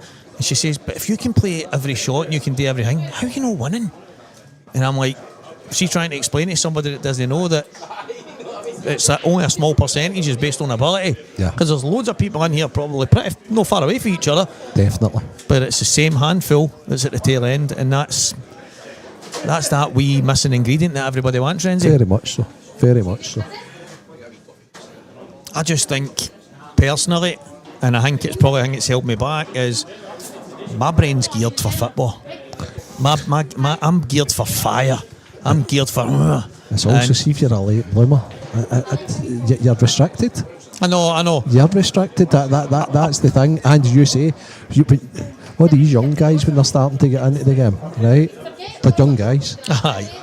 Right, nowadays, and some of the guys have came from snooker, where they started there as young guys. Aye, I know. Right?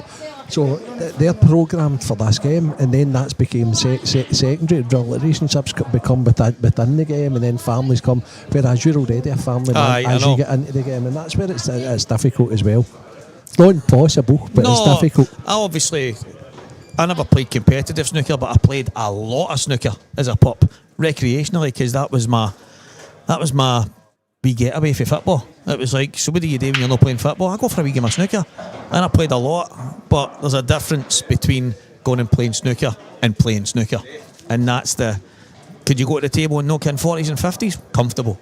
And it's like, but there's me and Chick put in hours. I was knocking in 40s, 50s, 60s. Chick was knocking in 70s, 80s and 90s. But he actually said to me once, "Steve, why don't we go for a wee handicap thing?" And I went, "Chick, I'm not here to beat you. Yeah. I'm just here to play snooker." Aye, sure. And he was like, "Really?" And I went, "No, listen, if I get to the table, I'll just try and get as big a break as I can. If I can, I'll hide the cue ball. And if you go and get a big one, so what?" That was just my... non-competitive. Aye, and he was like, "No, that's I was loving it. I was enjoying it. I get a buzz out of being with good players, Renzi. I've never been to... I think that's what used to annoy Tiger. I mean, I didn't bother too much when he was beating me in practice, and it used to frustrate him. I'd be like, "It's just practice, mate. What's the problem?" I don't know, but maybe that's where the likes of your Liams and stuff, when he's practicing, he's playing to win, end of story. And that's it. All the time. He's programmed to win, and he plays the same way all the time. And as I say, I thought even when he's helping some of the young guys in the area, what he's doing is he's just destroying them, and then telling them after it, "And you should have maybe done that better and that better," and that's fine, because at the end of the day, he's like at the top of his game, and he's got to keep it doing it that way. And talking about top of the game, that's what he's just incessant in as well. And he's like, to me, I actually used the word maturity a wee bit ago when I sat down. He just played a safety that I didn't see. But Mark Fleming said, I was a wee bit surprised. I thought he would have took the finish. He's like, "I'm not saying it was terribly easy or whatever," he says, "but for Gio, I'm thinking he'll just get in and roll them in." He says, "But once he played the safety, he went, okay." And then Scott's tried to kind of open the table up and leave the cue ball safe, but he's ended up fouling.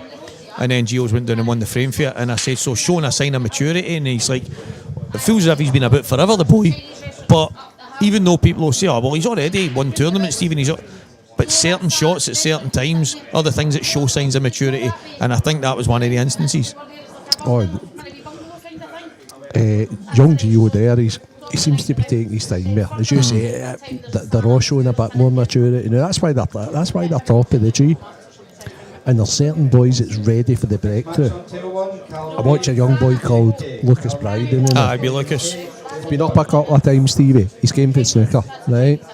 So he's fast and he's aggressive and all that.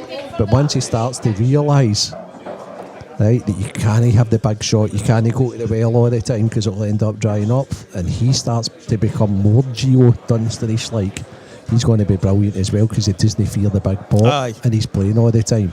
And he's for a family that heavily back him pool-wise as well. So, it's interesting times. That's the really difference. Interesting times. I think right now, I mean, the likes of Mark McAllister, Johnny McDermott, I would call they two probably slight underachievers, which is mad. Johnny obviously won an IPA amateur, a grand final. Mark McAllister, who's, to me, one of the purest Cuesports of his generation. He's just, the two of them have just got so much about him. That area with Hugh Thompson and Campbell Dunlop and Stewart, and it was like a blossom of. And we seem to get that, these catchment areas. It was Airdrie at one point in time, it was Dundee, we've got the Ayrshire boys. The only area you don't really get that is Glasgow. We spoke about that. We've had that conversation, though, because it's such a football city as well, it's hard. Oh, cue ball. Yeah, it is. Yeah, even Dunfermline. The area, obviously, I stayed here. You've got the two young McInneses. Yep. But there's boys out new coming after that. There's like 12, 13-year-old boys there. It's ready to go. So, and that's the thing. I look at obviously young Evan and Sean Mullen, who's really blossomed the last while. Yeah, right? Absolutely. I know B. Williams going and playing in Motherwell and that now, but he's a Glasgow boy. Yeah. But there's no a cluster, Renzi. And Wee Williams over 18, Sean's 15, and Wee Evans 10, 11. So he's right, 11, 12. But there's a few years between them. That's what I'm trying. My point is, there's no wee clusters like Ryan and Davy Farrow and Rooney and Wee Bennison and all the boys. They were all similar age, blossoming at the same time. Same with the Ayrshire boys, same with the Dundee boys. We just don't get that. And don't get me wrong, I think maybe 5-10 years from now we will, because the club will provide. And there's an academy there. No, exactly. You're right, and the coaches are good, because Charlie's taking them from scratch. Steve. Aye, I know. You know, that's the issue. That's that Charlie's taking them from scratch. There's quite a lot. He's doing great. John Dawson does good. My boys actually helping him as well. So they've got people there that are. But I don't know if for some reason the young guys don't come in the club as much as you would expect. They've not got because there's so many other sports to choose. Well, that's what I was going to say, Renzi. They'll come to the academy because it's great, something to go to, and they're in there for a couple of hours on a Monday night. But a lot of them have then got football on Tuesday, football on Thursday, or they leave there and go to football, and then they've got football on Friday, and then the next time they'll be back in is possibly a Monday. This is one for the highlights reel. Yeah, watch this shot. It Gibbsy just played there, Stevie. Oops, I'll just overswear, but missed the ball altogether. and you can dare not give Gio a foul in that situation, but it wasn't a touching ball, was it? So has Gio already lifted the cue ball? Yeah, the cue ball's already up there. Aye. And it's an open table. It's looking like 5-2 if that's the case.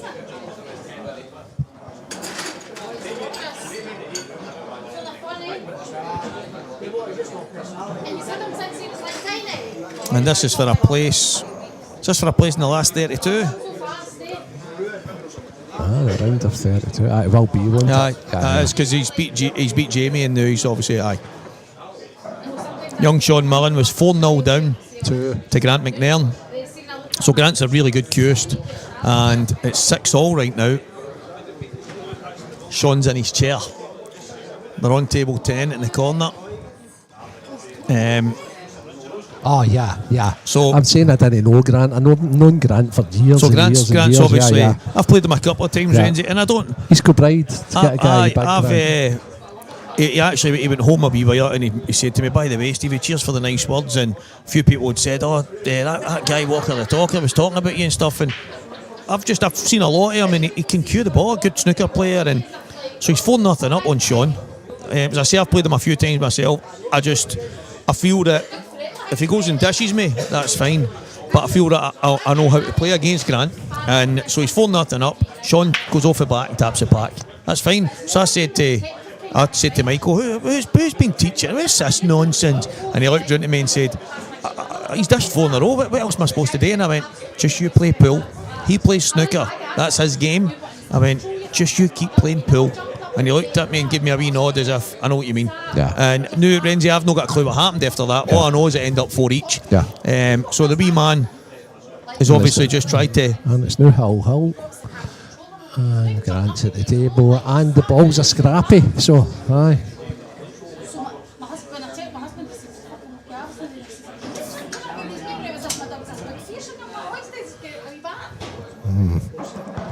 That's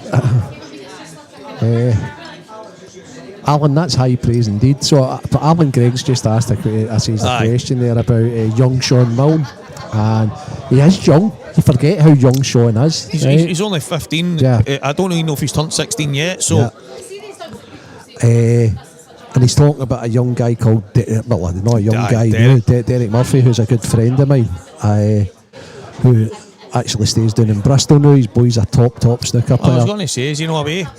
Derek's one of the best players that's ever played in the country at pool.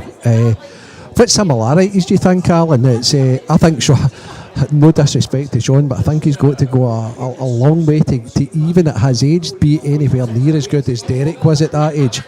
Derek at 15 or 16 was representing Scotland, So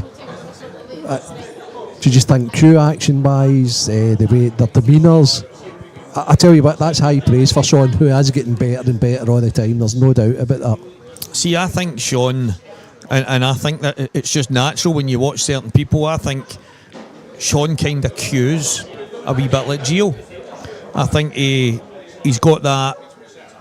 He's slightly more upright as he cues through the ball, and he's got that. He leaves it on it a wee bit longer.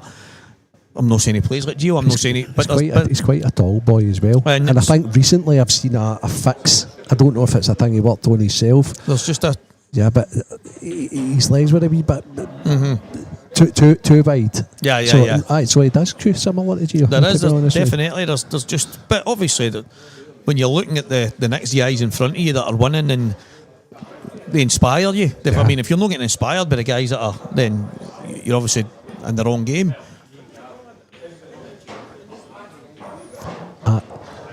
I know a lot of people that play the game would admit to this, but I see a lot of them doing Liam style things now.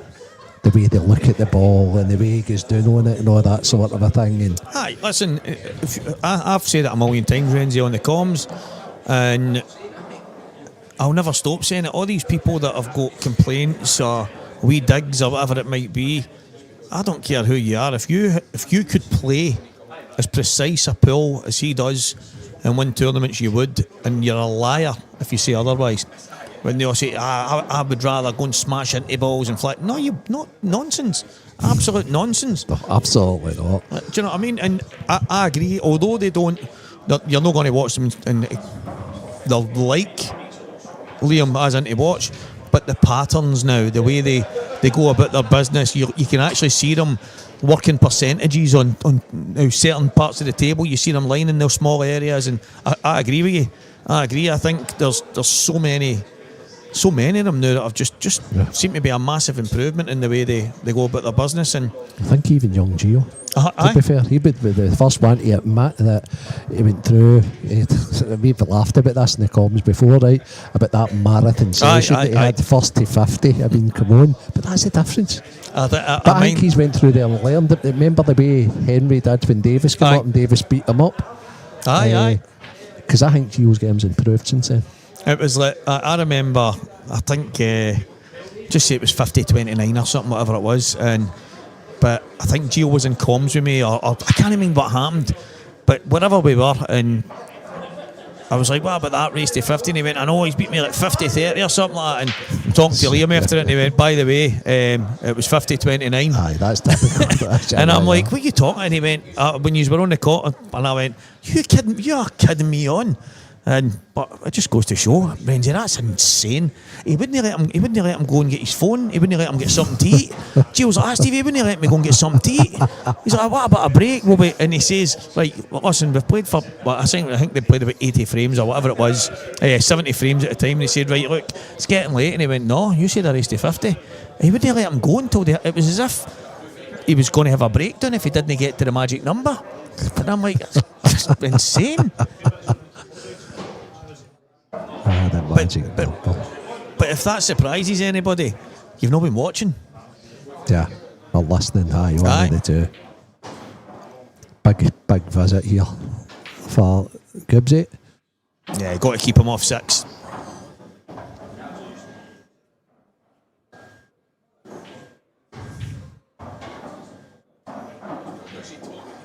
Loving this. Loving this new hairdo. Gibbs sporting Eh. the Lawrence Shanklin look. He's reminding me of a Royal Marine or something. Right, that's it. As military, I stick into it. It's like John Cena a few years ago in the WWE, innit? I noticed that myself. Aye, he might. Gio might take him out, but he's definitely get the best haircut in the place.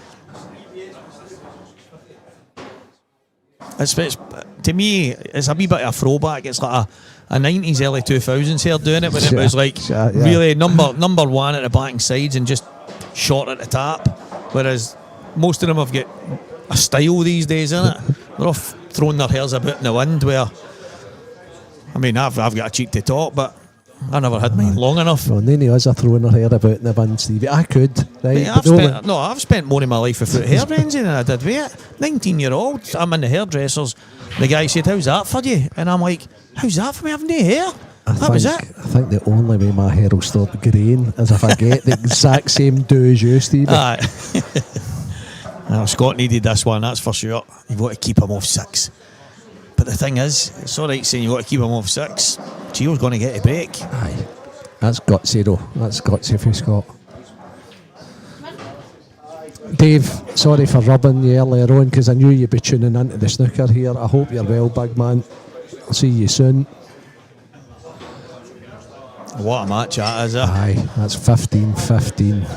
Well, it's now a race to 2 to get to the World Championship final. On table 6, Gary Kelly, Ali Hardy. The thing is, Gary Kelly, Ali Hardy, table 6. what happens, Renzi, when all these guys stop playing? I They know. just move the entire tour to China. Aye, that'd do as well, wouldn't it? It's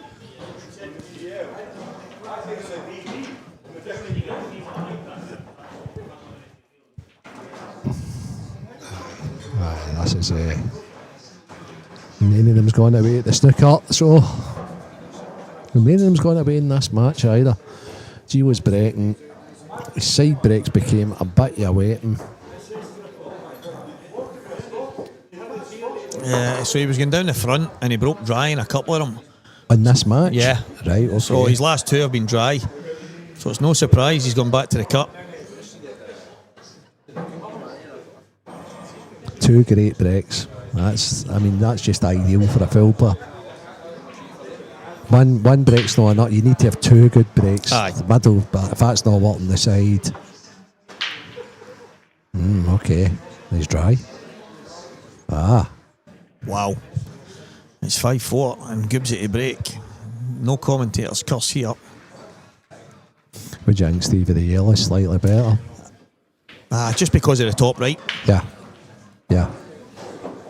Just because of that. And saying that, I mean, it's an easy ball to manoeuvre out with the ball to the top left if you get the right angle, but you don't need to move any yellow, do you? no, I think that's the... Obviously, we're all guilty at some point in time where you maybe take... Well, the yellows are an easier starter as well. I'm thinking of the... I think, yeah, yellows all day. Where would you play the plant, Steve, the red onto the yellow? Or the... Because see, if you do that, then it's everything's released. See, I like that. And if you can play it at the right pace, then you've got half a chance of making that red rather awkward at the same time. Yeah. Knocking it a wee bit closer to the other one, maybe weld it in the cushion. But it just depends how he plays it, Renzi. He could play this and try and screw this yellow out at the same time. I don't think that's a shot, but he could.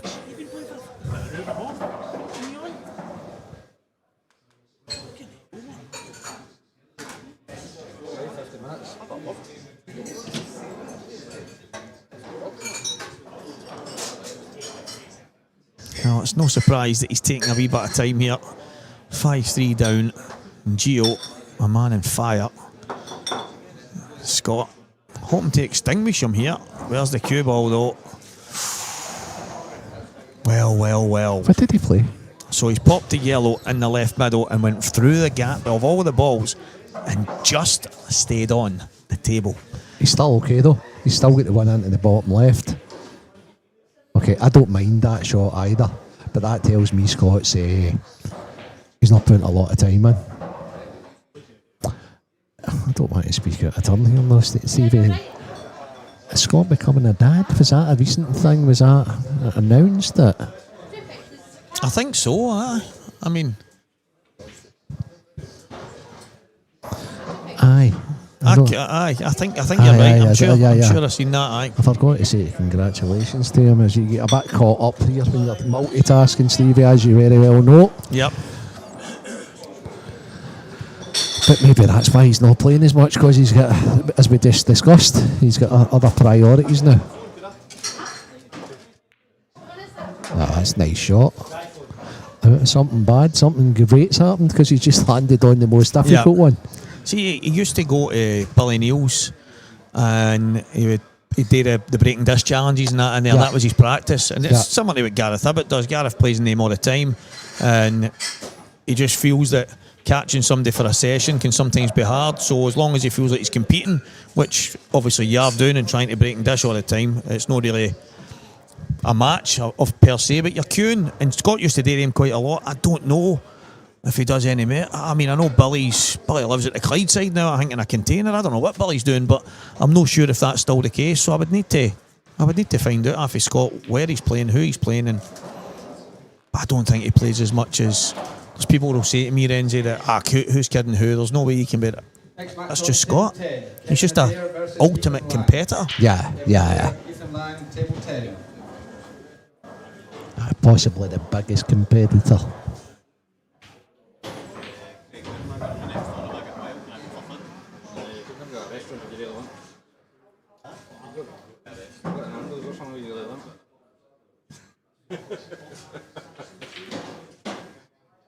That's not bad. He's fine.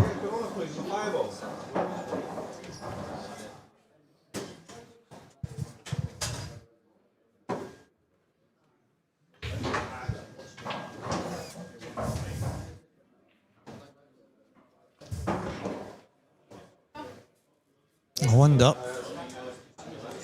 The yellow he's closest to was the one that was probably always going to be the most awkward, I thought. Not even the one closest to the top bag. So surely he's going to want to get on it next. Maybe. I'm just surprised. I wonder what he actually played for there. Do you think he played for the one he's closest to and he's stopped short, Stevie? I wonder. I see where he is right now. I'm thinking drop there, drop that in, and then obviously the yellow at the bottom that's going to be last. But the black goes in both bags, so he's just looking for the right angle. Yeah, playing the one into the top right, and then nicely on the one to the left middle. Right, okay. Little tracer. Okay. Next match on table So 2. that Nathan Hunter, Ethan we didn't see that angle for the commentary booth, did No. we? Preston, table 2. He's played it fine though. That's fine. Yeah, going to use a cushion here, I think. No, he's stopped short. That's even better. Yeah, Better. you want to be right hand side of the table, I think. Yep. Angle to come down. Stay away from the red. It's on TNT Sports 3, I believe, but I think it might also be on It's on Challenge, isn't BBC it? 4, is it? It might be on BBC 4 as well. I think it's on the Challenge channel as well, which is a Freeview channel. And it will be on one of the BBCs. Yeah. It will be on one of them. If it's not live on BBC 2, it'll be BBC 4. Good finish, Scott Gillespie. Hanging on in there. Yeah, nice stuff. And as I say, that's 3 dry breaks in a row for Gio. Okay. So nice finish by the Marine. Yep. And it's his break. Goobsy no more. We have the Marine. The Marine. The Green Beret.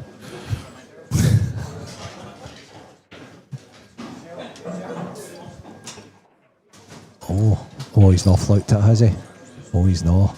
Sorry. One eye in the snooker. One eye on Lewis McCool's match against George Payton. Johnny McDermott's not here because it's the kid's first birthday, is that correct? Yeah, that is very true. Happy birthday, young man. He's a future pool star in the making. Yeah, Johnny's... I don't want to get his name wrong. It's Kyron, is it Yep. right? Yeah. Happy birthday, Kyron. Yeah, happiest of birthdays. He is only a baby, so I don't know why they didn't just have a party on Monday. It's not They could have had a party in here. That'd been Exactly. great. His Uncle Stevie. Exactly. Left us all out. I blame Paul Mack. I always blame Paul Mack, no matter what. Just for being Paul Mack, pretty much. He's probably still watching that. What a break. What a break. Monstrous. Just at the right time. I tell you what. Yeah.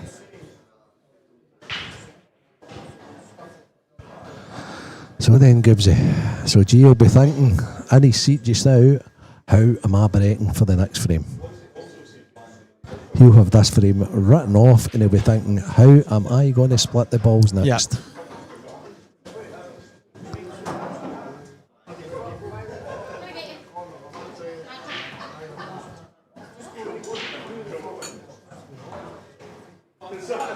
Yeah, Scott just making sure. Is he going to go? I think he'll 100% go yellow, Stevie. I think he needs to start with the plan. Yeah.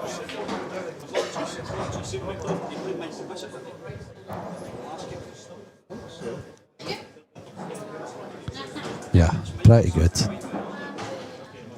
So the yellow in the middle of the table goes in the bottom right, doesn't go anywhere else. Goes top left as well. Top, Yeah, yeah. Does it go top right and top left? I think it does. I'm just wondering. Nah, he's going to float behind it for the bottom right. Yep, I think so. That's all right, Stephen.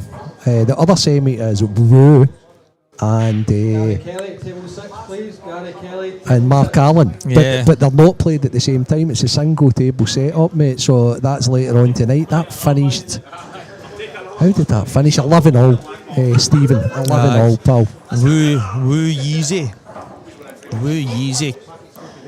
And Mark Allen, aye. Good contests, very good contests. So Higgins Murphy's played to a finish right now, and then that is 7 o'clock-ish this evening. Wu and Mark Allen to a finish. Scott's came a little bit unstuck there. He'll not be happy with that. Okay, I like what he's looking at. So the wind he's looking at just now is to take the one at the middle, then up to the top left, and then stunned in the gap. Yeah, it's a small window, right enough, because he needs to get slightly high on It's a it. very small window. Can he just jab the cue ball back and then maybe come down to the bottom side of the table and take it in one of the two top bags? The problem is if he plays it that way, all his eggs are in the basket of playing that into the bottom right. That's what I like. See what he's looking at just now? That's my preference here. And then you play the shot and don't get around the angles because the window shuts on There's you. loads of left hand side. Just check it out.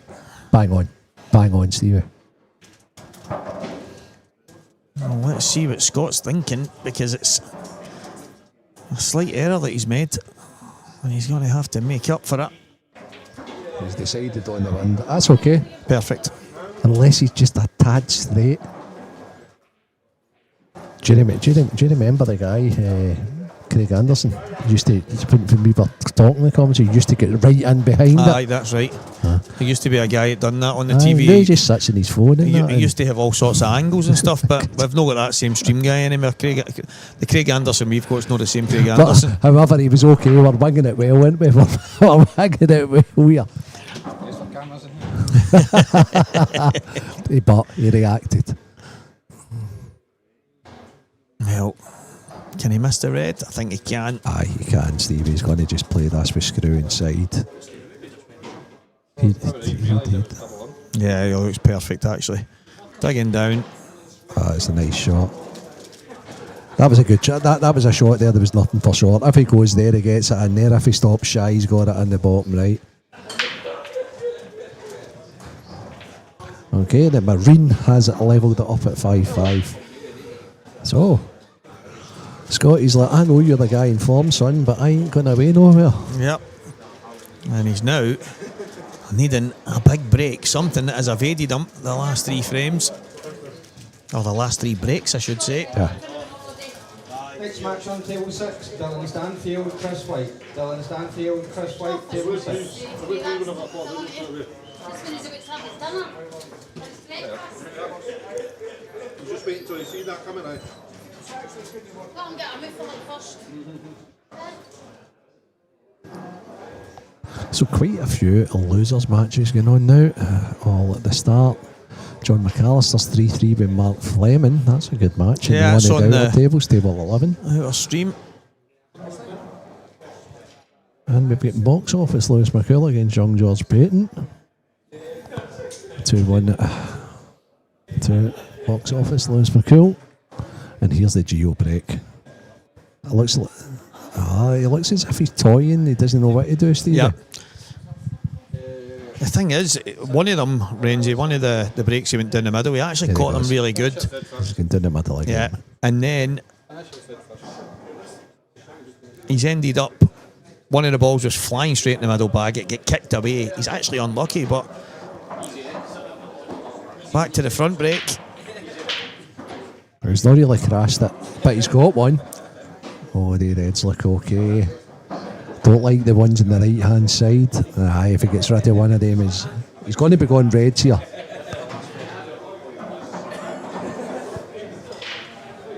Stevie, see if he pots the one in the right hand corner here. Not right at this precise time. Does that then mean that bag's open for the other red? Yeah. He's got a good chance then. A real good chance.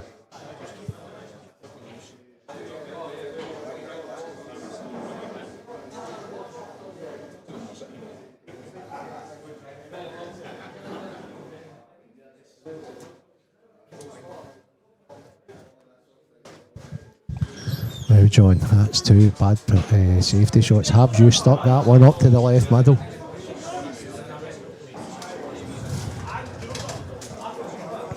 Right, it has to be. Oh!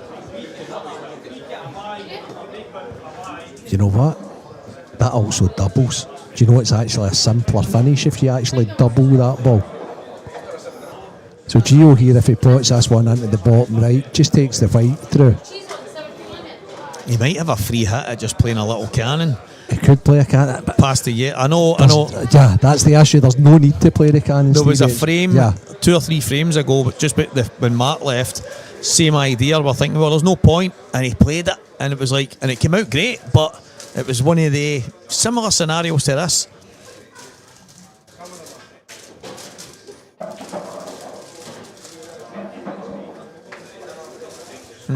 So see now. He's went a wee bit further, I think, than he I'm liked. 1,000% playing the double now. Yeah.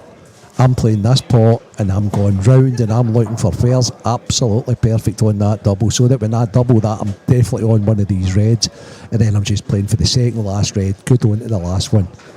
So there's no way I'm not playing the double now.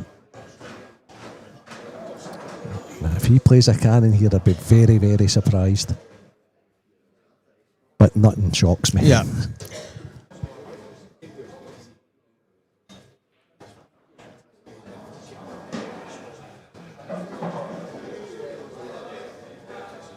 I think that's exactly what he's doing. He's just trying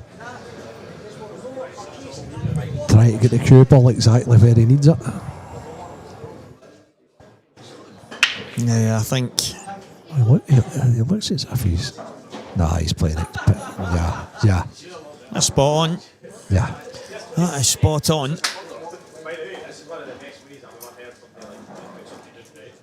I think that's where Gio's matured a lot.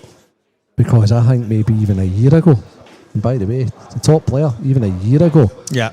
I think he might try to dislodge that or to not see the double and think that's the open bag, and I think that's where he's just improved out of sight. That's brilliant. Brilliant.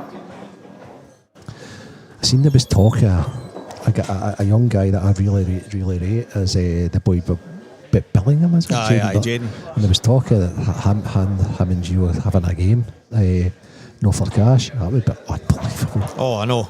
But the thing is, Unbelievable. there's obviously you never see Gio mouthing off, you never see Santa, you never see, but there just seems to be. Well, he's got a lot of support. No, I know, but he's also got good guys around him as well, like Mike Hill. No, I know. And but it's like every week somebody else is drunk and shouting, Yeah. anybody, any rules, any table, any, and then they go, right, okay, come up to players, and then it changes again, and it's can't play on this, and it's not to say that the boys wouldn't, get it sorted. But I just think the variables are just in the road. That's just a great finish. Class, absolute class. That cue ball was on a string, pretty much on a string there. So that's how you reply to Scott going back-to-back finishes. This has been a high standard of match. When that happened a few weeks ago, one of them obviously called Gio out and said, we'll come up to your place, your balls, your cloth, all that stuff. And Gio says, right, okay, done. Yeah. And then a couple of days later, it was... Somebody's obviously went, see you full of the drink. Aye, when he starts talking to the right people, it's just Exactly. the people that's helping them out.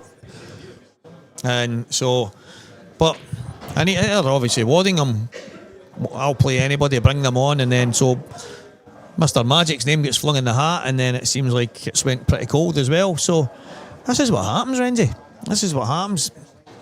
It would be like me shouting, I'll play anybody, and then Mick Hill says, "Man, I'll play you," and I go, I'm not playing you, mate. Apart for you and you and you and you and you. Yeah. Do you know what I mean? It's like, just what happens, isn't it? It's just big break here. Massive. Needs to cream them. Scott Gillespie to stay in the match. Oh, that'll do. That'll do nicely. Okay. It's not... Both of them are alright, to be honest. I've got a feeling he'll go yellows because he can control the cue ball better for the yellows. The issue with the reds is if he plays the red into the right middle, where's the cue ball gone? Yeah, it's coming down. Yeah.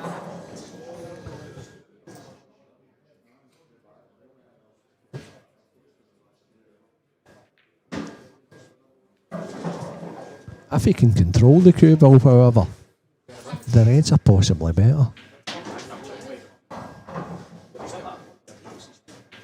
Aye. I wonder if he can somehow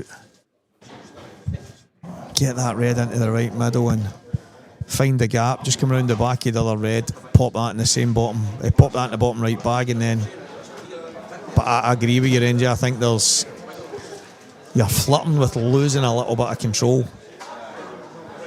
Scott knows it. I mean, he just knows it. I think.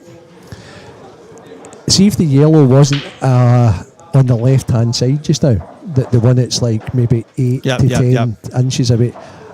I think he'd already be playing at yellows. The fact that that's there, I think, is a slight issue. John Higgins has just played one of the worst safety shots in the world there, and let Sean Murphy in. If you're watching the snooker and multitasking, there's still a lot of work to do in this frame.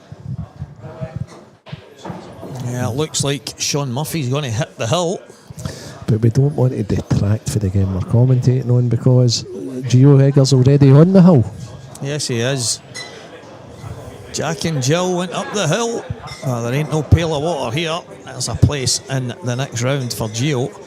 Oh, Scott Gillespie. John McAllister 5-3 in front of Mark Fleming now.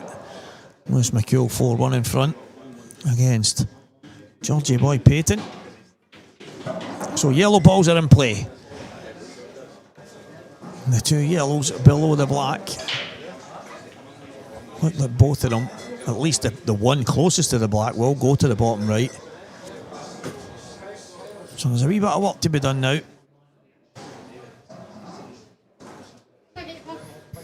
So yellows indeed, right, okay. So he took his time on that, Stevie. Big decision. Now, when is he going to play the one we discussed as being the maybe stumbling block? Does he leave it till last? Yeah, I mean... Or does he come over here and play for like pretty much all four balls? The conviction, through the gap. There we go, he's over. Doesn't want to be cast. That restricts him. That restricts him, all right.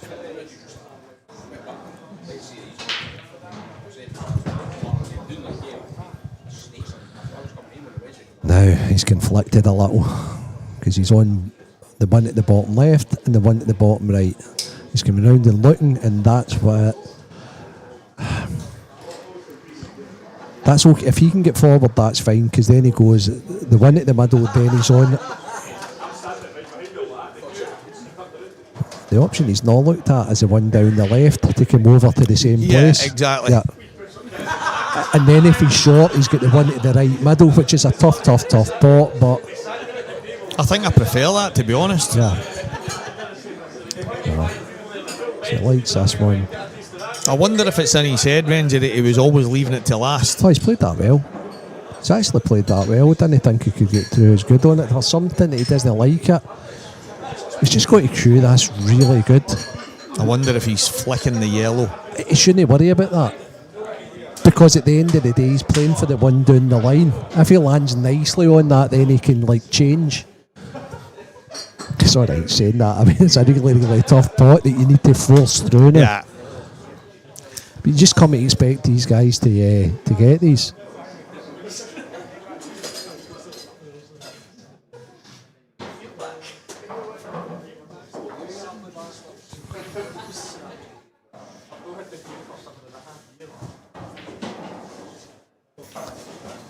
So Sean Murphy's going to be going a frame in front. That's brilliant. Fantastic. See what I'm talking about now, Stevie? He's actually on the one next to the black now. So he's as well probably taking that so that he doesn't have to play the toughest ball to get on it. Most definitely. Even though he played for the one down the left. I'd be surprised if he played the one down the left and didn't leave it to last now. This has gone hull. There's no way Scotland miss in this situation. No way. Okay.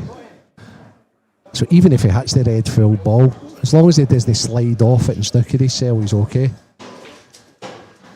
So he shouldn't stress about the position here, he should just worry about the pot. Yeah, pot the ball. Yeah.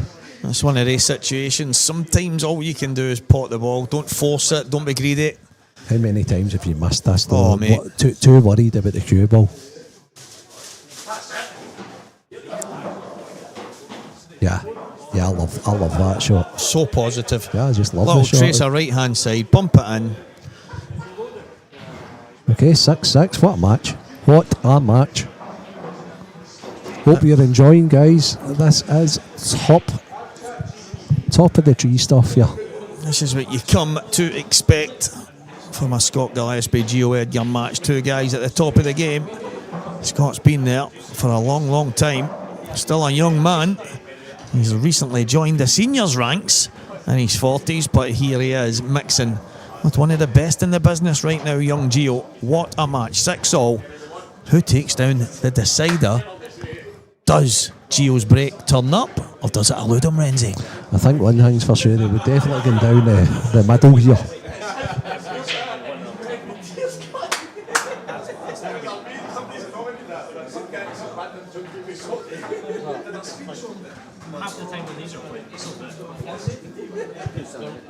We've got young McInnes over telling Craig how to run the tournament. Yep. Loving this. He's a future TD in the making.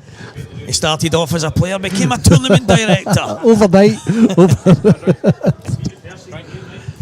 In fact, gets a zero, Phil. What's a zero? Zero. We'll have to embarrass more people come over. Preston, just get ice in that, mate. Here he goes. 6-6. The Gio front break. It didn't say no. Now, Gio studied and studied and studied. It didn't get him tight. And look at the reds. Does that red go at bottom right, Stevie? The red that's sandwiched between the two yellows at the black spot. Thanks very much, Preston. Thirsty work, this. Young Preston's just...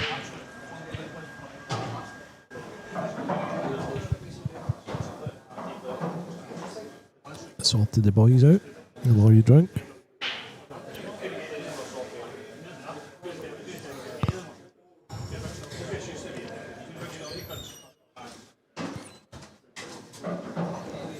So the red closest to the 8 ball and the one just to the right of it are the problems. Yeah. Scott knows that. That's why he's going round there to look right away.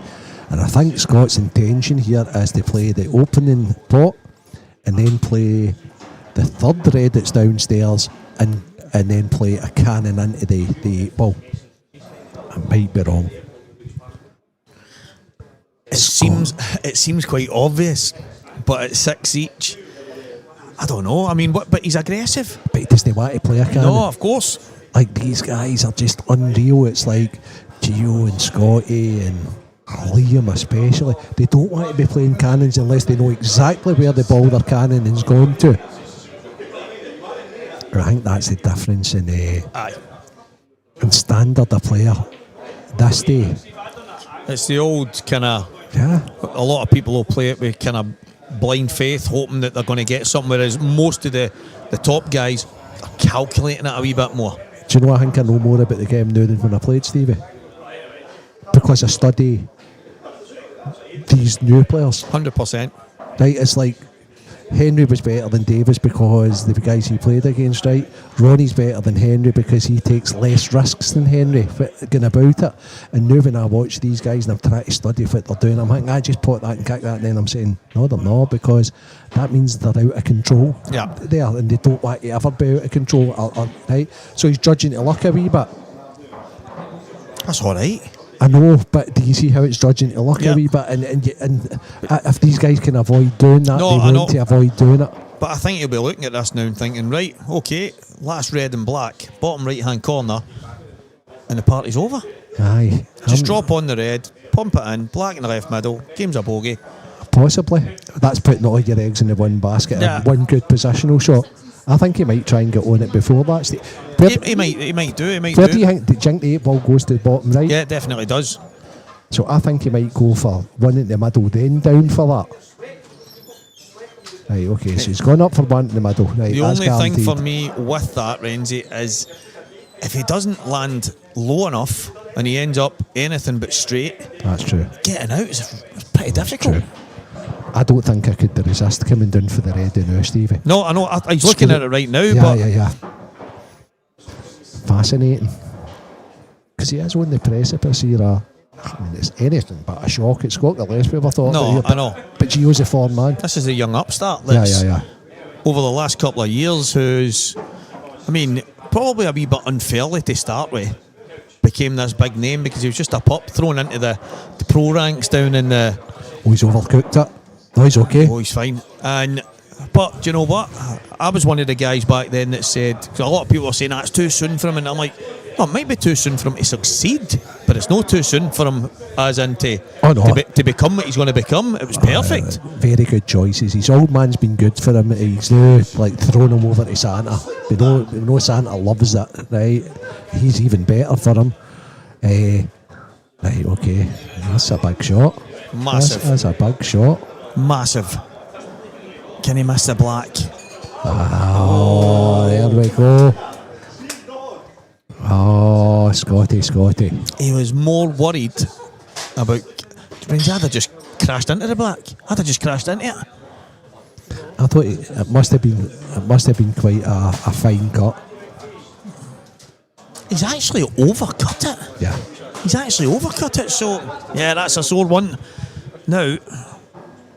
Chance for Gio. They're not straightforward, but a moment ago Scott was through and Gio was dropping into the one loss section. It's so unlike Scott to play a shot as difficult as that, as quickly as he did. But he must have just fancied it. No, that's it. He must have just fancied it and thought that's the right shot. I'm not going careering into the 8 ball, right? Because there's a chance I could maybe push the 8 ball into the left middle or safe.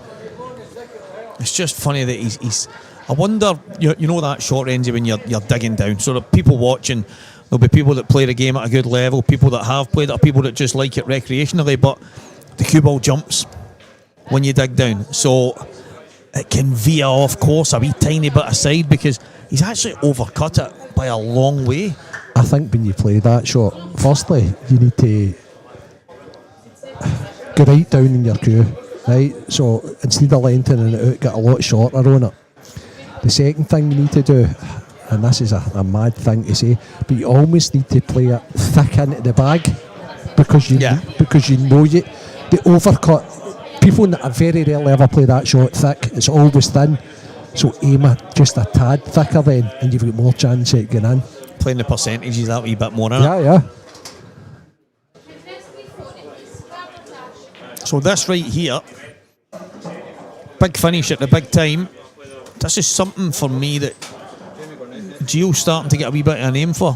There's times where I've looked at the table, and this in the last couple of years, not just now, and I'll think to myself, there was one of the tournaments in McGoldrick, he beat Davy Markey in the final. I think it was maybe the IP Amateur Series a couple of years ago. And I remember there was a finish similar to this, and I thought, oh, he's a wee bit of bother here. And it was just a big finish at the big time. And as I say, this is a couple of years ago. To me, he's that kind of player, and wouldn't surprise me if he goes and Stokes his home. I think there's not a chance that I think he'll miss. Yeah. And that's just because, do you know why? More than anything, because this is day in, day out. Yeah. 3-4 hours every day.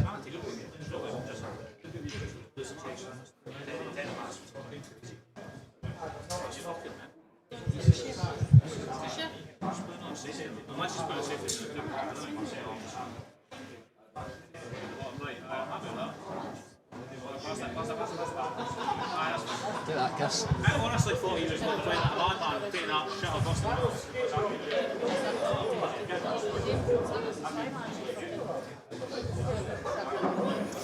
Okay, so there's that much going on here, guys. It's really remarkable. John Higgins has just went for a pot, get a nice wee kick. Now he's pretty safe.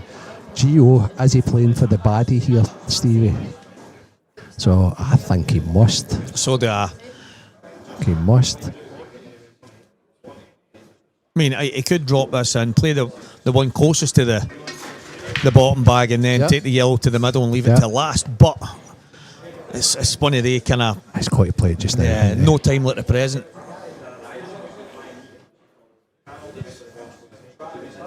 Yeah, I tell you what, this is one of these moments, big moments. 6 each, two of the best in the country going at it, and big pressure. He's just going to drag it forward, isn't he? He's going to fight, doesn't he, deviate. Play the drag. Oh, that's plum. Lovely. Lovely stuff. And he does evade the... Yeah. Scott had a wee opportunity there. Oh, it was a big opportunity. That's... I'd be kicking his cell, Scott. I wouldn't like to be playing Scott in the losers side, that's for sure. No, that's true.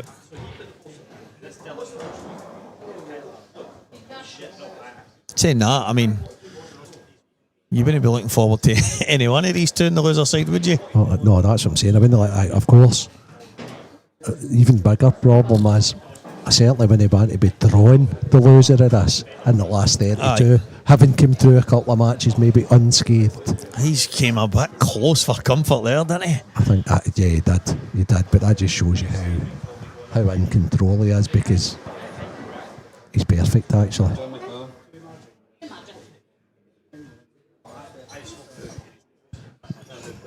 Maybe he's not as perfect. So John McClellan plays the loser of this match.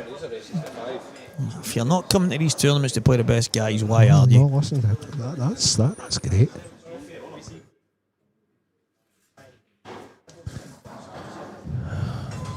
Just settling into the shot now. Yeah, that's pretty good. That's pretty good. And that's Gio. John Higgins has a chance as well. For them, it's multi-screening and multitasking.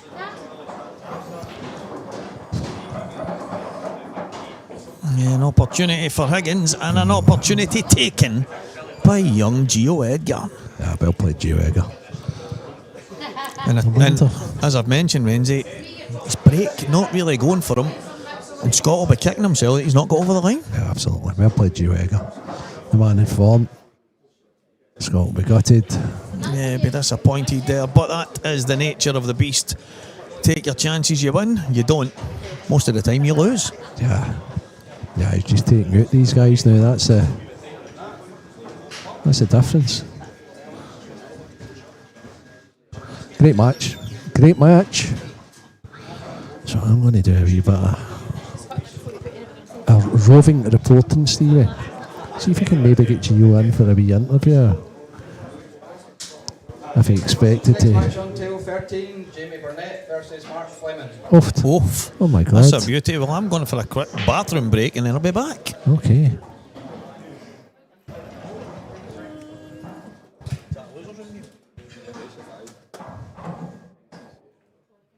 So yeah, that's a losers match. Jamie Burnett, Mark Fleming. I won every frame I had a shot in. I played perfect. I know. I got to the table 7 frames. Four dry breaks, three for the front and one for the cut. You changed to the cut, then you went I done 2 for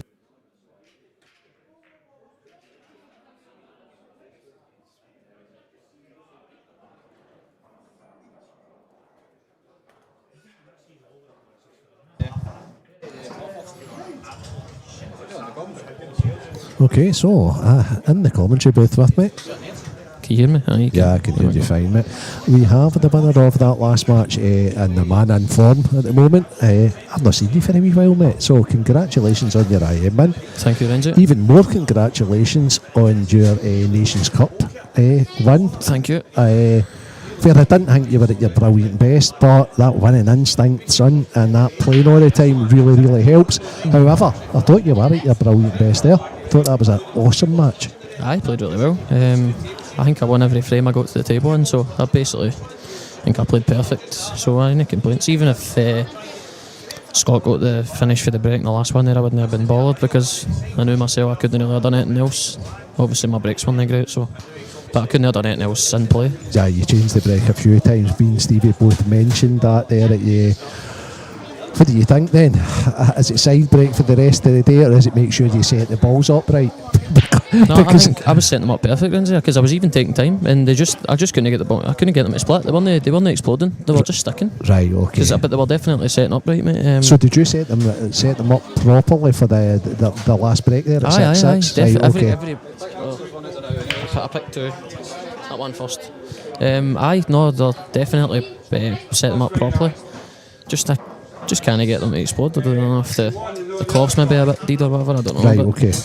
I just kind of get them to move. I got them moving really well after the side break, but nothing even threatened the bag. Right, okay. Yeah. Like the balls exploded a lot better, but I don't even think one even went close to them. And you know you're leaving tap-ins if that's the case. I know, and the two for the side they work pretty easy, and I was like, nah, I can't be breaking for there. At least if they're not splitting well down the middle, there might be something today. And in the last frame there was, because there was a wee bit of work to do. He's played the cannon, and then he obviously had to land on the bad ball still after that, and then he's went too far. If he's straight, I'm beat. Yeah, for sure. I thought he played the right route. Mm-hmm. I just thought that it's not like him because he's normally takes so. I thought he just rushed that. I thought what I done with 3 left is played the full ball stun into the black. You don't need to jack up as high. They pots him on the cheeser. You stun full stun into the black, and then you had the ball to the top right as we look at the screen. As a full back. Yeah, and he can just swing round half 2, or if he fancies the long one after it, he can take the long one. Aye, sure.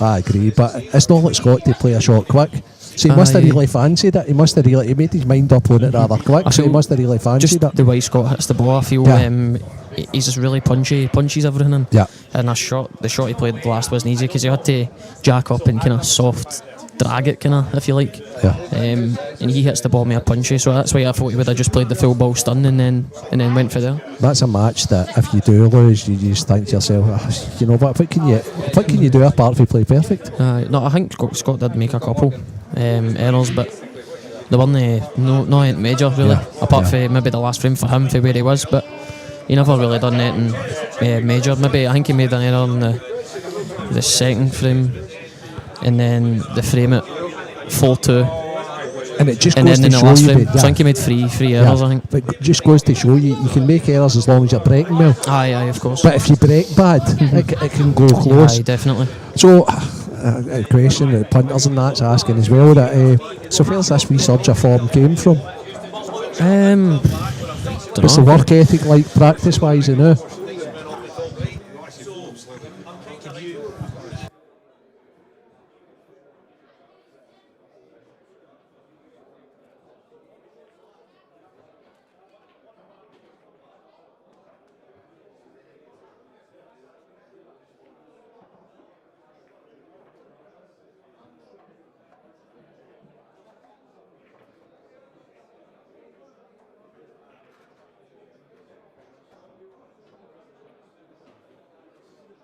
Sorry, mate. No, you're alright, mate. So just what what? did you ask? Aye, so just the work ethic, mate, and what's the turnaround the form came with? Just the same, to be honest. Maybe a wee bit less, mate, to be honest. Just More- finding the balance. Aye, I think I've just kind of got it down to a T as of the now. But that can always change, you know what I mean? You can come to a tournament and play really bad and then you start hammering it again. And how was your bro? Did you behave yourself on international duty this time, mate? Of course. Oh, that must be the manager. He must have. Was he threatening you? Aye, big grab. No, I didn't. I definitely didn't behave myself, no. Sorry, mate. That's alright, stick me in it. Do you like a wee night out now and again as well? See, if you're as good as you are, mate, you're entitled to treat yourself to a wee night See, out. I think that's my thing now. See, just enjoying myself. I don't think that's the way forward, No, I think mate, it is for me. honestly. Don't think that's the way forward. Just constantly enjoying myself. I don't know, I'm just enjoying it, man. I just feel. I never felt anything under any. I don't feel under any pressure now. I just feel good. I actually feel like I'm going to win. It's even usually before where I'd be 5-2 up there and my breaks dry up, but it goes 5 each, and then maybe think I'm beat now. But there, I still felt like I was going to win. So there we have it. Young Gio Edgar. Always positive, I think, to be honest. Just feel positive all the time. And So- enjoying myself. Yeah, perfect. Right, so thanks very much, Gio. No worries, Quick Renzi. interview. Who have Thanks, you mate. drawn in the last 32? I've no idea, mate. Okay, so he's no idea, idea. but we will bring that draw up to you shortly. The match we're just about to do a wee bit on is Jamie Burnett, who's just broke them unbelievably against Mark Fleming. They've now put the football on in this place instead of the snooker. It's just unbelievable. So I'm going to get out of the commentary booth so I can go and watch, go and ref rather, and watch a wee bit of the snooker at the same time. I might stay. Gio's hanging about the now, might which is stay. great. Where's the talker? Where is the lead man? As soon as he comes back, then I'm gone. Oh, you just. So that conversation could take a wee while. So I'll just hang about. You just hang about. I may as well. 1-0 Jazza there. He broke an absolute demon in the first frame. I take it he didn't break like that against No, he you did not, earlier. mate. No, he definitely didn't. Neither did I, really. Neither. Jazza just wasn't good, to be honest. He just wasn't at his best. That's not like him. No, it's because he's normally super consistent when it comes to potting and definitely. things like that. So he just wasn't good. He'll tell you that himself.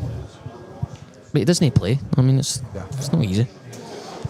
You're not blessed anymore, Ali. it's easier if you've got a cue action like Jazz. It never of course it changes. is. Of However, course you it know, is. it's- Of course it is. But just to feel when I was even talking to him after it about the tables, and I said, "Do you know, can I find this or whatever about the tables?" And he just said, "See, to be honest," he says, "I couldn't even tell you." He says, "See, because he's not playing, he probably couldn't even tell you a good table for a bad table Sure, or anything like that." sure. You know what I mean? But then he said, "With myself, by playing all the time and in all the tournaments, you notice it straight away. You adapt really a lot faster." Yeah. Yeah, I watched the first game today, and I didn't think that Preston played a screw on and off the cushion. It seemed to die a wee bit, so I was just wondering if there was. I think we get spoiled with tables, Gio. To be honest with you, Tables are good everywhere now. Good players adapt. Aye, definitely. Full stop. Good players adapt. See, at the end of the day, it's the same players that are there anyway. It doesn't matter what tables are playing on. It doesn't matter. Green cloth, blue It doesn't cloth, matter. purple cloth. The You look at the last. cream You look always at the last rises. 4, the last 8. It's always the same folk. Yeah, I agree. And it's been that way for 30 years, mate, to be honest.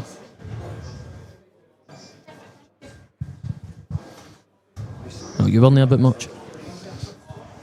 No, I was 30 years ago was far too long ago for me, mate.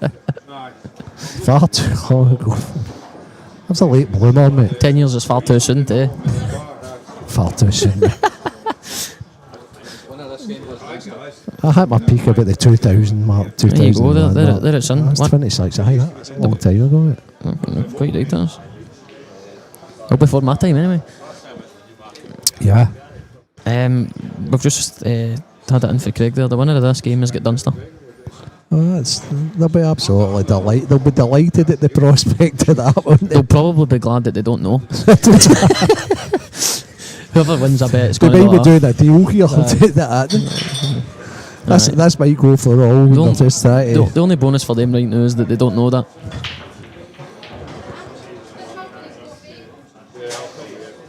How did Mark's game go with John McAllister? I seen they were playing a couple of tables down for me, but I never seen anything. Didn't see any because it was in an outer table. Right, Gee, okay. I don't even know what the score was ultimately. But I think it was close at one stage. I think it might have been 4-all. Craig's maybe Right. the guy to ask that.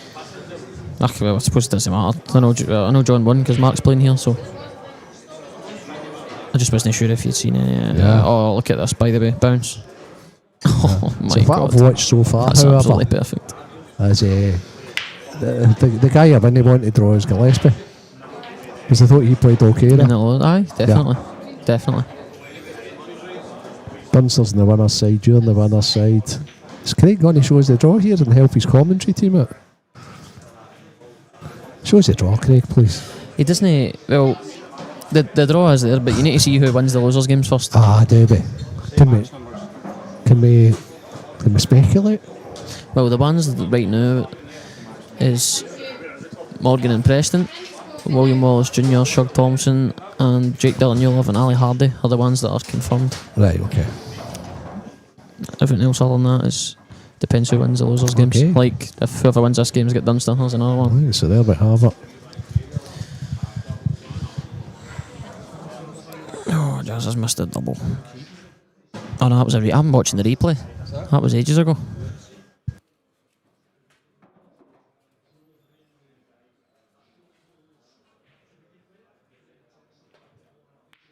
Is he qualified? Oh my god. I was watching the rank screen. I was watching the replay, but I'm on the right screen now, boys. So any questions for the man in form? Just apart from the praise. Where is it? Oh, there it is. The Gio as a machine and all that. Well, that's And they bother. first common knowledge. We know that senior. That's common knowledge. If it's senior then posting under somebody else's name. I've not seen the senior for ages. He's the I've only guy talked that to on him the for ages. comment He machine. must- He'll still tell you that I'm Aye, terrible. aye. He must be loving it. He'll still tell you that I'm terrible. He'll find something that I done wrong in that game there. I'll need to listen to it later. Senior, see if you want to know a few stories. Oh, honestly, mate. Keep them yourself. Win the Arsenal already. And he looks onside. Oh, well, he sent me a cut off. That's it. There you go. Oh, there we go. That's all right. There we go. He's loving it. It's about as much praise as you can get for him, anyway. I'm not picking them up later on. What time maybe actually? I'll find. He'll probably just be about getting him for his work, maybe. He wouldn't have been able to watch any of my games, I don't think. But maybe he's just listening to it. He'd have been checking the scores. He was listening to it. He'd have been checking the scores, but he wouldn't have been able to Super watch them. scoreboard. What you been doing yourself then, Renty? I feel like I've not seen you. I haven't seen you for a wee while, No. mate. Obviously, Where I've you just been? I've just been keeping busy, mate. Oh. Just coaching away and. Aye, basically that's it, mate. I've got big news coming soon for myself. Oh, okay. It's a secret, though. Do you want booked in for a couple of hours? I'm I'm not sure I could help you anymore, mate. I don't think you could, mate, to be honest. Do you want booked in? Baby, I hit 60 next year. I might take a game up again and play in the Grand Masters. I may as well. Aye, I might Got a book in. trophies in it for you. I might book in to try and play a more aggressive game. That's coming next week, I'd imagine. I'm away on my parties next week, and then once I'm back, it'll be sorted. Head down, mate. Gio Edgar professional. No, it's true though, mate. Like that big announcement is it's important. Aye, definitely. It's important. So I'm away to Benidorm on Tuesday. I'll be back at the weekend, and then I'll have it announced next week. Especially if you're already helping people out anyway. Aye, of course. You know, at the end of the day, pulls your livelihood, mate. So, no, I wish you well. Thank wish you. you well. And if there's anything I can help you with, Aye, of course. Aye. I'll get a shout. aye, of course.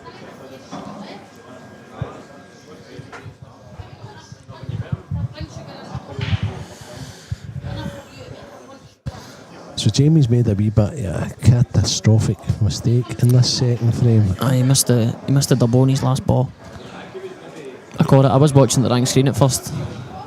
I was watching the replay screen. I cannot believe we haven't got the snooker on one TV in here. What is happening? Was it not? It looked like 16 15 Murphy, I think. Yeah. I'll do you a favour, Wednesday. I'll get it on for you. Oh, mate. Since I'm such a nice guy.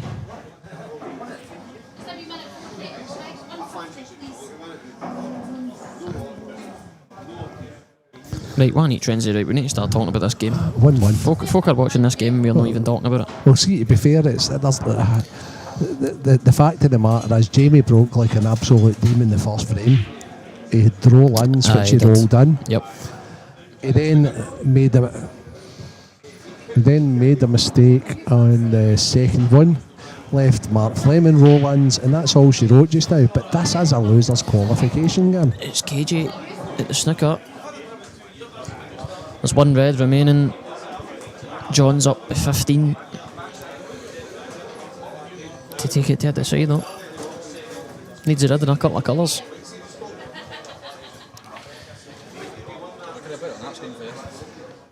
The way the colours are sitting, Gio, it's like... The red's huge. Aye. The red, I think whoever gets the red is probably winning the frame. Let's see if Jazza can break another monster. Oh, we're lagging. What's going on? Is that just us?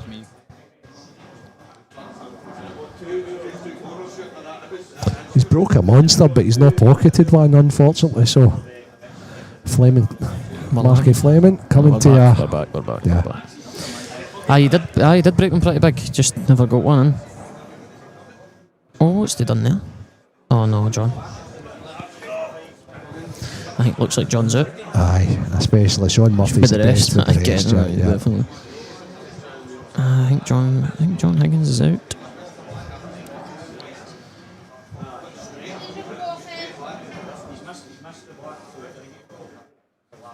Oh my god, I thought he hit that thick there. Right, Mark, good chance. Aye, Sean Murphy ain't missing for here. No. Only issue I'm seeing here, Renzi, is that his next shot. It's all about Mark's next shot here. He looks a bit straight. He needed to come back a bit. I don't think he's straight, mate. I think he's too straight though, because I think he has to drift to about the blue spot. Back further. Aye, definitely, because I think he has to drift to about the blue spot here. For the yellow closest to the black into the bottom left. Yeah, is he drifting past the red though, Gio? I think he is. I think he is. If he is hitting the red, it's in the thinnest part. Yeah. He's fine. See, I would have just liked to be a bit thinner, so I wasn't. So I was definitely not hitting the red. Definitely not hitting the red, yeah. It's amazing how many people try and get too perfect instead of leaving the right angles, Gio, isn't it? Obviously, that's a thing you're going to be working on with people in the near future.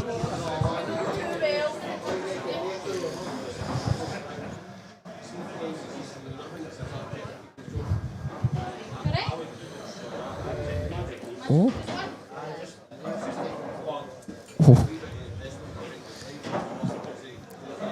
If anybody wants to know the updates on the snooker, Murphy's up 16-15. It's 50 all in points. Blue pink, black left. Murphy has just potted the blue. It's perfect. It's perfect. It's done. He just needs the pink to get to the final. John will be gutted with that. He was up as well at the end.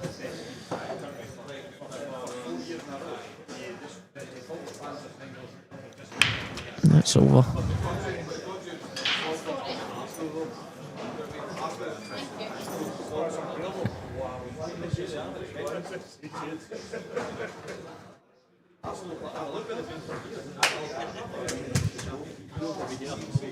Back to the pool.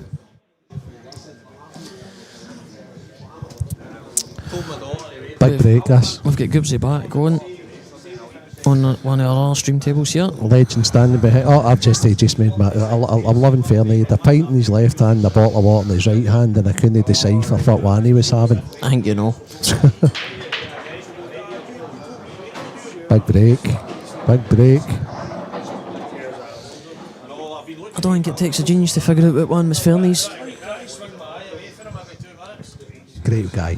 Some character. Oh, he's amazing. Amazing. Me and him had some time. I could only imagine.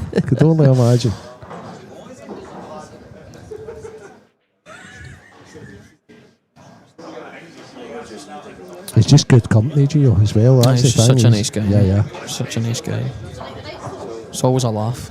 There's nothing doing. No, He's no, just no, no. It's amazing. Breath of fresh air, to be honest. What you seen here then, Wednesday? And after it? Aye, he doesn't need to, No, he doesn't need it, but he will. no, definitely. It's an intricate wee finish, however, because Actually, it is. When you're looking at it, it's no easy. You need to be straight on the yellow to the top right to get on the bad one up there. You need to be quite good on the one in the middle of the table to the bottom right. And the red that's kind of close to the bolt lines, kind of blocking, been easy to get on that. do both yellows go into the top right? No. Aye, so he's got to watch where this red goes if he does play this to the middle. Aye, because then. he needs the top one. Yeah. He needs it. The top one at the furthest up the table only Yeah. goes in the top left. See, when you're playing Belgium, you don't even put it in off the red. Nah, probably no. It's okay. Aye, It's okay. It's alright. It depends. I think he needs to stun. He needs to jack up back here, doesn't he? He has to come back to pretty much the same line that he's on towards the ball to the top right. Just a wee bit further back, maybe. A wee bit further up the table. Oh no, he's played the wrong shot. If he just stuns. I think he tried to get too close to it. I think if he just stuns an inch up from where he was, he's straight Yeah. on this That's what I'm yellow saying, to do the you top think right to roll through for the bad one. Do you think he get too low, or do you think he played for too many options at the one I time? genuinely think he's actually tried to screw on and off the cushion and into the middle of the table for all of them, kind of at the same time. I think he's played for the big area, but it was actually hard to get into that area. I think I would have just been playing for the one ball there.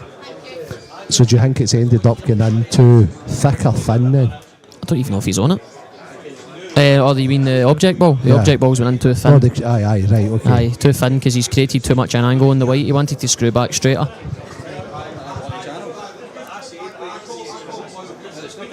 It's done. It's done.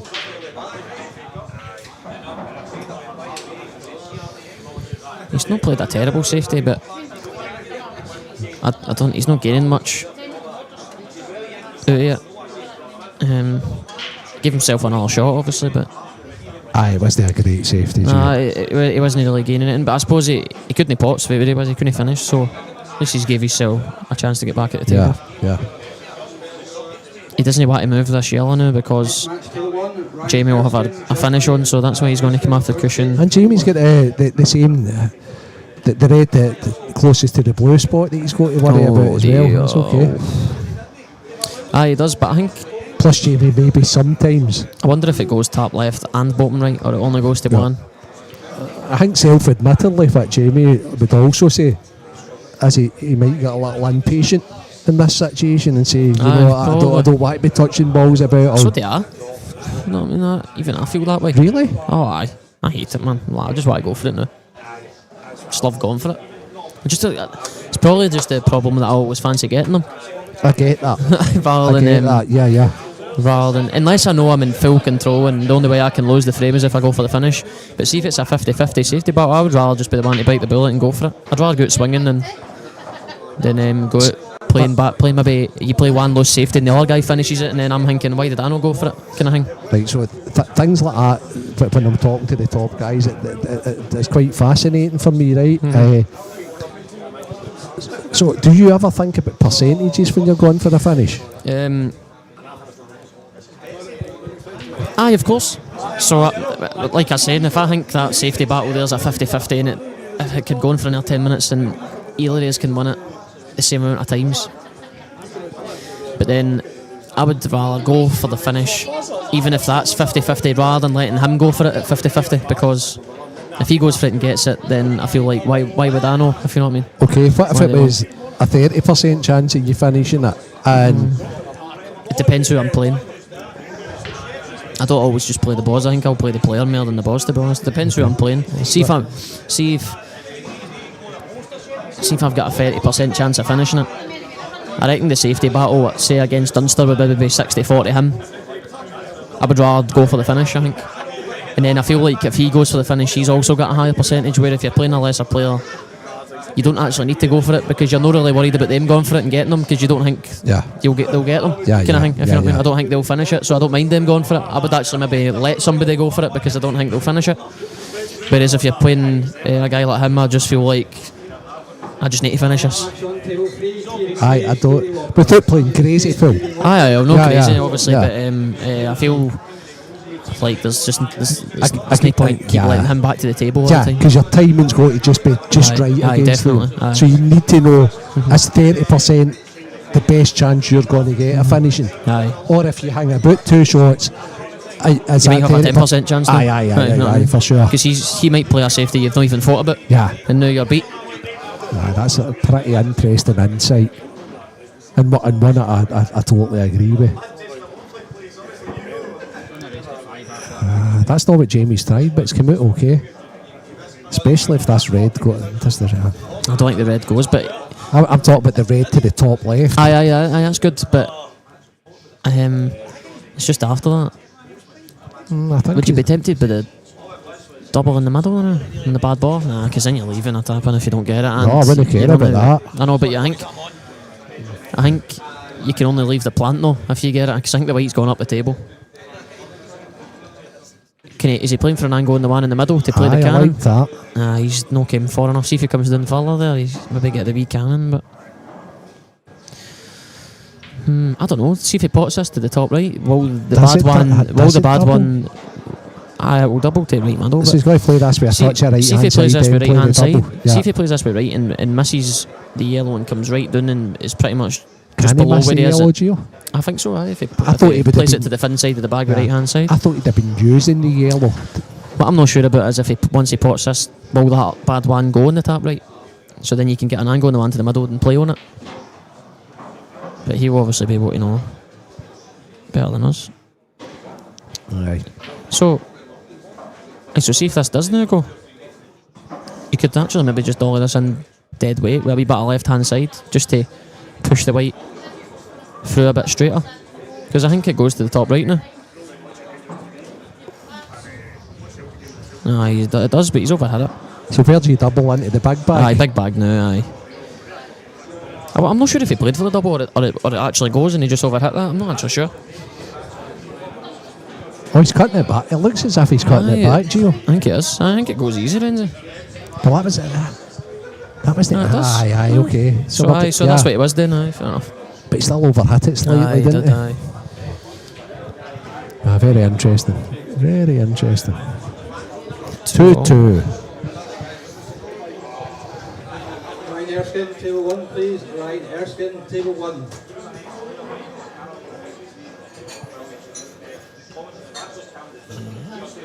Gibbsy's 2-0 up and John McClellan.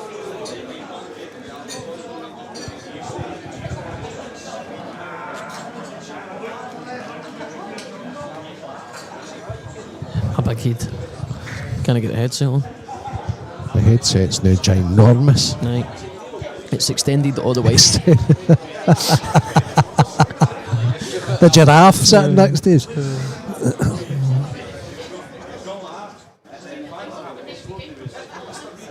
I meant big head as in physically, by the way, not like mentally. Oh no, it's not a big head. It's visually a big head. Right, so Jamie breaking.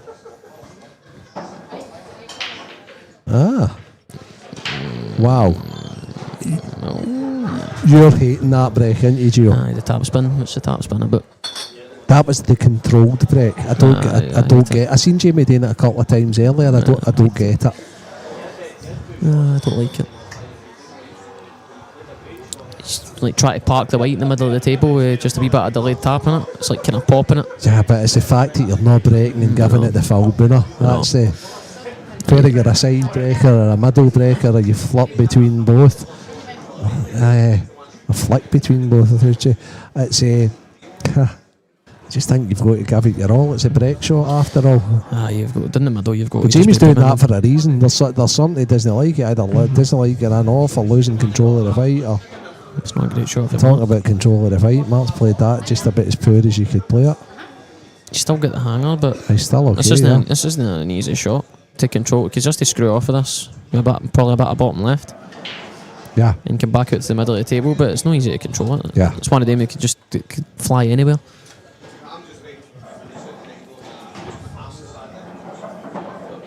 Next. Mhm.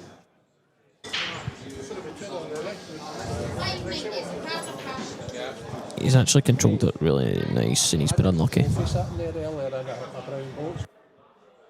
He's actually controlled it really well, Renzi, but he's been a wee bit unfortunate. Is he not on anything? No, he's on the one to the bottom right, but it's But you his can angle's not do good. after No, that. his Yeah, angle's not good. You maybe need to just like stun back a couple inches and then play the long one to the top right. Tap right or tap left, Gio? I think top right. Oh no, he was straight. That's an absolute belter of a shot, by the way. He's actually been a bit unfortunate again. See if the white holds up there. He was really good. Can he manipulate position off the red that he's bumping into here? I think it's pretty full ball. I think he'll be fine as long as the red doesn't come off the cushion and hit the white again. So he's playing a low left on it. As long as it doesn't hit it again like that, it's alright. It's held up. See if it had hit a wee bit harder, he'd have been snookered. But I think that was the only way that he could have been snookered. Did you play here? I think you're just dotting it in now. And last yellow to the left middle? I think so. Oh, actually, because the black, it doesn't look like the black goes right centre or bottom right. So straight's no ideal. I think I'm just flicking this in with quite a bit of left hand side. Probably just about going to glance the red. Just like that, but he's hit it too hard. I would have played it like that, but played it for the middle and a lot softer. Are you doubling now, Gio? I'm the worst double on the corner ever. I hate doubles to the corner. I think I'm cutting this.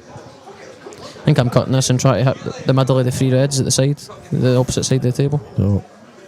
I'm a terrible doubler to the corner. That's where I would have hit. That's right. Okay, let me ask you this then, right? See somebody booked in with you?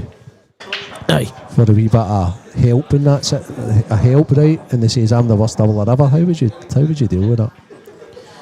If you ever let I probably couldn't. If you want to help with doubles, you can. No, see, to be honest, you know what? It's the, See if you says that to me, you know what we'll be doing for the next hour, don't you? Aye. Right, okay. Well, I feel it's not that I don't know. It's not that I don't know how to play them. It's like I feel like I just don't fancy them.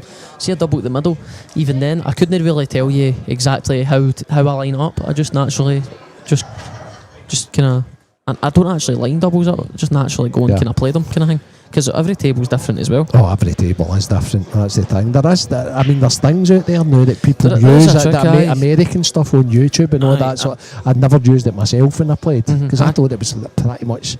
I just naturally straight arithmetic, you know. I just naturally just kind of go with instinct and just go down and hit it. And the middle, I'll never really miss one to the middle. They usually just go in, but to the corners,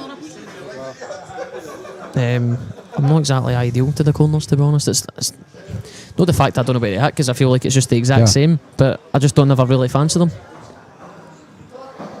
But then somehow, see if I've got a big bag double to the corner, it will go straight in every time.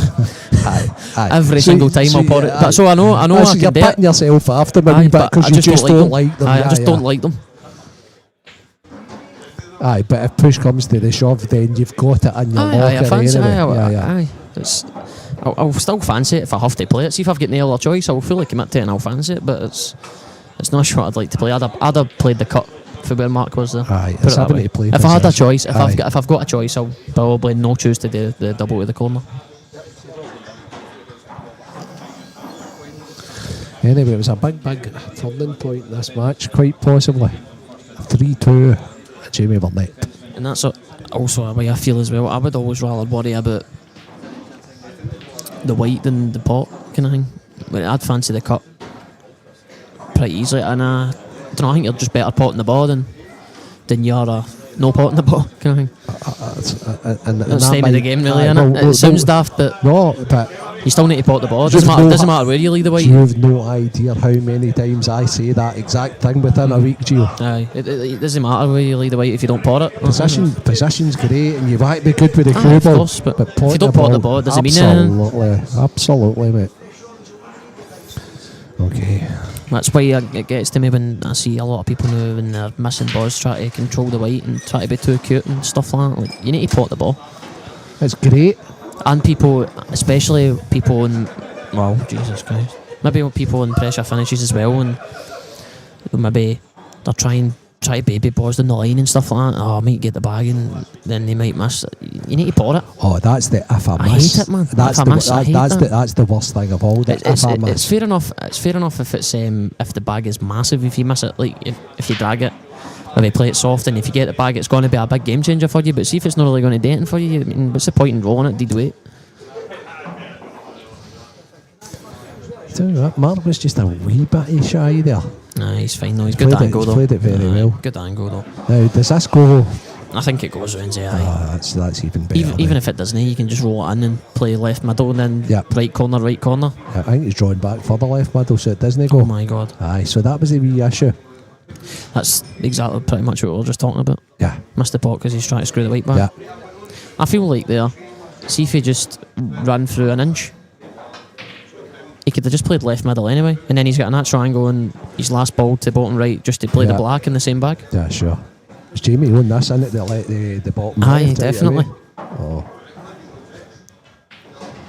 See, Jamie will just pot the ball. Aye, he did. See, I'd have jacked up there and held for the bottom one. And funny, like, because that's exactly what we just discussed there. Exactly. Jamie was never missing that pot. I would to try and be too good on the next ball. But weirdly, I would have jacked up there and kind of screwed it or stunned it and to play for the bottom ball. But I actually fancy the pot more. With them, kind of, if I can jack up and get into it a bit more, see if I can hit it hard and get into it a bit more, rather than try to just more of a cut. See if I feel like if you're jacking up, it makes it a bit thicker because you can hit it harder and the white's not going to go for. I'd actually have fancied the pot easier, jacking the cue up anyway. Jamie's perfect here, isn't he? Just to run through, give cell angle and then take the cut into the left middle. Do you run through it or do you stun back? Surely he's an inch for the top left. Surely he's going to run through because it gives him a bigger window. Aye. That's no idea, is it? He's run through a bit too far. That's what I mean, because now the middle knuckles in play now. Play this with right hand side. That's exactly what he's doing to try and he's played it well. No, he's played it too hard. He's too hard. See, I would have played. See the one up the rail, Renzi. I would have stunned it back an inch and played the yellow to the top left, I think. And stunned rather than using the natural eye. But I've always played like that. Very much so. And there's no right or wrong, Gio. It's just like, and there's no textbook either. No, there's no definite right way to do it. It's just whatever. But that's why for Jazza, I would have said that he'd have done the same thing as me, because surely he's not going to have an issue with maybe a wee power stunned in the table. Yeah. Or a screw. Even if he land just that straight, he could have just screwed it on and off the side cushion. I think that's why he's just did what he did. Aye, he's maybe annoyed with himself. I think he would have felt conflicted there. Aye. Because I think the playing for it into the middle, I think you have to be perfect pretty much. You have to be perfect to roll straight down. Whereas if you play for it in the corner, it can be a stun, it can be a screw. Your angle doesn't really matter as much as long as you're no straight. As long as you're coming down the table, your angle's no a massive deal. Yeah.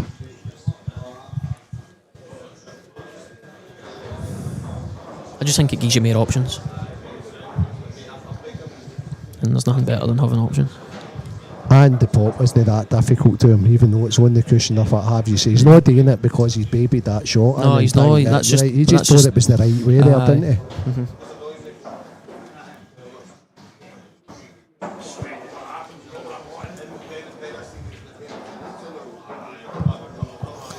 Scott Gillespie's in overdrive. Who's he drawn if he eventually does beat John McClellan here? No idea.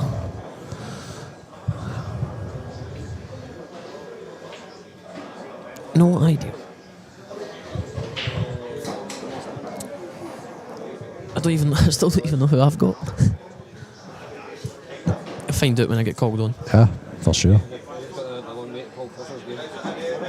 Oh, brilliant. I've got the only game that's not started yet. Well, who do you play? Perfect. The winner of Paul Crawford's game, Craig just said, but then And who's he playing? he's still waiting on the winner of the other game for the losers round one. Oh, that's good. So brilliant. So, Hey, so if you have any questions for Gio, nah, I'll be here for ages. the man in form. Always me, man. Always me. There we go. Benji's asking who Scott Gillespie has if he wins. 69. What's your favourite number?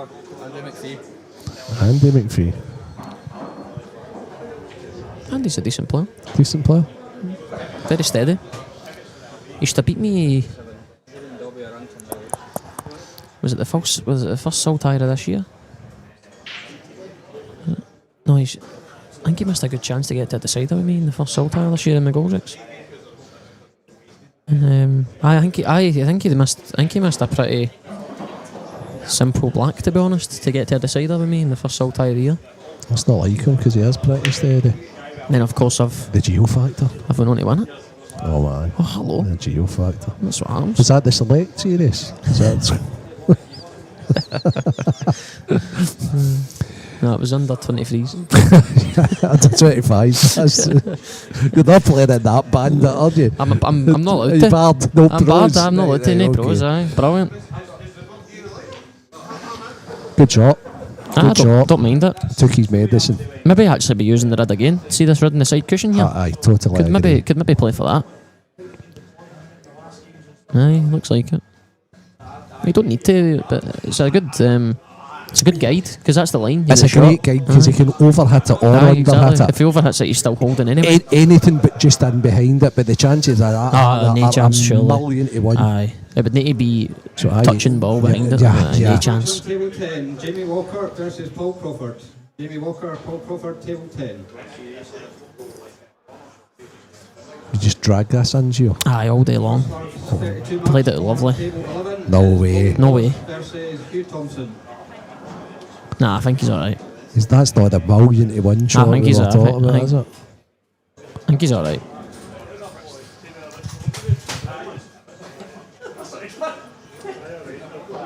Is he? Oh my god. Oh my days, that's just incredible, Aye, isn't that is it? That's just incredible. I mean, the vid was like on the cushion. I mean, I know, but it's just, no, sometimes you It's just incredible how that happens. Yeah, you just see it's going to happen. I call it the crystal ball effect. It's like having a crystal ball. You just know it. Somebody's going to do something. It's like the dodgy and arse to the middle one there. Yeah. When you're coming like potting a hang on the bottom right and getting off in the middle at the same side of the wagons, the same side of the table and stuff like that. Oh, he needs to. Oh my god, I think he needs to swirl. It's a massive frame as well, Renzi. What's it not? It's huge. This could put you out if you don't get this. And if you get it, it could put you through. It's genuinely massive. That's unbelievable that he's not on that.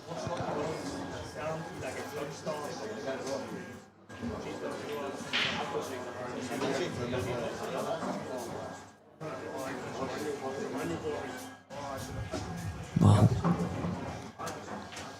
Nah. He's done well to get the pot if he had to has swerve done it that well to well get the too. pot. Aye. Right, now then. There's no comments coming in, Wednesday. What's happening? Or are we looking at I old know. comments? Are we looking at all comments? Is that the Maybe. newest comments or can you? It's going to be, I don't know. Alright, okay. Can't No believe question, no it. questions Can't coming in, believe it. Wednesday. Nobody wants to know me. I don't blame them. Oh, wow, my there we go. goodness me. Well, there's the easy way and the hard way. Aye. And Mark's just found the hard way, but To be fair, he didn't really. huh? He didn't really deserve to no get them because he's actually played a good shot and Yeah. and if he was on it to the middle, he was perfect anyway. So all he had to do was roll through a couple inches and then he's got the black to the corner anyway. So it was actually maybe deserved to get it anyway. So 4-3. That's huge. Keith Robertson 4, Grant McNairn. That's one of the 4. ones. If that was against me, I'd be raging. Yeah. Raging. But see, when you're not at the table, it's out your hands, I isn't know, it? It but really is. they're the ones that kill you though. Yeah. See the ones that you've Or got, make you stronger. you've got hope in them. Yeah. Because you're like, oh, I'm going to get to the table here and I've got a tap in. All my balls on the middle of the table, and then all of a sudden that flies in, and you're like raging. It's the hope it kills you. Aye, that's the hope that kills you. Yuan Waddell's 4-3 up on Sean it's a big break too. McMahon. Oh, that's fine. Oh, That's one of the ones. You've not got a starter red, but the reds are better. I don't know. Yeah, maybe. It's curing the yellow to be able to stay on the next one. The yellows are fine, Gio. I know. You might have to take the yellow down the line first, though. He's not looking at the red up the top, has he? I top think he left. is. I think he is. That's bold. I actually think. Can he cut the yellow to the right middle? I think the yellows are better. Aye, me too. I think the yellows are better anyway. Especially the fact that he can cut the yellow Aye. to the right middle. Aye, He's fine. What's he playing for though? Is he screwing in behind these other two? Oh, I think he's alright. I don't know if he's played for that.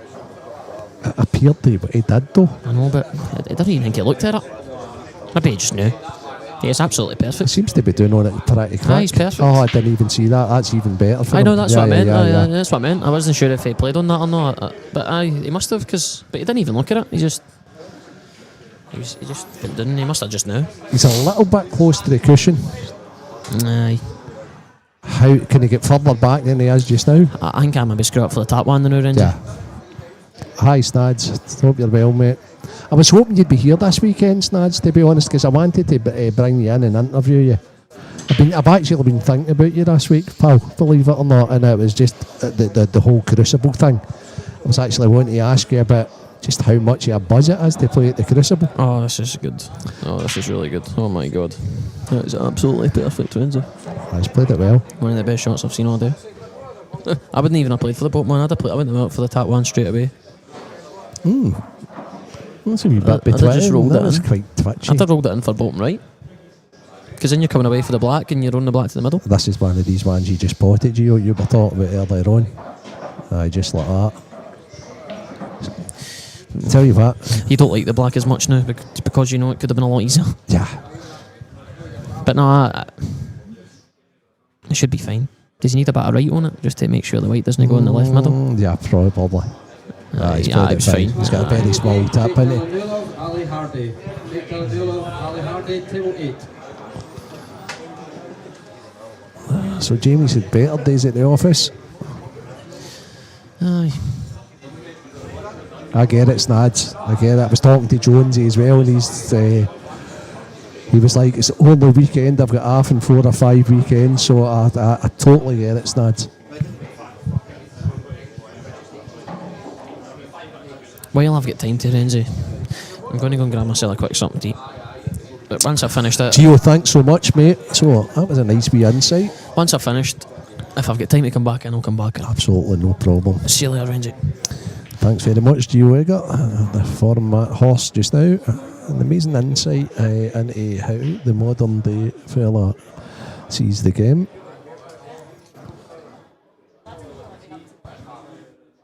And I don't know what game we're awaiting.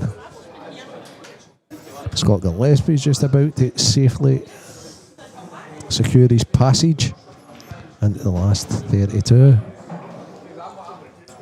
What a match it was with him and young Gio Elliott. It's just been conceded to him. William Wallace Jr. is starting his last 32 match against Hugh Thompson, I believe. And then all the winners come back tomorrow for the last 16.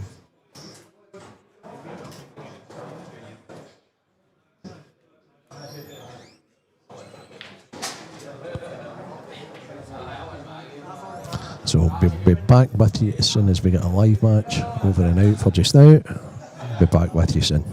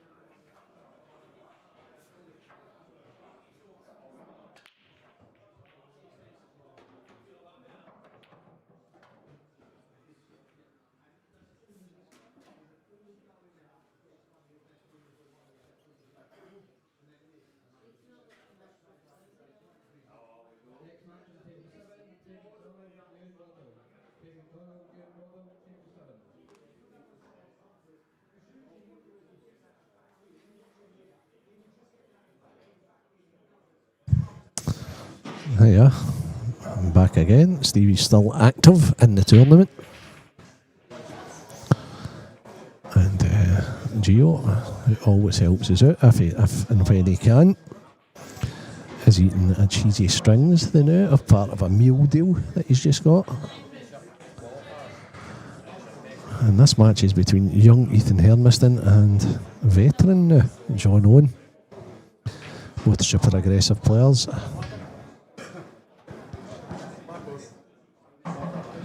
And Ethan should have probably finished that and went 1-0 up.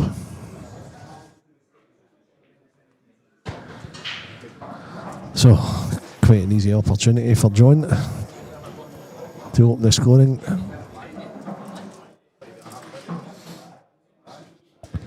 And these are the sort of finishes you love.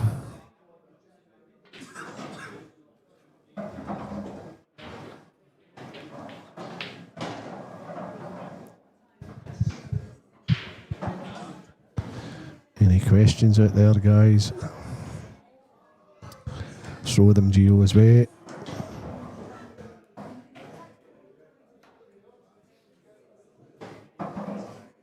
If Gio can't answer the questions, I might be able to answer. You never know.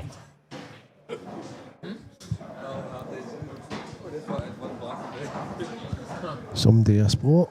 Football on. Semi-finals of the World Championships.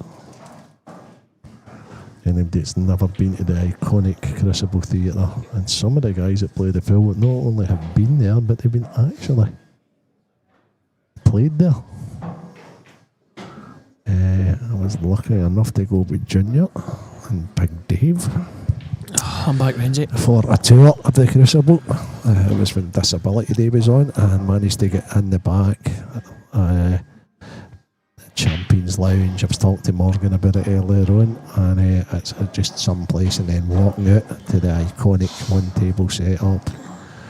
Aye, unbelievable. Guys like Snads and Jamie Burnett and guys like that have played there. That is the pinnacle of Cuesports. Aye, definitely. Have you ever got a chance to go? Have you ever been, Gio? Nah, but it's not really my scene, I don't think. Oh, Gio, it's never your scene until you're there, pal.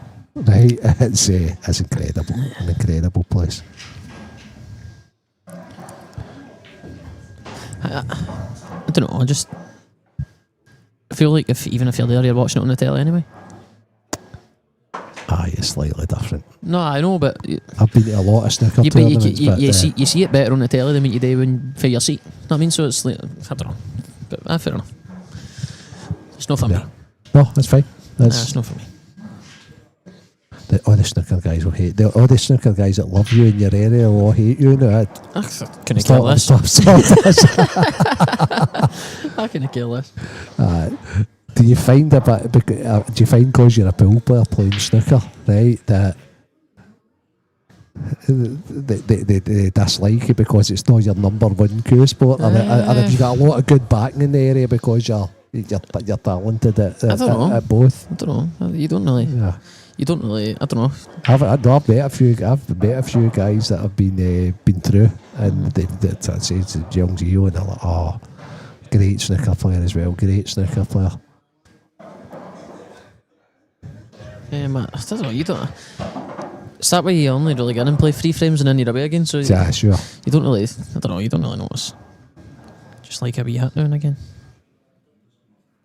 Do you think it helps a pool? I don't see how it doesn't. As long as you're not playing all the time, maybe affect the touch and the weight of the balls and that. But yeah. It definitely helps your queuing, so I don't see it. And your queuing helps your pool, so I don't see why you know. No, definitely. As you say, it's just finding the right balance.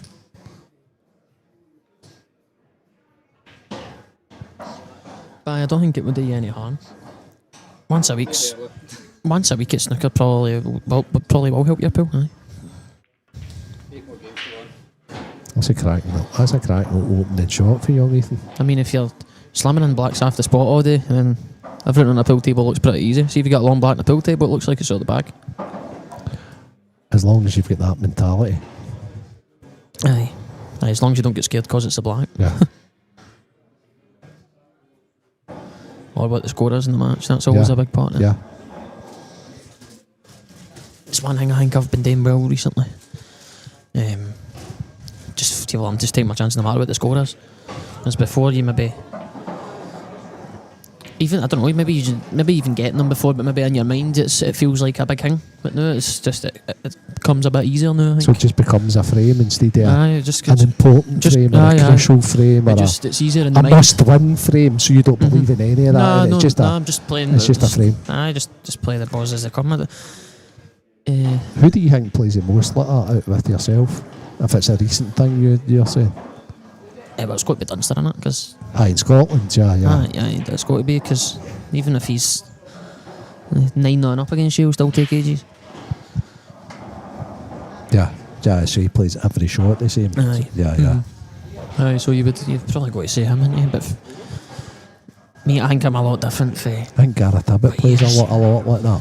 He just plays. He just plays a game. Like the same shot if he was 6-0 up as he would be if he was 6-0 down. I kind of noticed that last weekend at the IM when I was playing Liam in the final, because we never had like a tablet or a screen to tell you what the score was, and I was just playing the game. I went to the toilet in the middle of the match and I genuinely didn't even know what the score was.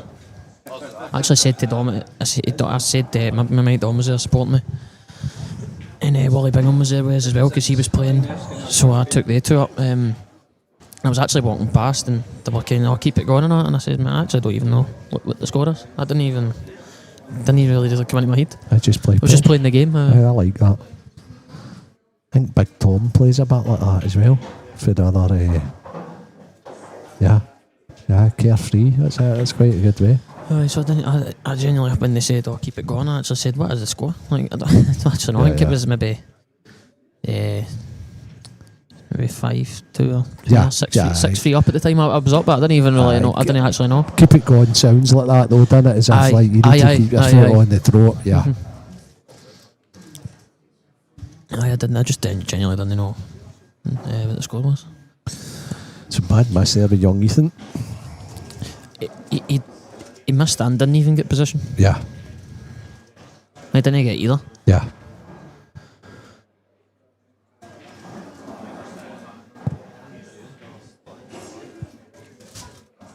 But I had to have played one of the doubles that you don't like into the corner, Gio.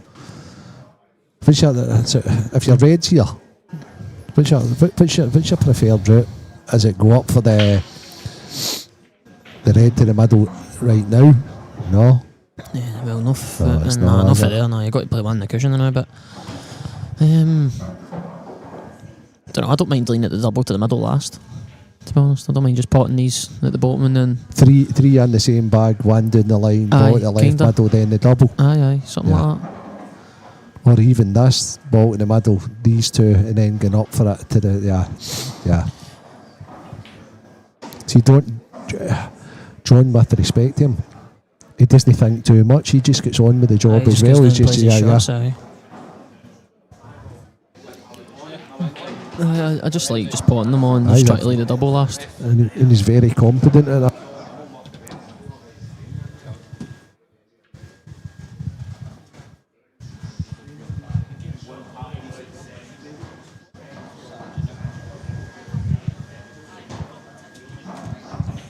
Looks that's exactly what he's doing.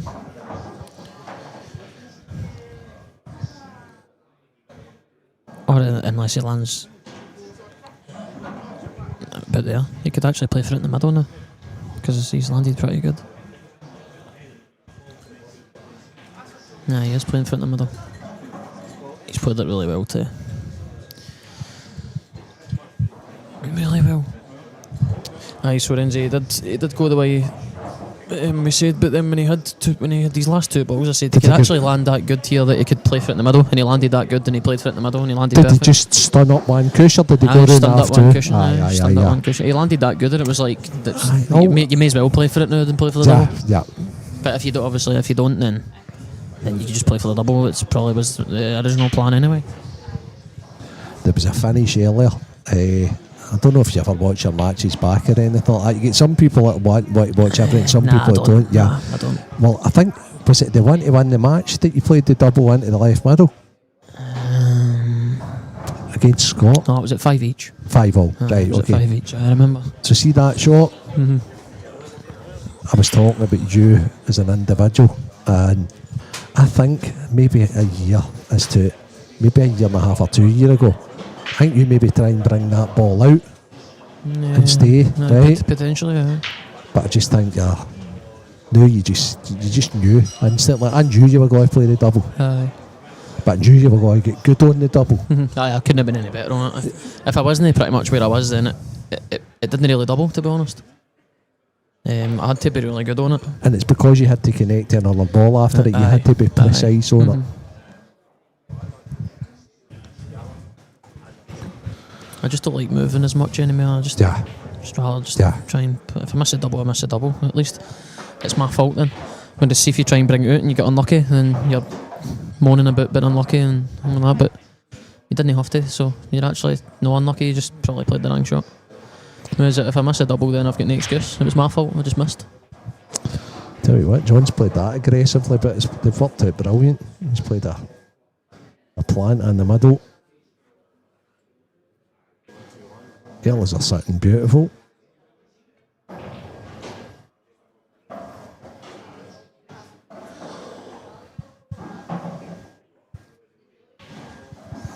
So we now have some last 32 matches on. Still some losers qualification games on.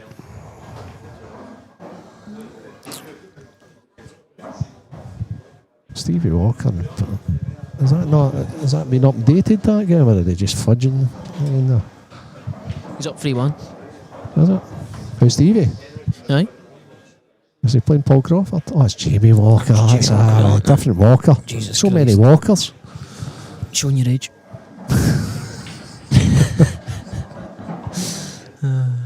What a shot for Grant McNairn. That was an It was a absolute belter, wasn't it? tremendous shot. An absolute belter. Both of us just turned around at the same time to see that. Talk about playing and just enjoying yourself. That was absolutely brilliant. Just swazzing it around the table. Aye, brilliant. John McAllister sat there absolutely hating it. No, he just swazzing it in for no reason. Brilliant. Got to love it. You've got to make sure you put he's alright. Loves it. Aye. Love that. Aye, me too. Highlight reel. I don't love his headphones. They're hurting me today. It's kind of annoying me too. End up having a dent in my hair and all.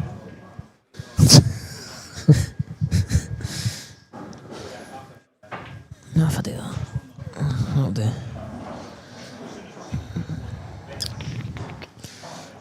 What else we got going on? Oh, I've still got John. John's still in this finish.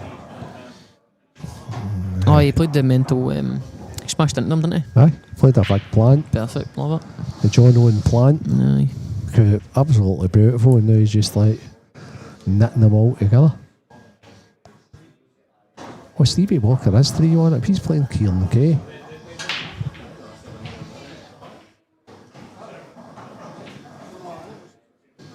I genuinely think I've seen more dry breaks today than balls after break rounds. Every time I turn around, people are just dry breaking. The break's enormous, isn't it? Ah, it's huge, man. What I also like is like, especially at the later stage when it's all the tap boys left. I think I've noticed about yourself and Morgan. Right. You've got two good breaks now. Whereas Mark's a side breaker. Scotty boy's straight down the middle with screw, right? You pull it back onto the cushion. Dunster's a side breaker. But you and Morgan have got two really good breaks, and Fernie as well, to be fair. Aye, Fernie breaks good for the both sides and middle. I think that's quite important. I know how I actually started changing my break. I was just bored. Okay. I just can't be bored hitting them for the side of the day. I'm just going to break down the middle. The patterns are coming out the same there. I'll change it up a bit. I'm just hitting it the same all the time. I just get bored. I like smashing them sometimes. But obviously, I'll actually I'll always kind of start down the middle, I think.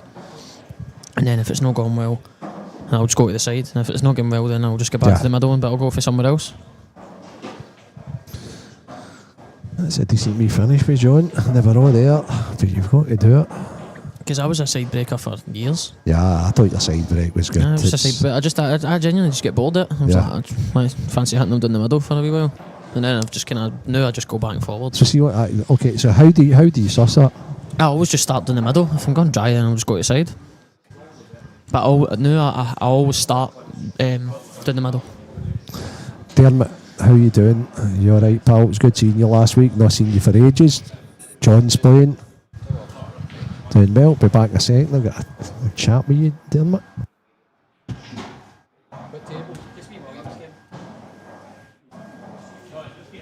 Don't stand in front of the camera. You know he will now.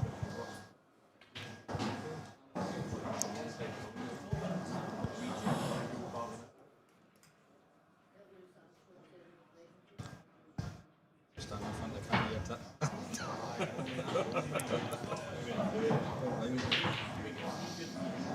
Oh, I think John, I forgot what body other than raging. I think he's actually clipped the first ball there.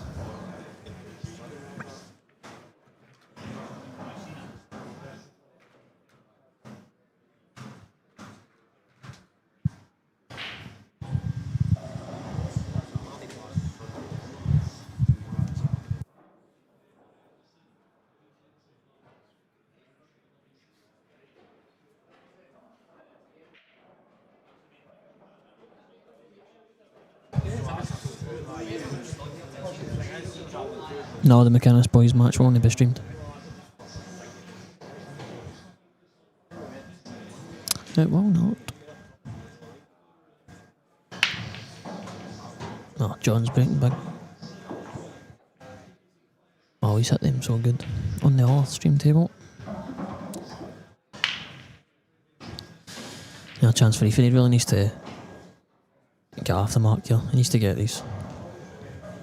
No easy. A wee cannon on the one just below the middle here. Try and nudge it over the middle. You're on the one down the line.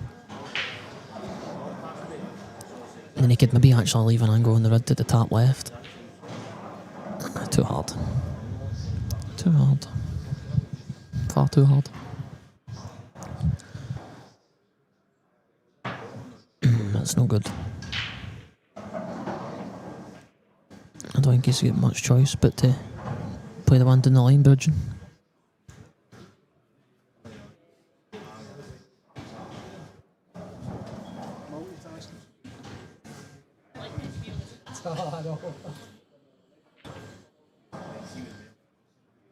You're back again, Renzi? Back again, mate. Never back actually again. seen you do anything when you're ref, to be honest. I mean, look at the gloves, they're pristine. Oh, a mark on them. I've got 6 pair in my pocket as well. That's not what I like. Not even a mark on them. Gifted to me. Do you know what?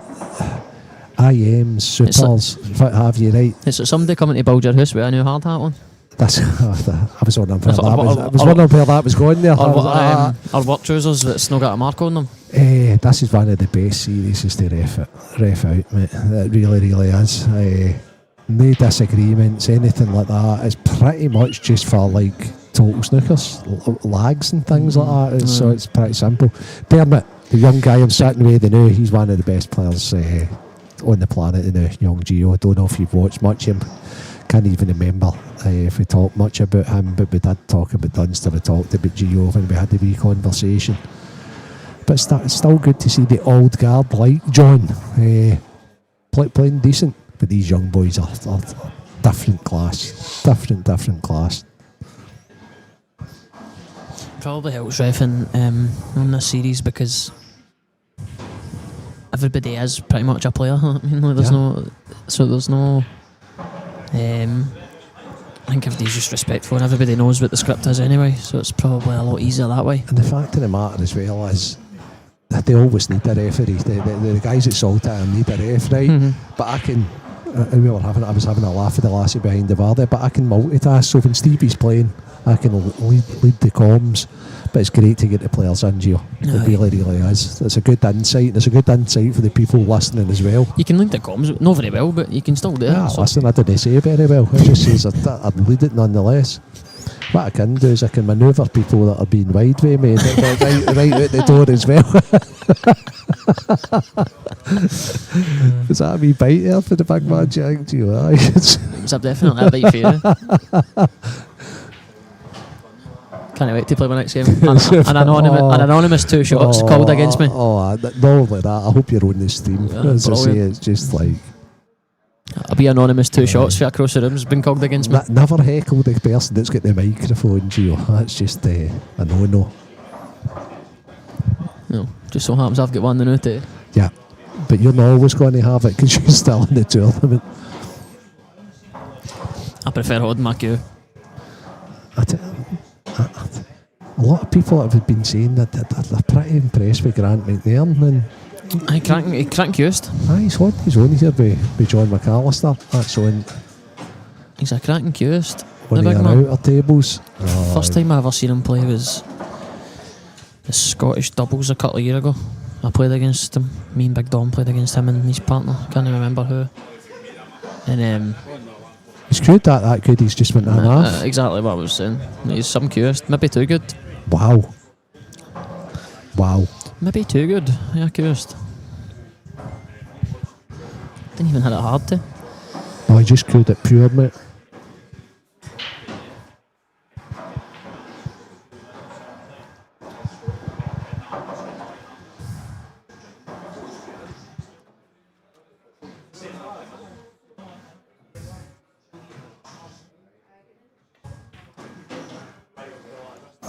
Needs a good one here.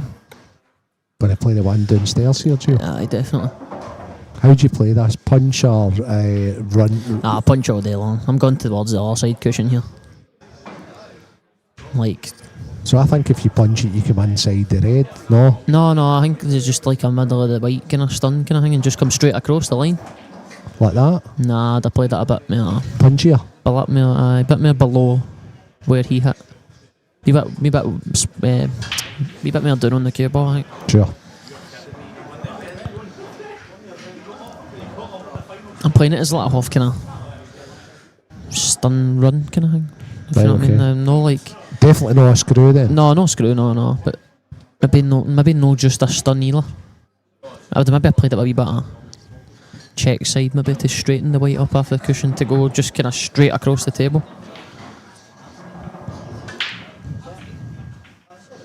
It was a tough shot regardless. Mm-hmm. I've actually found that in my game recently as well. I've always been I think I'm like kind of bossing the cushion and that. I've been playing everything with quite a lot of check side recently for some reason. I used to play Boston the railway running side. Aye, sure. Because the side would transfer onto the object ball and it would help in. Now I play them all with check side now, and it seems to work better for me. If it's working, it's working, Gio. It seems to work better. Dermot's a different game, pal. Like the game evolves, just the way snooker's evolved. That pool's evolved as well. It's much more attacking, it's much more aggressive. But the cream always rises to the top.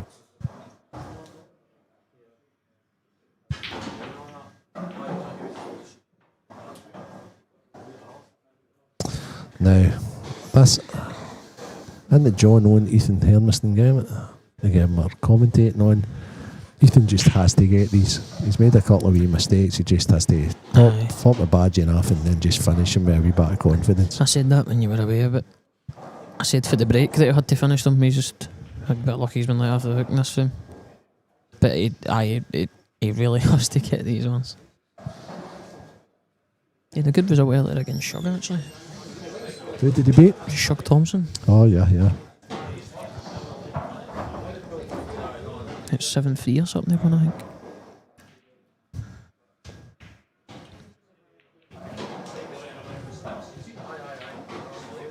He's overcooked that. He just can't put the cue ball where he wants it at the moment. I think he just put the wrong ball. Did he? Aye, I agree. Did you play the one up the top and played for the same area? I think so, aye. Using the ball in the middle as backup. Aye. And now he's got a positional shot to play. And he's not got a great angle either. He has to kind of cheat the bag a wee bit and punch this. He needs to punch it quite high. He's not punched it enough. He had a good line, but he's never punched it enough. Right.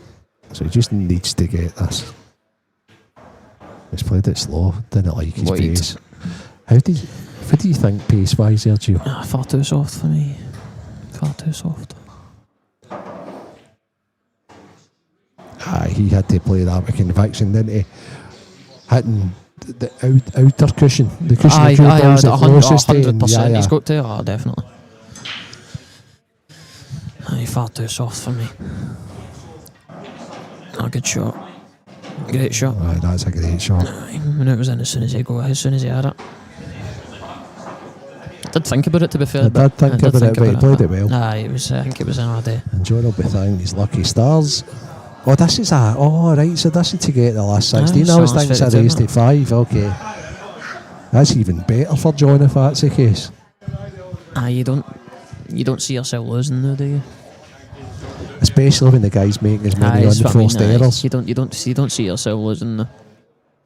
You just think you're going to get a chance every frame. So Ethan could be doing me a wee dash just to say, right, okay. Aye. That is always a good thing in a game. See if you've got any confidence in your opponent. Yeah. That does make it easier for you.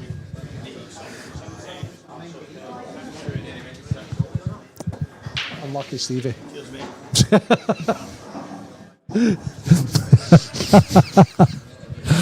Aye.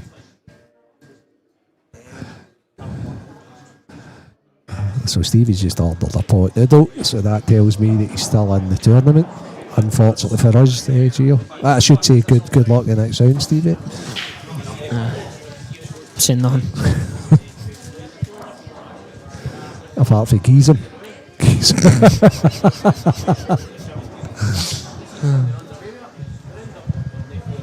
Saying nothing. Aye. Oh, fine.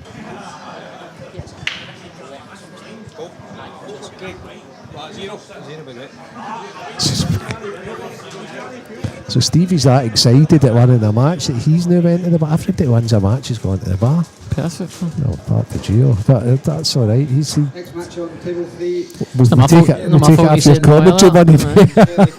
It's not my fault you said no earlier. Not like me to say no, Gio. That isn't it? Well, I got Ethan when he was comms, man. I always help the comms boys out, you know what I mean? Who's on the daft? Putting the comms table next to the bar, you know what I mean? Yeah. Free drink all day. Aye, and anybody that's gone, they're like turning round and giving them a look. Talking to making convo with them. Aye, yeah, I got it. Hey, that's better. That's better for Ethan. Hey, now. These aren't as easy as they look. No, these are. You played in this one with a bit of left, didn't you? Oh, aye. I'm stunning up. You're nuts, mate. I'm stunning up, mate. I'm playing this like thick. Aye, the left hand side. Just kick it up there. Here he goes. I love this. I'm stunning up. Oh, he's played it so good. He has. He's plumbed it. It's a lot harder shot than it looks at. Yeah. So it is. I think I'd have stunned up, genuinely. Don't know, maybe. The gap? Just it depends. You stun the gap there? Depends what it looked like when I was at the table. If Yeah. you know what I mean. Can you play both and that's just your choice? Aye. Yeah. Aye.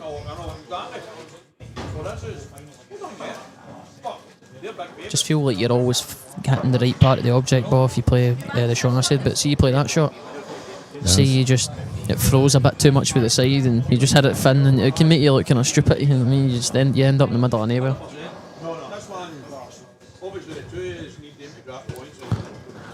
Aye, so I would say that's a weird. If I had Liam in here with yourself. Oh, he would have definitely. I played the that shot. Side. Oh, 100% he would have. But it's amazing how top players just are slightly different. There's no right or wrong then. But I think Gibbsy would have maybe played my shot. I agree. Mm-hmm. And actually, when I'm doing what I do, I use you guys regular. And I say in this situation, these two guys would play it that way.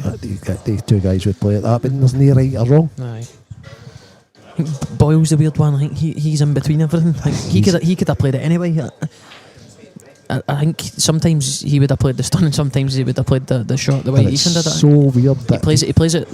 We'll probably play it different every frame. See, he's my reference exactly what you've said as well. He would play it that way. He'd play it that way. He'd play it that way or that way, depending on how he felt. See if it was him that played that shot there, and he's just played it with a bit of running side there. See if he had that exact shot in the very next frame, he could actually play the stun. Yeah.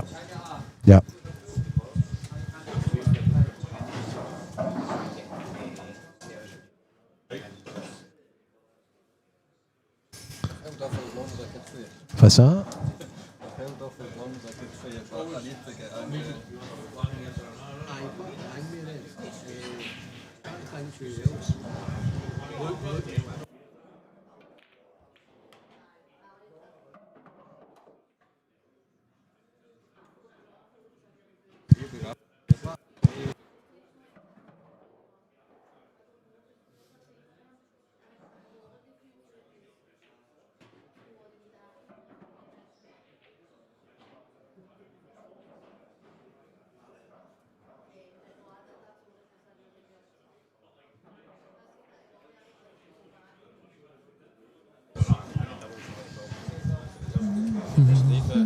Just leave it and I'll do the rifle.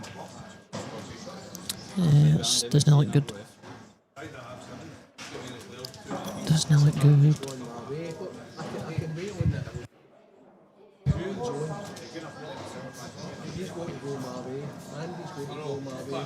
Renzi try to scrounge a left him. Just the usual there. Nigel Kitchen's over there as well. Get yourself a licence, Renzi. Gio, what are you talking about, pal? Gio, I've got a bus pass, my man. I'll grass you in, mate. You can grass me all I'll grass you in all day Listen, long. I know you will. You've grassed me in plenty of times over the years. There's more to come. There's more to come. Aye, I know. There's a lot you haven't for. There's more to come. No, not at all. Hi, I'll be buzzing next year. March next year, I'll be have my own bus pass.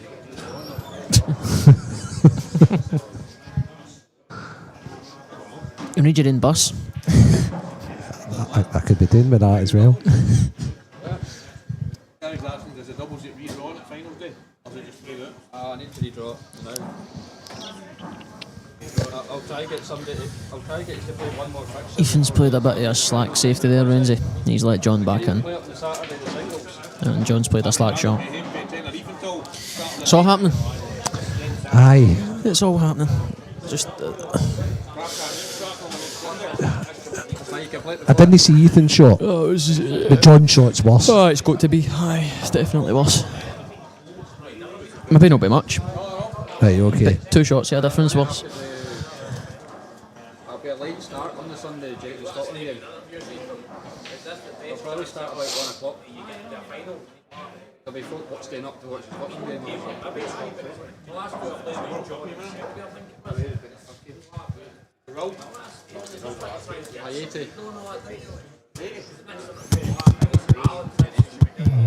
What do you think of that shot, Gio? What did he do? What did he try? Try to pot John's yellow and swing the weight round, but Swing it round then. I know. That was super nothing for shot, wasn't it? Aye, I didn't like it, Renzi. I don't think this tap one goes either.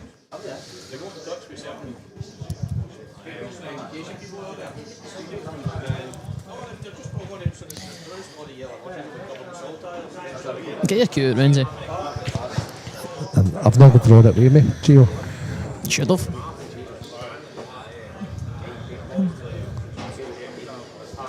He's actually digging himself out. Yeah. One more good shot and he's back in position. Yeah. Yeah, he's actually okay here. Aye. Just play all 3 of these in the same bag. Aye. It's just about the transition, innit? Yeah. Getting it up the table. Short again. He's just not getting the weight. He's just toiling now, you back to get through the cue ball, isn't he? He's not getting the weight, Renzi. I think you're better hitting things too hard than too soft. I could not agree more. I'm hating the fact I'm agreeing with you too much energy. I'd like to better you. Good match. Good match up.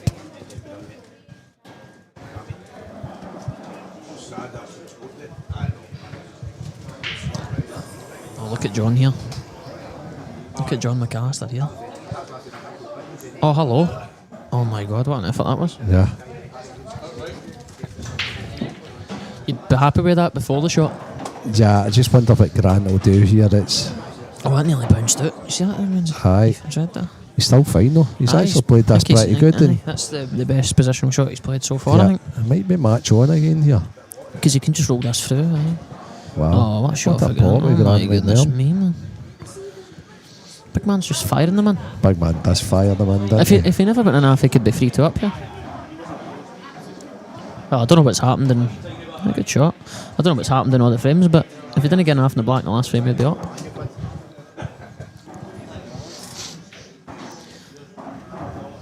Actually worked out to be a good finish, Ethan, though. Yeah. Yeah, he's fighting. He had to play 2 or 3 nice shots because the terrible badge first shot he played. Yeah.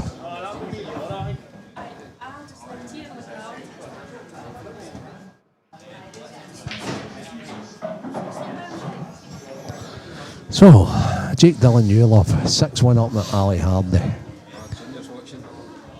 John Owen, hi Junior. Junior. John Owen 4-2 up, Ethan Hermiston. Junior Renzi, I can exclusively reveal. The better Renzi. Got a fantastic news today. I think Junior Renzi will be going to the World Cable Championships, Parasport Championships. Now we're talking. Over in Norway, in Oslo. Now we're talking. So, I'll need to be looking at flights tonight. The GOAT. You'll need to be assistant with him. The GOAT's Do you back. fancy going, Gio, be Junior? Well, I'll just go instead then, don't worry about it if you're otherwise occupied. No worries, brilliant. So, Nothing like giving me a choice. Eh? our next trip away is Oslo. Nothing like giving me a choice. Wee snooker tournament in a fortnight. So, aye, if you're tuning in, Junior Renz. I don't know why that's came to my head. Do you ever watch Money Heist? Money Heist. It's a series. No, It's on I don't Netflix know. now. Oh, right, okay. Is there a Junior Renzi lookalike? No, there's a guy called Oslo in it. Oh, Oslo, right, okay. Well, they're all bank robbers, and rather than they're all bank robbers, and rather than using their real names, they use names of cities. And one of them was called Oslo. So just I don't know why it came to Oh, my head. that's not the foreign thing, is it? Aye, I watched the first series and then Aye. the second series. It started off their own an island. Aye, I think is that what it's called? Was that called Money? I thought it was. Money Heist. It is. I don't know. You may be thinking about something different. I don't know. Yeah. That's good though. Should watch it. I'm trying to think if it's the same thing. I'm thinking. Yeah, I think it is. I think it is. Oh my god, that was wild. Hey, Bug, I don't think so. Ethan's actually in this game now. After me saying it for now, it's pretty much done. A bit looked done. Aye, The thing is, I think John, the I problem think John was, just took his foot off him. well, I think John thinks it was done. Right, probably. It's Yeah. probably the issue. Aye. Something, but I just won't have as much. But that one was a bit wild there. Lindsay. Yeah. I tell you what, if Ethan wins this frame, it Aye, really so it means is game on, aye, game It's on. game on.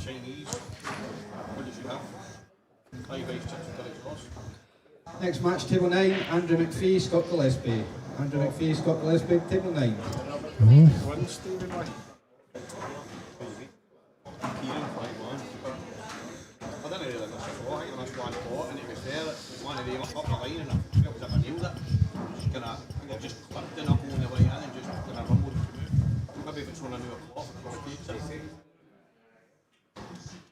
But delighted for you, Stevie.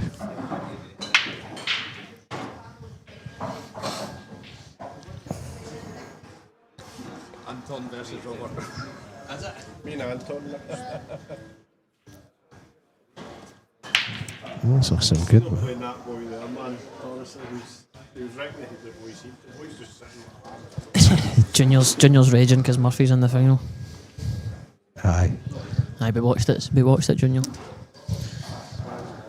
He's not a big fan, however, as you do, Gio, Is anybody? he's bet him.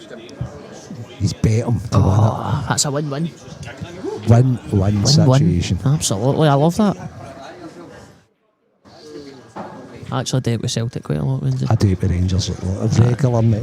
Regular. See, any time Celtic are doing 1-0, 2-0, I'm straight in there. I'm straight in there. Yep.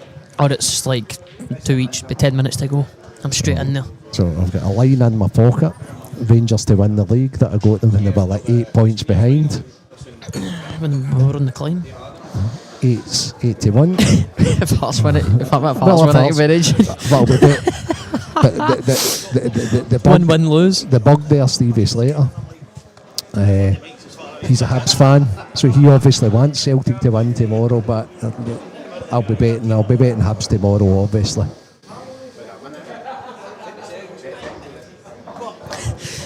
That'd be funny. I actually hope Hearts win it now, just for you doing that. The win-win situation somehow turns into a loss. No, hold on, right, okay. So what happens then is, I bet Hibs tomorrow, right? I'm going to stand to lose a fortune here, right? So I bet Hibs tomorrow. I probably bet Hibs and the draw tomorrow. And then you just start betting Hearts. No. I then watch the game on Monday. And if Rangers win, then I bet Hearts as well to win the league. So aye. Alright. I hope Celtic win it now, so you're doing a fortune.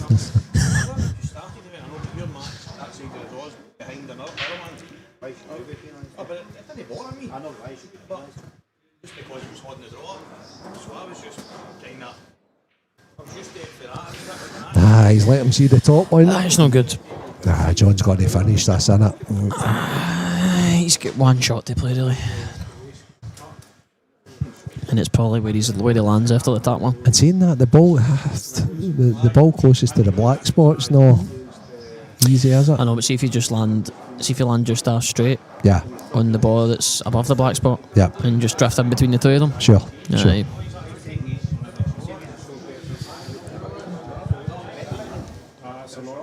That's the thing. The cutting of the races just isn't right. Nah, it's not right. Or even if you come down 2-4 rounds and land on the one that's in the black spot straight away, and you just play it and come in behind the other ones for the same bag. Run off too. Aye, for the same bag. Aye, just land when kind of close to the black kind of thing.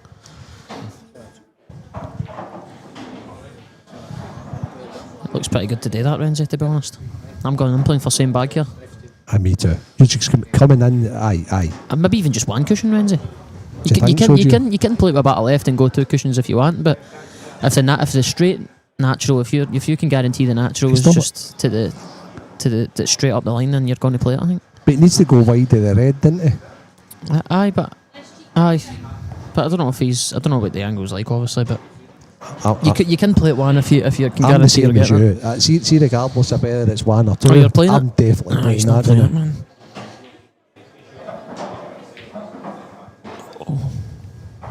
I don't know about that. Me either. Can you just roll just past the yellow below it and play for the yellow into the right middle? And 8 separate middles.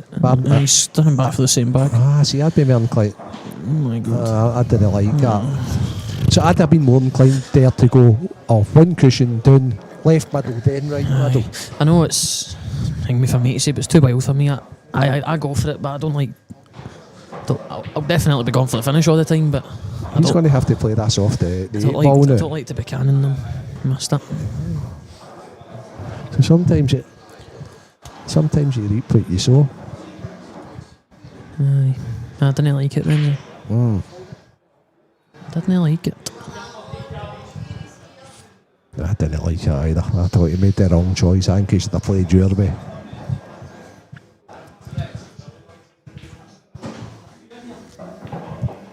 Next match, table 8, Robert Stephen, Anton Riley.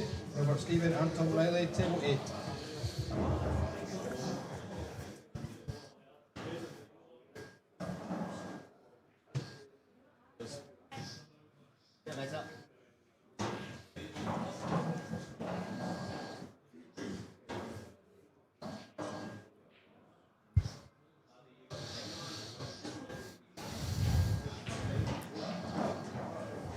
Oh no.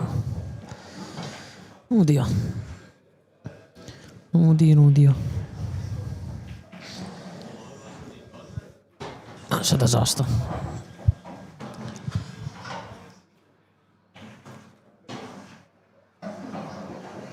Oh, it's a disaster.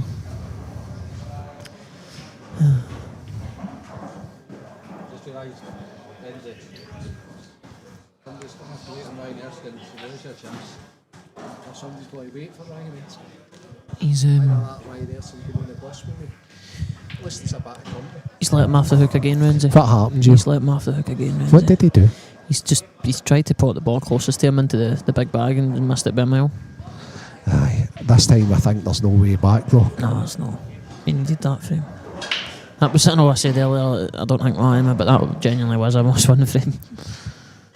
But that For the position he was in. Aye, but not only was it a must-win frame, but it's like the whole match turns round then. Okay, I know he had the John's momentum. been careless, and now all of a sudden he's been gifted it. And Ethan had all the momentum there. yeah.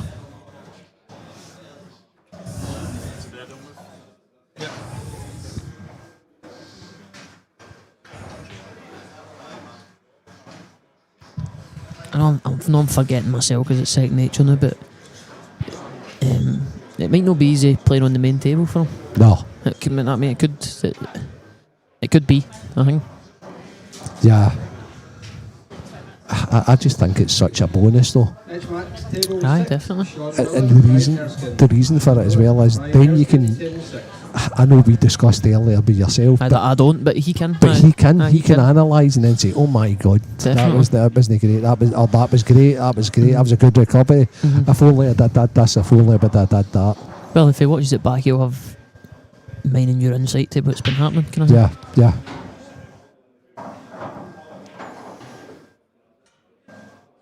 That's a good chance for John. I'm always waiting on the last bloody game. See, no favouritism here, even though one of the co-founders of the Saltire is a manager. But we never done a draw. I think Craig just likes your company, mate. If he did, I'd have been in the final already. Especially with Boyle now here.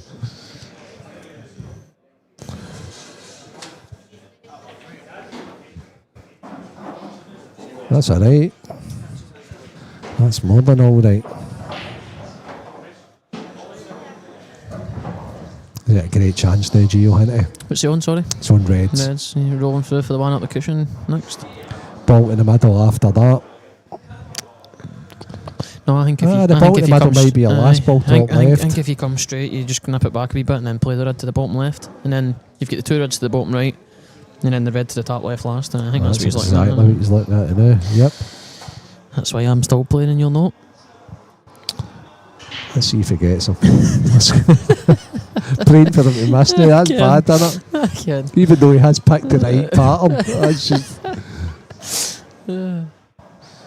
That's why you've not broke your QA. You better believe it. Oh, he's perfect. He's absolutely perfect. Yeah, it's John. That's the way, John.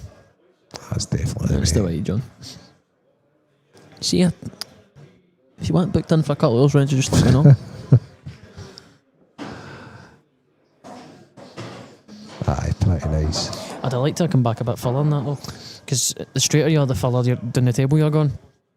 If you get what I mean. Do you think? Aye, yeah. But I still think he can go on and off a cushion. The problem here, I think he's plumb. I know, but then you might have to play the bottom one, and you might be forced to What's the hit issue? the top one. No, but you might be forced to. Oh no, it was fine. He looked a bit straighter than that, if you know what I mean. Obviously, if he's straighter, he taps through further. No, that's no problem. See if you need a... No, I'm fine. No, I'm not listening to it. If you need a loan of my glasses at any stage... Alright, glasses, that's fine. Yeah. Aye, maybe. Aye, they maybe help me. I thought you were going to say if I want booked in, but no, I don't. Aye, glasses maybe. Aye, maybe help me. It'll make you look more interesting when you're doing what you're just about to announce as well. I don't even need the glasses, but I just thought it made me more interested. Look, when I was saying, aye, Makes you look a bit clever. Aye, kind of. Fair enough, aye. Doesn't look like that to me, but fair enough. That's the way you think. That's the way the people that come think. I think. Fair enough. There we go. Nice finish, exactly the way I had said.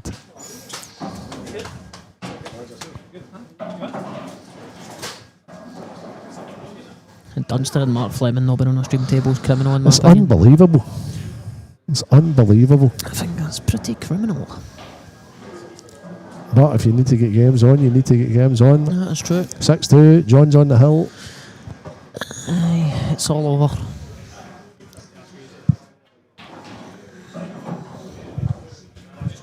Michael Bissett up 4-3 against Jack Parson. I've not even seen him the other day.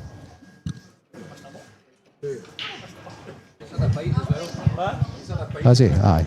Somebody I've not seen the day, Renzi. I didn't know he was here. Michael Bissett. Aye, the Buzz. Aye, the Buzz is here. I seen him earlier I've on. never seen him. I did hear somebody give him a nickname earlier, which was funny. I just thought somebody, Was it Michael Missett? Aye. I did think folk were. I actually genuinely just thought somebody was talking about him. No, that's classy. That. I didn't realise he was actually here, No, but that was funny. Aye. It was when I was playing gigs. It did actually make me laugh. I was sitting in my chair. I did actually laugh. Michael Missett. Is that not par for the course when you've been struggling? And you've That had is a guy incredible, after isn't it? Yeah. That is genuinely incredible. Reds or yellows, do you?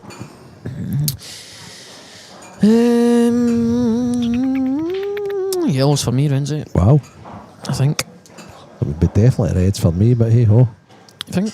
But not just Yeah. play the one to the top left and go right middle, and then you've literally got 4 roll-ins. I think I just put the one to the left, the red to the left middle, pull back, red, and then down there, yeah. The reds, the whites get with the reds, the whites get so much more travelling, I think. Do you know what? They're equally as good at it. You're probably right. I think the yellows are a lot easier. Less travelling with the white. The pattern looks pretty simple. It looks a bit easier. Unless you lose it.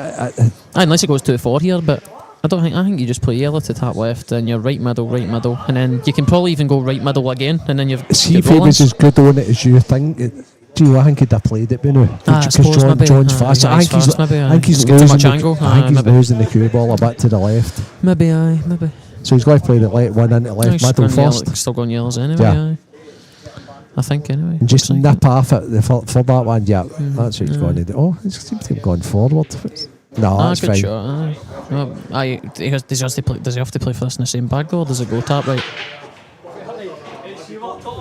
He's looked at it, but I can't tell if it goes in though. No, he's playing for it in the same bag. He's played it well. Yeah, he is. They can afford to just screw on and off and leave the one he's closest to long, didn't he? Could do. Top right. I'm playing it with top left and finding the gap. I like that shot. I'm playing it with top left and just finding the middle of the table, I think. Aye, you're playing for numerous. Yeah, I'm just playing for everything pretty much. Wherever I land, I land. As long as I get the gap, I'm happy. He seems to be coming round. Aye, I thought that. It's a strange window. It's actually landed It's perfect. a strange window and it's landed lovely, absolutely perfect. It's a strange way to play the shot.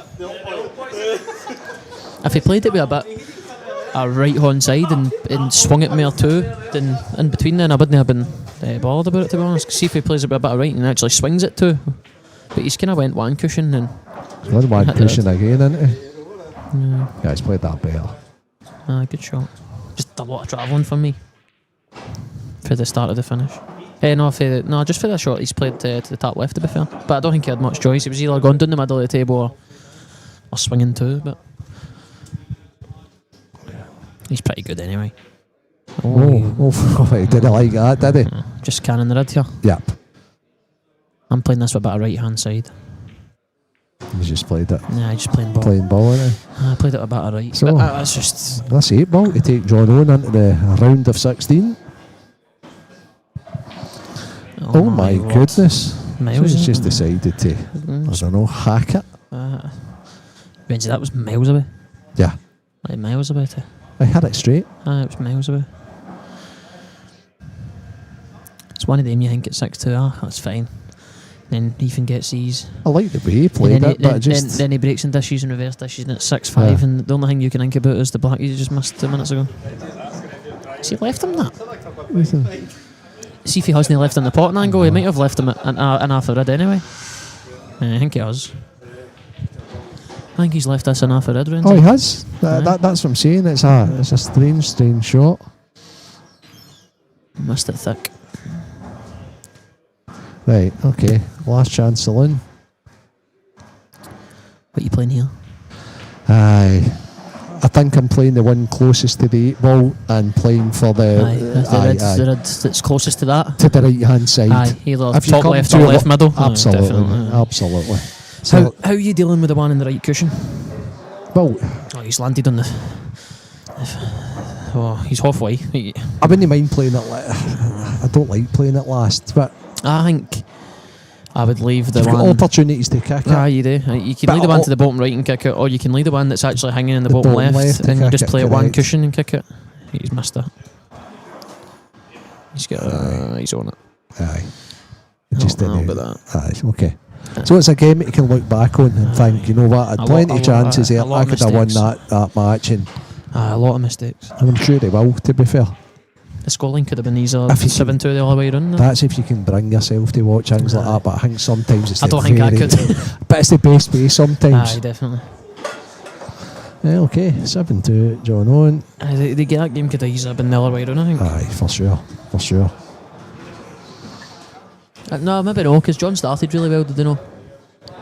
Did he know dish the first 2 or Yeah, 3? yeah, Maybe, yeah. I don't know. I can't really remember. But he had these chances. Mid-match. Oh, he did. Right, be back with you for the next game. Don't know what's on offer next. It might be even the man that's been sitting down It could be. the cone with us. Could be. I'm on soon anyway.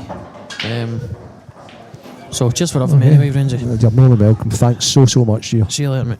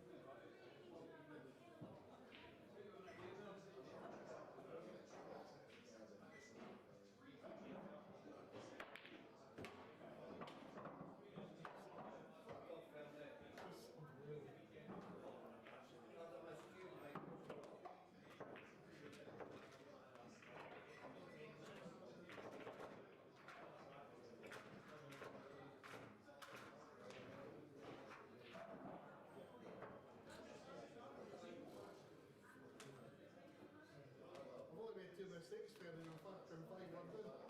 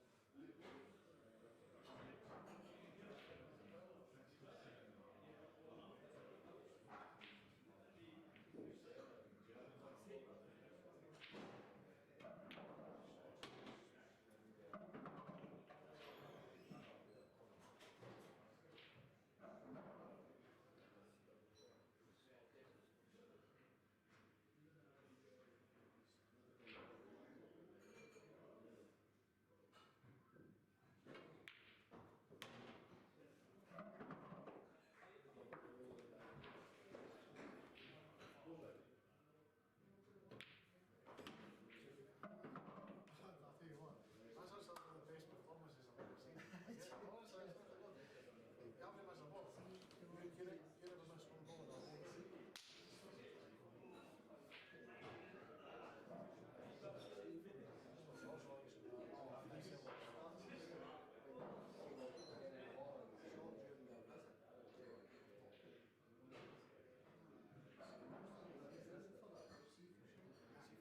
See what I'm trying to talk.